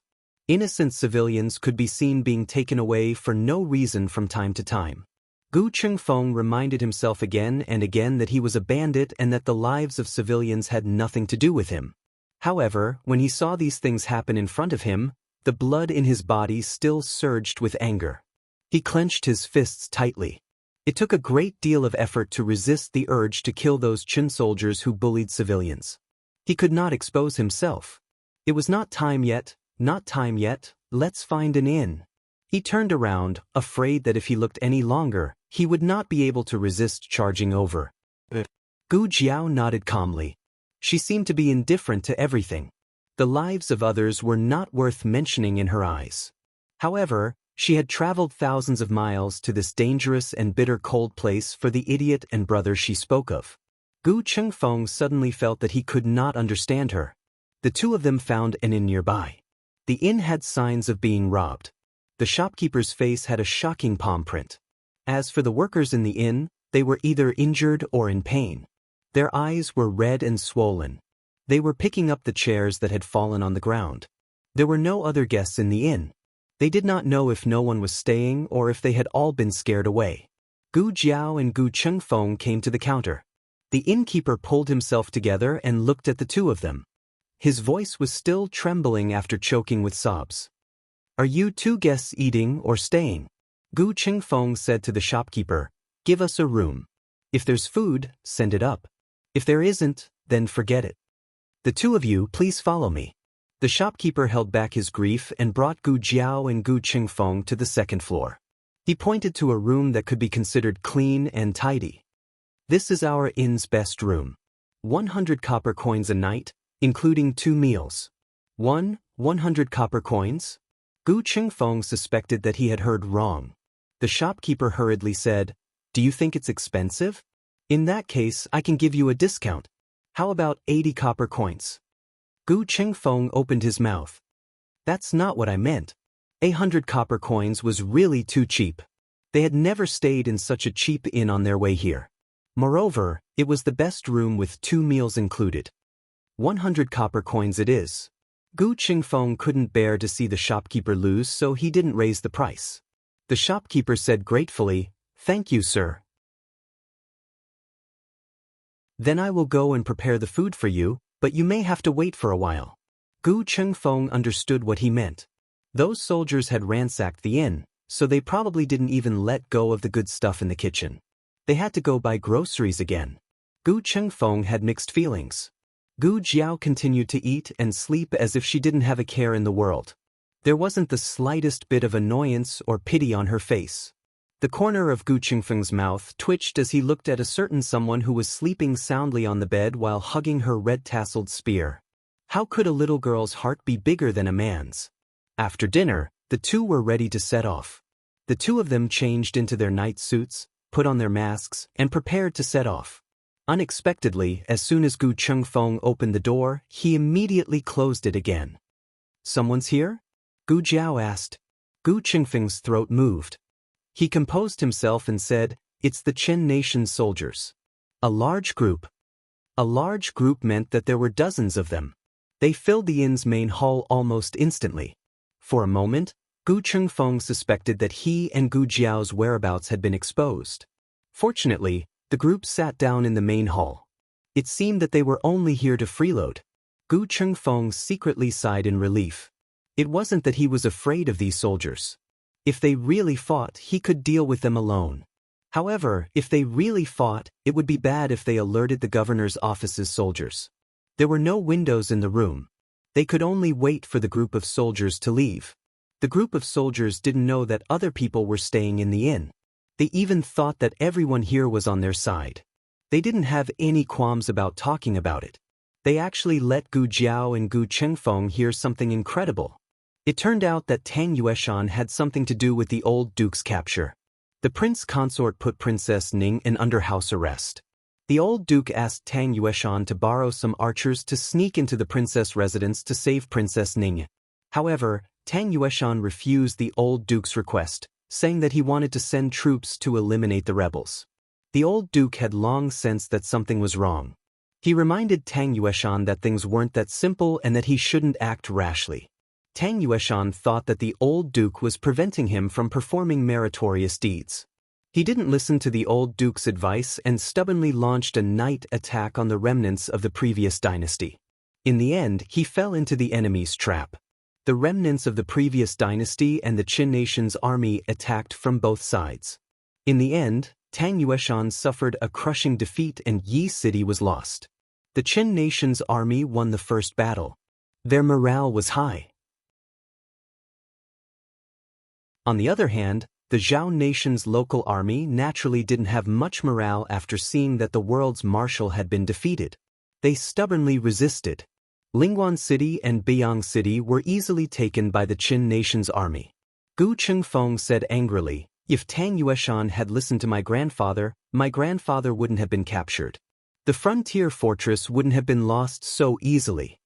If his grandfather hadn't been captured, whether his grandfather and Tang Yueshan had joined forces to fight the enemy, or if his grandfather had led the army after Tang Yueshan's defeat, the frontier fortress wouldn't have been lost so quickly.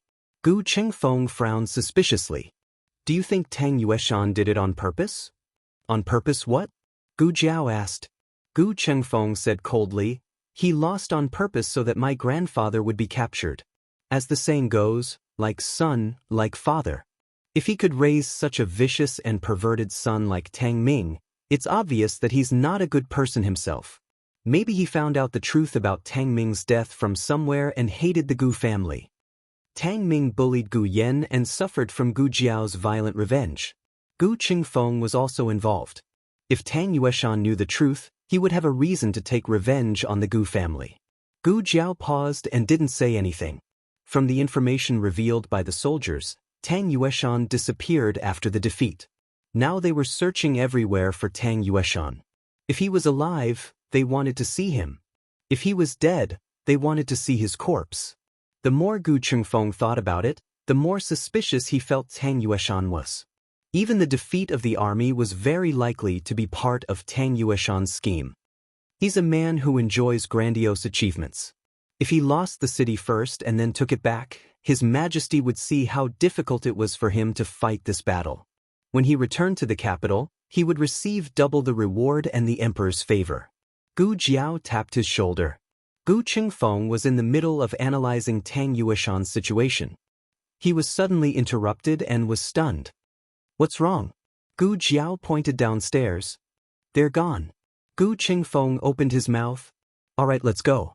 Gu Jiao glanced at him and said, "You can continue when you come back." Gu Qingfeng choked. "I don't want to talk about it."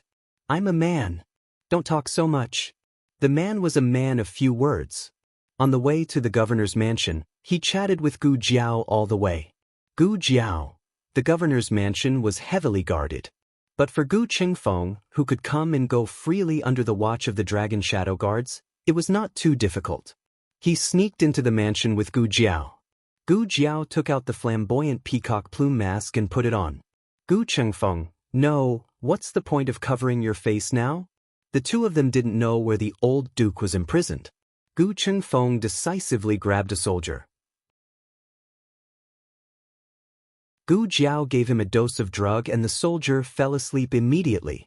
Gu Qingfeng looked at her syringe. Your drug doesn't work every time. Gu Jiao put away the syringe and said calmly, find it yourself? Gu Qingfeng snorted. How can we find such a big mansion? Do you want to find it until dawn? Gu Jiao clapped her hands indifferently. We've already searched the Ning prince's mansion. Why should we be afraid of a mere governor's mansion? Gu Qingfeng said disapprovingly, how can it be the same? The Ning prince's mansion only had a few storerooms, and they were all in his and Princess Consort Ning's courtyard. In front of the governor's mansion is the government office and behind it is the private mansion. We don't know where they're keeping grandfather. It could be a woodshed, a dungeon, or a secret room. Before he finished speaking, Gu Jiao pushed open the door beside her. It was a wine cellar used to store fine wine. Gu Qingfeng shook his head. There was no need to look for such a place. It was not a good place to keep a hostage. His gaze swept across the room, and he was stunned. Grandfather? The old man with shackles on his hands and feet, covered in bruises and fainted on the ground was none other than his grandfather. Gu Qingfeng was stunned. How did you know my grandfather was imprisoned here? Gu Jiao spread her hands. I don't know. I just randomly found it. Gu Qingfeng's mouth twitched. What kind of luck did this girl have? She could even find him here. What happened to searching until dawn? What happened to the 100 ways he thought of to avoid detection by the Qin soldiers? Was there no place to use it?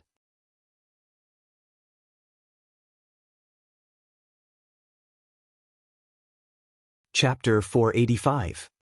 Gu Qingfeng felt that the remnants of the previous dynasty and the Chen army must have been out of their minds to lock someone in a wine cellar. What the hell? Gu Jiao was about to enter the room. He raised his hand to stop Gu Jiao. Wait, I'll go in first. After learning that he had almost sent someone to their death, Gu Qingfeng became especially vigilant. He left Gu Jiao outside and went into the wine cellar to carefully inspect it. After confirming that there were no hidden traps or dangers, he said to Gu Jiao, come in. Gu Jiao entered the room and closed the door behind her. There were no windows in the wine cellar. Once the door was closed, the room became so dark that one couldn't even see one's fingers. Gu Qingfeng took out a match. After lighting it, he went to the old marquee and knelt on the cold ground, reaching out to help the old marquee up. Wait, this time, it was Gu Jiao who stopped Gu Qingfeng's hand. The old marquis's breathing was very weak and shallow. He didn't look normal. As a doctor, she had an almost instinctive intuition about this situation. Gu Jiao took off the red tasseled spear on her back and placed it on the ground. Then she knelt down on one knee beside Gu Qingfeng and used the light of the match to see the old marquis's appearance. It wasn't enough to describe him as covered in cuts and bruises. He had clearly been brutally tortured. There wasn't a spot on his body that wasn't covered in blood. Bring the match closer, Gu Jiao said to Gu Qingfeng. Gu Qingfeng brought the match closer to him. The light from the fire could actually hide some of one's complexion. But even so, the old marquis's paleness couldn't be hidden. Gu Qingfeng's heart clenched.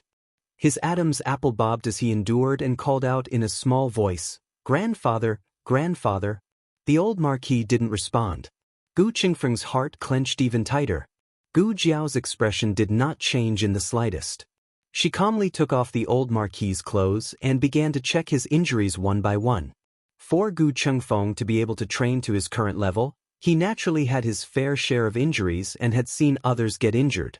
However, if the injured person was his own grandfather, he didn't dare to look down.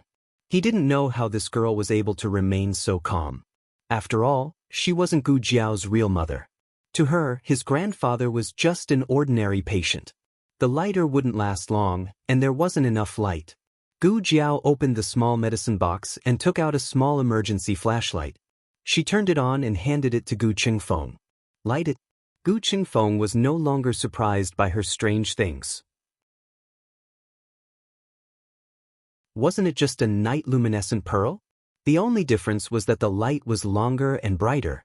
Gu Qingfeng extinguished the fire and turned on a small flashlight for Gu Jiao.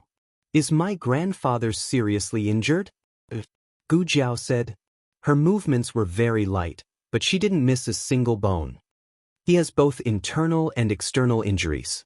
There are many comminuted fractures on his body. Gu Qingfeng was shocked. Broken into powder? Gu Jiao sighed. If it's broken into more than 3 pieces, it's called comminuted fractures. She didn't say that it must have been broken into powder. It wasn't a bone crusher. In addition to the fractures, there were many whip wounds all over his body. The blood on his body was left by these whip wounds. These whip wounds looked scary, but they weren't the main cause of the old Marquis's loss of consciousness. Gu Jiao took out a sphygmomanometer and measured the old Marquis's blood pressure. Strange, why is his blood pressure so low? The reason for the old Marquis's loss of consciousness was found. It was hemorrhagic shock. However, the old Marquis's whip wounds were only superficial and mottled with blood. In fact, the total amount of bleeding was not large. Internal bleeding? Gu Jiao murmured and narrowed her eyes. Gu Qingfeng didn't understand a single word she said. Even if he understood, he felt that it might not be what he understood. Gu Jiao took a pair of gloves from the small medicine box and put them on. Then she took out a long needle. Gu Qingfeng's eyebrows twitched. What was this girl doing now? After watching Gu Jiao suture Gu Qinglin's surgery, Gu Qingfeng hadn't eaten a single bite of meat for half a year. Gu Qingfeng's psychological trauma had just recovered. He couldn't let this girl poison his little heart. He decisively turned his face away. Gu Jiao called him. I'm not scared. He said sternly. The flashlight is crooked. Gu Jiao reminded him. Crooked, where is it crooked? Gu Qingfeng didn't dare to look back. Gu Jiao pulled his hand and moved the flashlight forward. Don't move. Gu Qingfeng, okay. Gu Jiao performed a peritoneal puncture on the old Marquis. The blood extracted was not coagulated, which meant that the patient had bloody ascites. Combined with his injuries, it should be a substantial organ rupture. Gu Jiao put away the needle and quietly looked at the old Marquis's abdomen. Then, she began to gently press down along the direction of his ribs. When she pressed on the upper left abdomen, his body spasmed slightly. He didn't completely lose consciousness. He could still feel a little pain. That should be where the problem was. Gu Jiao's eyes turned cold. This place was the spleen. Are you done with the examination? If you are, let's hurry up and get my grandfather out of here. I feel that it's not safe here. Those people might come back at any time. We can't leave. Gu Jiao said, he's injured. Can't we go back to the inn to heal? I know that injured people can't be moved easily. I'll go get a stretcher. I won't let his injury worsen. Gu Jiao looked at the blood pressure that was still falling and shook her head. We can't wait. What do you mean by can't wait? Gu Qingfeng turned around and looked at her with a stunned expression. Gu Jiao said, he needs surgery. Gu Qingfeng was startled again. Here? Gu Jiao nodded solemnly. Seeing that Gu Qingfeng was very hesitant, she added, if we don't do the surgery immediately, he will die. Gu Qingfeng and Gu Jiao had been together for so long. Of course, he knew that this girl liked to ask for a lot of money when receiving medical fees. She never exaggerated about anything else. Gu Qingfeng looked at Gu Jiao deeply. Are you sure you want to do this? He didn't need to remind her how risky the surgery was in the enemy's territory. She was saving his grandfather, but she was also risking her own life. He continued, once we are discovered, the 3 of us may not be able to leave. Gu Jiao took out the scalpel without hesitation. I'll do it as soon as possible. Why are you doing this? Do you recognize him as your grandfather? Gu Jiao opened the scalpel. He's not my grandfather, but it's my duty to do anything for my brother. She was serious about becoming his sworn brother. Gu Qingfeng, who had completely misunderstood, felt his heart ache and was moved. It turned out that in her heart, he was her brother. Gu Jiao, you think too much. You are not my brother. The one lying on the ground is. Do you need me to do anything? Gu Qingfeng asked righteously. Gu Jiao decided not to argue with him about seniority for the time being. She took out the scalpel and anesthetic. Find something to block the crack of the door. Don't let any light pass. There was no rag in the wine cellar, so Gu Qingfeng tore off his underwear and cut it into strips with a dagger to block the crack of the door. It was cold in the frontier fortress and there was no Kong in the wine cellar. In order to prevent the old duke from hypothermia during the operation, Gu Jiao asked Gu Qingfeng to dismantle the table, pour some spirits on it, and make a small fire. Snowflakes began to fall from the sky, hitting the eaves and the ground with a pitter-patter, perfectly covering the sound of the burning firewood. Gu Jiao's movements were very light and her expression was very calm. She put the old duke on an intravenous drip and asked Gu Qingfeng to find a shelf to hang the bottle. The old duke was bleeding badly, so it was not convenient to use epidural anesthesia. Gu Jiao gave him general anesthesia. The old marquis's last shred of consciousness disappeared, and he fell into a deep sleep. The conditions at the scene were not suitable for using surgical drapes.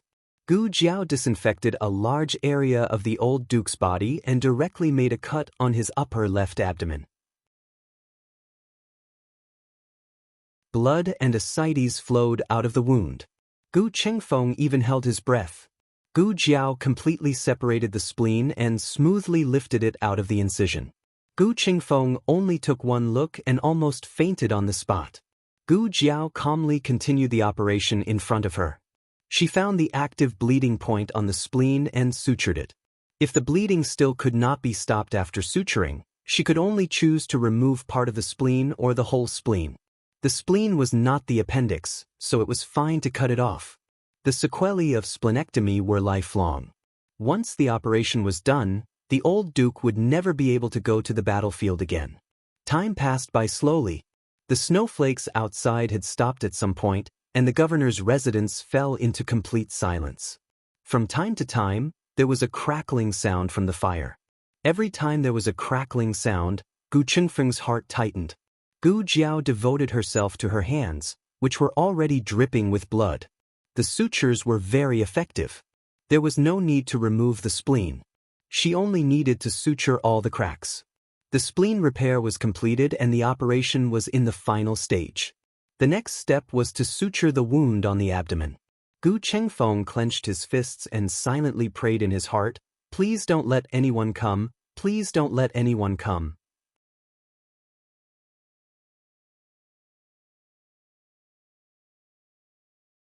Chapter 486. There are novels with connotations that cannot be found online here. This courtyard was very remote. Usually, no one would come here. As long as there was not much commotion in the wine cellar, it would not attract the patrolling guards. Yet there were people who came. From the sound of footsteps and armor rubbing against each other, it was 2 adult soldiers.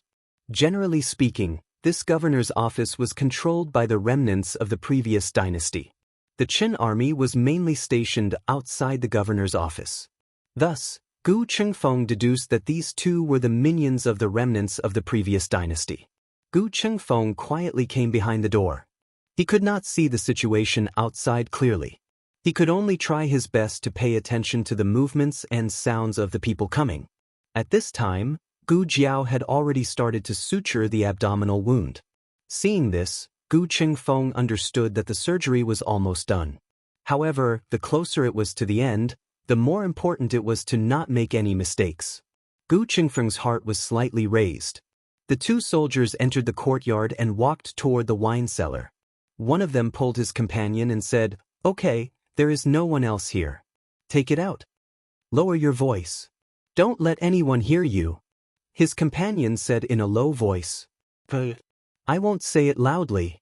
The soldier's voice was lower, but his tone was more urgent. "Don't just talk to me in a low voice. Where is the thing I asked you to bring? Take it out." Hearing this, Gu Qingfeng understood that the 2 were not here to check on his grandfather. His heart sank back into his stomach. However, he did not dare to be careless. He still held the two hidden weapons tightly in his hands. His companion took out a small porcelain bottle and handed it to the soldier. Here. The soldier pulled out the stopper and sniffed the bottle. His tone was somewhat disgusted. What is this smell? It's all the same smell. Is it really effective? Won't you know if it is effective after you try it? Then have you tried it yourself? Can you really do it 7 times in one night? Hearing this, Gu Qingfeng could not help but frown. What's 7 times in one night? There were too many dirty words. He really wanted to shut their mouths. He turned back to look at Gu Jiao, who was treating the old duke. Gu Jiao was almost done. This girl was treating him so seriously. She didn't hear those dirty words, did she? Just tell me whether you want it or not. Yes. How could he not want it? How much? It sold for 1 tael of silver outside. The boss is my friend, so he gave it to me at a cheaper price of 200 copper coins. If I were to sell it to someone else, I would have to pay an additional 50 copper coins. You're my brother, so based on our friendship, I won't charge you more. Gu Qingfeng sneered in his heart. This kind of despicable thing was already expensive for 10 copper coins. How could they be brothers? In the end, the soldier decided to be a sucker and spent 200 copper coins to buy the bottle of all-aspect nourishment pills. Let's go, the soldier said to his companion. Wait, what happened? Over there. What's going on over there? The soldier looked around and asked. Oh, the wine cellar. Gu Qingfeng's heart tightened. I heard that Lingguan City's governor's office's wine is new or red, which has been stored for more than 10 years. His companion walked towards the wine cellar as he spoke. The soldier pulled him back. Hey, who was the one who said not to be discovered? You're hugging a wine jar in the middle of the night. Do you think you're not discovered fast enough? If you want to drink wine, I have plenty in my house. I'll give you a jar when we get back. All right. His companion was convinced by the soldier and left the courtyard with him. Gu Qingfeng finally let out a sigh of relief. His entire back was soaked in cold sweat and his forehead was sticky. He raised a hand to wipe his sweat and asked Gu Jiao, "Is it done?" Gu Jiao cut off the last thread and used gauze to cover the wound. Not yet. The fracture needs to be fixed. The old marquis's 4 limbs were fractured and needed to be stopped first. Otherwise, it would be very dangerous to move. Half of the table was thrown into the fire. There was still half left. Gu Jiao first made do with cutting a few boards. Gu Qingfeng went over to help her. But at this time, something unexpected happened. The 2 people who had already left actually turned back in a hurry. Not good.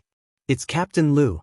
If he finds out that we didn't patrol properly and came here without permission, he will definitely punish us. It was that soldier's voice. Hurry and hide. His companion said, Where do we hide? The soldier asked fearfully. The wine cellar. Gu Qingfeng's eyebrows jumped. His hand that was fixing the boards paused. He instinctively glanced at Gu Jiao. Gu Jiao acted as if she didn't hear anything and calmly and quickly continued what she was doing. Gu Qingfeng's eyes moved and he looked coldly in the direction of the door. Why can't the door be opened? Is it locked from the inside? Impossible, let me do it. The soldier's companion pushed open the door with great force, and a flash of fire suddenly entered his eyes. He was slightly startled, but before he could react to why there was fire inside, Gu Qingfeng shot out 2 concealed weapons. His body stiffened and he fell forward. He didn't fall to the ground. Gu Qingfeng's figure flashed in front of him and caught him. Everything happened in a flash. The soldier didn't have time to react. Gu Qingfeng's other hidden weapon cut his throat. Gu Qingfeng caught the 2 of them one by one and dragged them into the house without a trace. He quickly and steadily closed the door without making a single sound.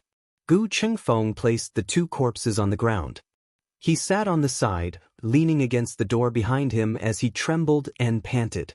He was a thief, not an assassin. No matter how many times he killed someone, he couldn't get used to it. But he couldn't not kill them. Captain Lu led a group of patrolling soldiers as they walked past the courtyard. Gu Qingfeng held his breath and minimized his presence to the minimum. Gu Jiao finished cutting all the wooden boards. Next, they only needed to fix them so that they wouldn't make too much noise. But as luck would have it, the old Marquis showed signs of waking up. While he was in a daze, he coughed out of the blue. "What's that sound?" In response to Lord Liu, "It seems to be coming from the wine cellar. There's a hostage in the wine cellar." "Captain Liu, is it the old Marquis of the Gu army?" "Subordinate, it's him. He was interrogated this afternoon and was injured." "Captain Liu, why is he in the wine cellar?" The subordinate smiled embarrassedly. Why was he locked in the wine cellar and not the dungeon? Wasn't it because someone had disobeyed the orders of the higher-ups and lynched the old Marquis? They were afraid that they would be discovered in the dungeon, so they locked him in the wine cellar first. Captain Liu wasn't stupid and quickly figured out the crux of the matter. He was only a small captain and couldn't afford to offend the person who lynched the old Marquis. But he was on duty tonight. If something happened to the hostage, he couldn't escape the blame. "Go and see how he is," he ordered. The two subordinates walked towards the wine cellar together. At this time, Gu Jiao finished fixing the old Marquis's left arm and started fixing his right arm. Gu Chengfeng took a deep breath and closed his eyes. What was to come still came. Gu Chengfeng didn't give the two a chance to push the door open. He rushed out and shot two hidden weapons at the two soldiers in front of him. "Assassin!" Captain Liu pulled out the sword at his waist and led the rest of his subordinates to rush towards Gu Chengfeng. This group of people, including Captain Liu, were just ordinary soldiers. They weren't very skilled and Gu Chengfeng didn't feel much pressure dealing with them. However, Captain Liu seemed to have noticed that Gu Chengfeng was skilled. He didn't hesitate to blow the wooden whistle at his waist. A tall and powerful figure flew through the air and kicked Gu Chengfeng in the chest. Gu Chengfeng fell heavily at the door of the wine cellar and spat out a mouthful of blood. Gu Chengfeng clutched his chest. He recognized that this man in black was one of the masters that he and Gu Jiao had been tracking. He also had companions. They also descended from the sky and blocked the door to the courtyard. No wonder he didn't notice when they drugged him. His skills were almost on par with His Majesty's Dragon Shadow Guards. Gu Chengfeng held his chest in pain with one hand and used his other hand to support his body with the sword. He stood up with a fierce look in his eyes. "Archers, get ready!" Captain Liu yelled. A row of archers filed in and knelt on one knee. They drew their bows and aimed at Gu Chengfeng. The Marquis, whose right leg was fixed, seemed to have sensed that something was about to happen to his grandson. He opened his eyes slightly and tilted his head to look outside the door. He had been unconscious for too long and his vision was a little blurry. He could only vaguely see a familiar figure stubbornly holding the long sword in his hand and guarding the people in the room. The Marquis's eyes suddenly welled up with tears. Gu Chengfeng didn't know how many times he had been kicked down by the Master in Black. Every time he fell, he would spit out a mouthful of blood. However, he would always stand up again. The Master in Black seemed to be tired of it. After knocking Gu Chengfeng down for the last time, he stepped on Gu Chengfeng's chest with his long boot. He gestured to another Master in Black. His companion understood and strode towards the wine cellar. Gu Chengfeng grabbed a hidden weapon in his palm. However, before he could shoot it, his hand was stepped on by the man in black. It was time to end everything. The Master in Black lifted his icy cold boot and ruthlessly stepped on Gu Chengfeng's head. Heavy snow suddenly fell from the sky. Snowflakes fluttered down. Ah, a sharp scream. The Master in Black outside the wine cellar was dragged in by a strong force. Almost at the same time, a red-tasseled spear suddenly shot out from the wine cellar, carrying a trembling sound of breaking through the air. It pierced through the flying snow, and with a whoosh, it pierced through the heart of the black-clothed expert, sending him flying and fiercely nailing him to the hard wall. Everyone was stunned. In the next second, they all looked towards the wine cellar. They didn't know when, but there was a slender little figure at the door. In the sky full of flying snow, a young man with long hair like ink, eyes cold and murderous, like an Azura from hell.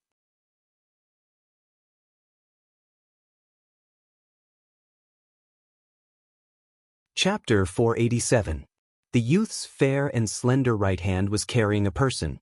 It was the other black-clothed expert that had been caught and thrown into the wine cellar. He had long since lost his breath and was thrown into the snow in the courtyard by the youth like a sack. The youth's throw was not very strong, but it made everyone feel an unbridled, irreverent, insolent and arrogant aura. No one knew how the youth did it. Just now, their attention was all on the first black-clothed expert. They were watching him stomp on Gu Qingfeng's head until it exploded. This was a bloody, ruthless scene that made one's blood spurt out. When the second black-clothed expert went to the wine cellar to look for someone, everyone only heard a scream. They didn't even think that the scream came from their own expert. They thought that their own expert had quickly entered the room and caught the assassin's accomplice. The scream came from the assassin's accomplice. And now, of their own two experts, one was impaled by a spear and nailed to the wall, the other was crushed to death by the youth and thrown to the ground. This scene was simply too shocking and too strange. Everyone's voices were stuck in their throats. Even their breathing unconsciously stopped. Only Gu Qingfeng was lying in a puddle of blood mixed with snow. His body suddenly relaxed. Was this girl finally done with the operation? He thought that he wouldn't be able to wait. It's good that she's out, it's good that she's out. Gu Qingfeng coughed up blood while his body trembled. He smiled as if relieved of a burden. More than half of the 3 black-clothed experts were killed in an instant. The third black-clothed expert was the first to recover from his shock. He pulled out the soft sword at his waist and attacked Gu Jiao with a murderous aura. When dealing with Gu Qingfeng, he didn't make a move because there was no need to. But this youth killed 2 of his companions as soon as he came out. Even if he didn't want to, he had to admit that this youth who was much younger than everyone present gave him a strong sense of danger. So much so that he even used his weapon. Gu Jiao dealt with all changes by remaining unchanged. When he attacked her, she did not immediately move. Instead, the moment his soft sword was about to strangle her neck, she raised her left hand and shot out a long thread with a hook to entangle the other's soft sword. Then, she pulled hard and used the force to throw herself out. As if she had qinggong, she soared into the air and shuttled through the flying snow. She stepped on the opposite wall and pulled out the red tasseled spear with her bare hands. She nimbly turned around, and at the same time, flipped the red tasseled spear in her palm. The spearhead aimed at the last black-clothed expert, and mercilessly shot over. There were no fancy moves, and it was impossible to tell which school of kung fu it was from, but killing was done in an instant. Perhaps when the old Marquis taught her spear techniques, he did not expect her to be able to turn every move into such a fierce killing move. The third black-robed man didn't even have time to fight back. His entire body stiffened, and he fell to his knees with a plop. Heavy snow fell, and his head lowered, no longer making a sound. Gu Jiao pulled out her spear, and he also fell to the ground. Captain Liu and all the other soldiers couldn't help but take a big step back. This youth was too scary. It wasn't true that his kung fu was high, but his murderous intent was something that even death soldiers couldn't match. The strong were afraid of the strong, and the strong were afraid of those who didn't care about their lives. And this youth was precisely that kind of person who didn't care about his life. Gu Jiao was still wearing that coquettish peacock plume mask. Coupled with her murderous intent, she gave off an inexplicable sense of strangeness. For a moment, no one dared to step forward to catch her. Gu Jiao came in front of Gu Qingfeng, holding the red tasseled spear. She looked down at him from above. "Can you still walk?" Gu Qingfeng wiped the blood from the corner of his mouth and panted. Gu Jiao nodded and reached out her hand. Gu Qingfeng suddenly, "Wait, if I can't walk, are you planning to leave me here?" Gu Qingfeng pulled Gu Jiao's hand and stood up from the snow. Captain Liu and the others glared at Gu Jiao, but they didn't dare to actually catch Gu Jiao. Instead, wherever Gu Jiao went, the soldiers would tremble and take a few steps back. This really scared Gu Jiao silly. It wasn't until Gu Jiao walked back to the wine cellar and carried the unconscious old duke out that Captain Liu finally reacted. Fighting Gu Jiao was courting death, but if they let Gu Jiao go, it would be difficult for them to escape death if they were to be held responsible. Captain Liu gritted his teeth and made up his mind. He raised his sword and said, "Are you all cowards? Are you all scared out of your wits by a brat who's still wet behind the ears? If we let them go today, None of us will be able to live when His Excellency pursues this matter. 2 of the 3 of them are already injured. That brat is carrying another one on his back. He won't be able to deal with us. Tack together. Chop them up. Tack together. Chop them up. Some of the soldiers agreed passionately. Captain Lu took the lead and charged out. When he and the other soldiers saw this, they were also filled with bloodlust. It was mainly because they saw that Gu Jiao was carrying an injury on her back and really thought that she was at her wit's end. Little did they know that Gu Jiao had tied the old duke tightly to her back with strips of cloth. She freed up 2 hands, one gripping her spear tightly while the other tossed the small basket on her back to Gu Qingfeng. Then she waved her hand and threw out the black fire pearl, blasting a path of blood. The huge commotion shocked the entire governor's office. Even the Qin soldiers stationed outside the office were alarmed by the series of loud noises. However, Gu Jiao and Gu Qingfeng moved extremely quickly. By the time a large number of soldiers arrived to surround them, they had already jumped over the wall of the governor's office and mounted the horses that had been hidden nearby. There were 2 horses in total. Gu Jiao rode one with the old duke, while Gu Qingfeng rode the other horse alone. The 3 quickly disappeared from the streets of Lingguan City. Sir. Near the wine cellar, Captain Lu, who had been severely injured by the explosion, knelt down and bowed to a man wearing a silver fox cloak. The man was about 30 years old. He was tall and sturdy, with cold features and deep eyes. His every movement was filled with nobility. He didn't look angry, but everyone who was still alive felt as if their throats were being strangled and they couldn't breathe. The man did not pay any attention to Captain Lu, who was kneeling on the ground, nor did he pay any attention to the other soldiers who had been blown up. He only came to the remains of the black fire pearl and squatted down. He touched the remains with his slender fingers, and a trace of coldness and doubt flashed across his face. Yen Kingdom? He muttered. Captain Lu didn't hear what he said clearly. It wasn't that his voice was too soft, but that his ears were muddled from the explosion. He asked, Sir, should we chase? Chase? The man in the silver fox cloak said calmly. I want him alive. But that brat was so powerful. It was already difficult to kill him, but to capture him alive, wasn't this? Captain Lu wanted to say that he was making things too difficult for the soldiers, but he also understood that this lord would never take back his words. They either had to obey or die. The cold wind whistled and snow swirled in the air. Gu Jiao and Gu Qingfeng ran endlessly in the night against the flying snow. Their hands and feet were frozen and their bodies were gradually losing feeling. Gu Jiao's long eyelashes were covered in frost. However, thanks to the heavy snow, their whereabouts were concealed. Gu Qingfeng wanted to ask where Gu Jiao was going, but his mouth was numb from the cold and he couldn't open his mouth at all. Just as the 3 of them were about to turn into 3 small popsicles, Gu Jiao finally stopped the horse.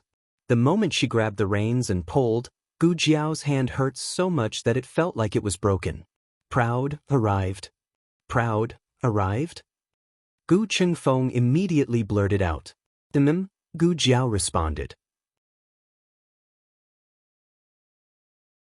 She wasn't much better than Gu Qingfeng and had a hard time talking.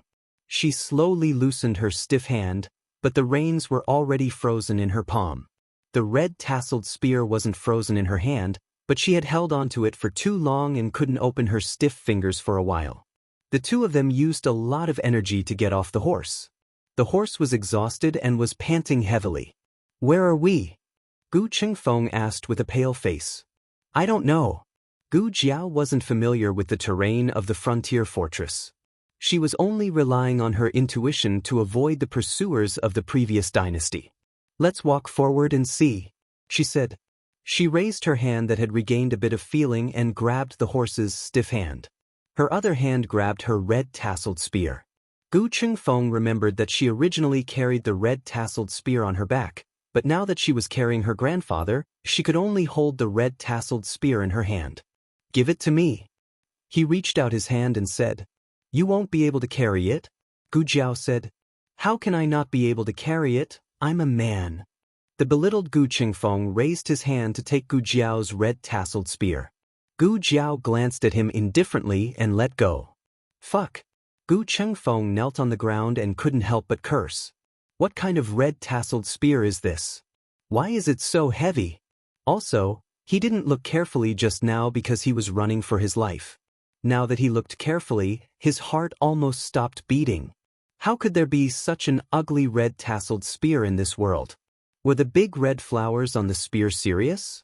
Also, who had braided the red tassels into pigtails? Gu Chengfeng almost cried because of the ugliness. Carrying this red-tasseled spear on the battlefield, it was so ugly that it could kill a bunch of enemies. Fortunately, she used cloth to wrap the red-tasseled spear on the way, or else Gu Chengfeng seriously suspected that he would be blinded by the ugliness. I already said you can't carry it. Gu Jiao automatically ignored the disdain and shock in Gu Chengfeng's eyes. She grabbed the red-tasseled spear and led the horse forward. I can't carry it because I'm injured. Gu Chengfeng decided to save his dignity as a man. Why don't you wait until I recover and see if I can carry it? Gu Jiao didn't turn around and waved her hand. You'll talk after you recover? Gu Chengfeng's face darkened and he led his horse to follow. The two of them seemed to have entered a forest deep in the mountains, but they quickly passed through the forest again. There's a family over there, Gu Chengfeng said. Yes. Gu Jiao nodded. She also saw it. It didn't look like a normal villager's house, but more like a hunter's house. The two led their horses over. Even though Gu Chengfeng was injured, he still pulled Gu Jiao behind him and raised his hand to knock on the door. Gu Jiao said, "No need to knock, there's no one."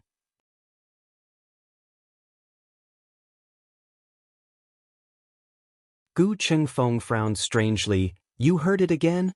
Did this girl have dog ears? Gu Jiao directly pushed open the door and walked in. This was a small wooden house with 2 rooms. The central room was connected to the bedroom, and there was a simple stove and cooking utensils in the corner of the central room. There was a bit of frozen leftovers in the pot. In this kind of climate, frozen leftovers wouldn't spoil for a month or 2, so Gu Jiao couldn't tell how many days this pot of leftovers was left. But judging from the dust on the stove and the bed, someone had lived in the house in the last 3 days. She didn't know if the owner of the house had gone out or been captured by the Chun army and the remnants of the previous dynasty. Gu Jiao said to Gu Chengfeng, "Let's stay here for a night." Gu Chengfeng looked around and sighed. That's the only way.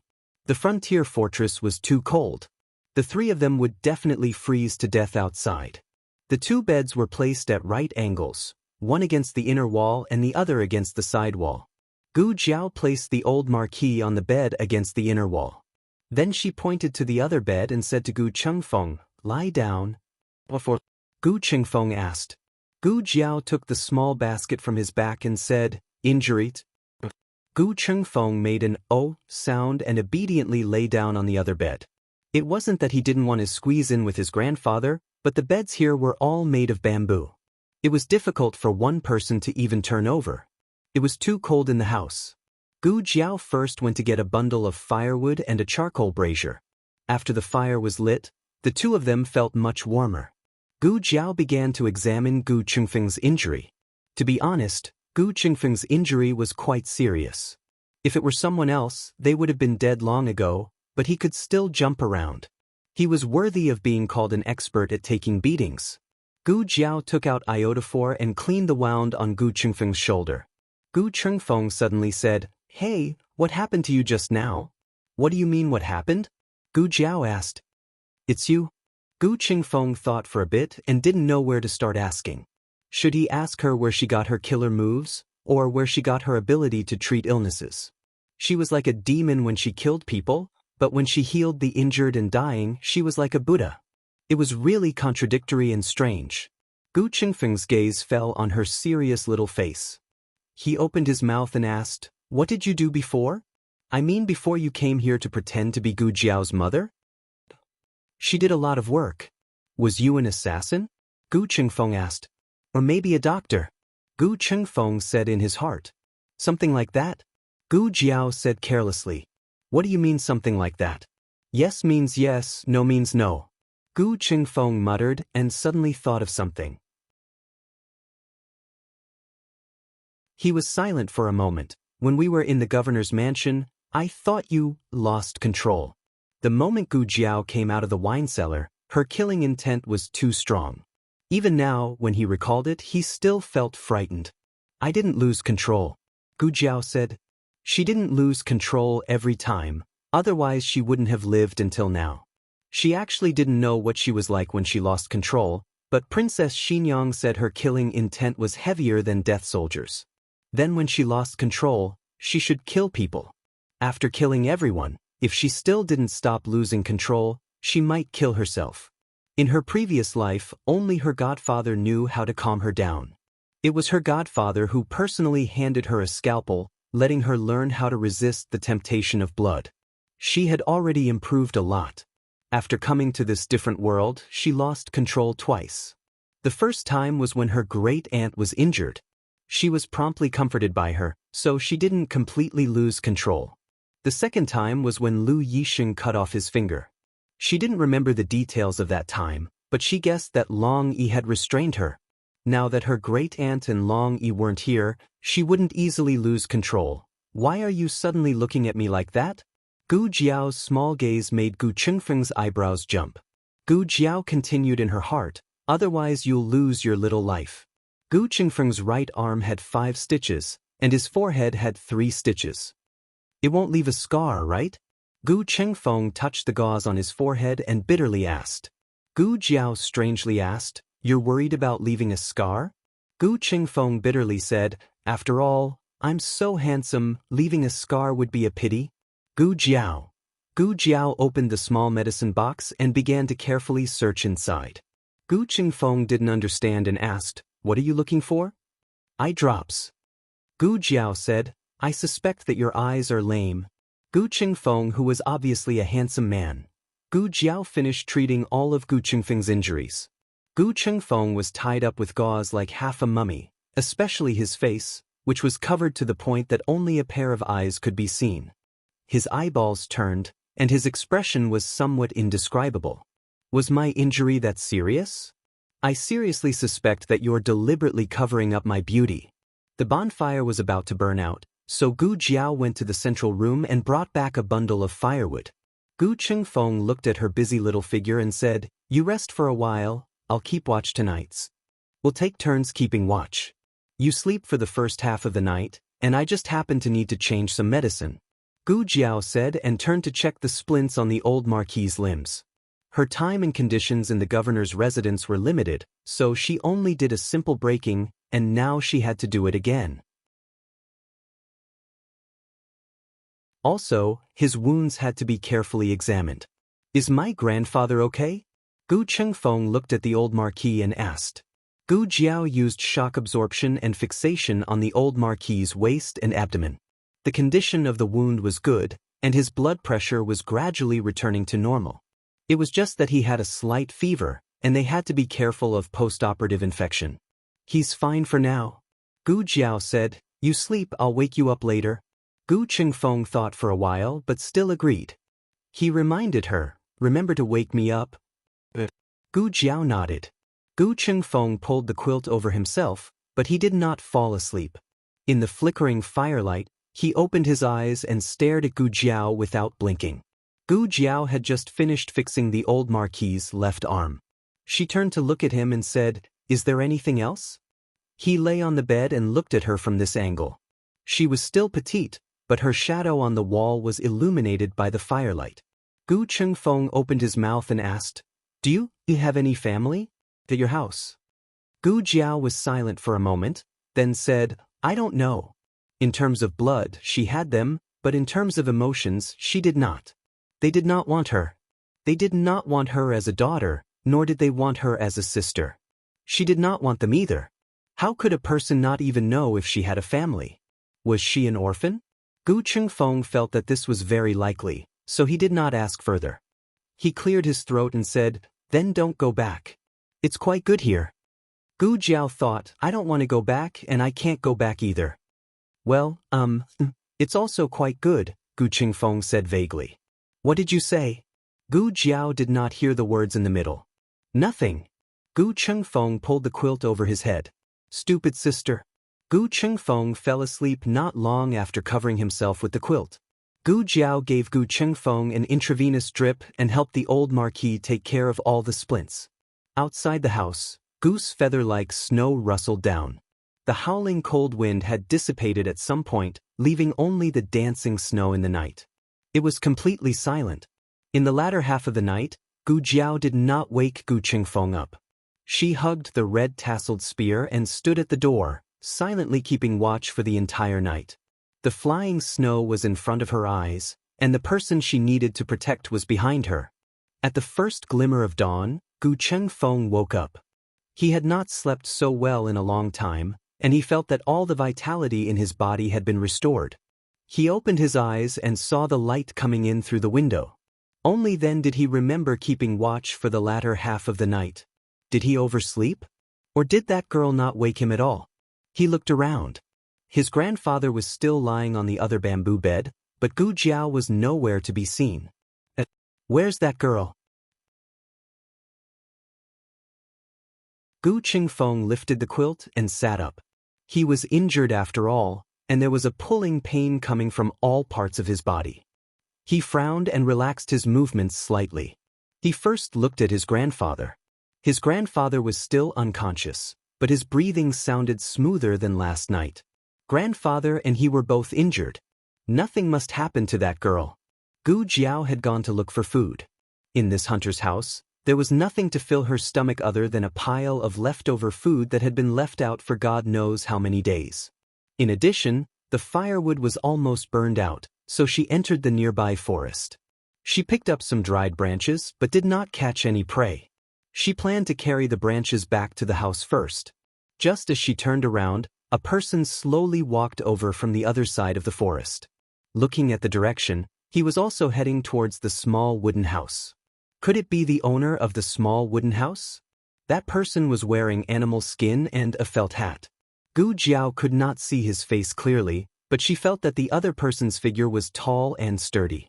He walked in the snow up to his thighs as if he was walking on flat ground. He was an expert. Gu Jiao made a judgment in her heart. Gu Jiao walked towards the small wooden house with the branches in her arms. The two unexpectedly met on the way.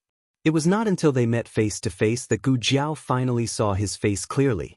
And he also saw Gu Jiao. Both of them were startled at the same time.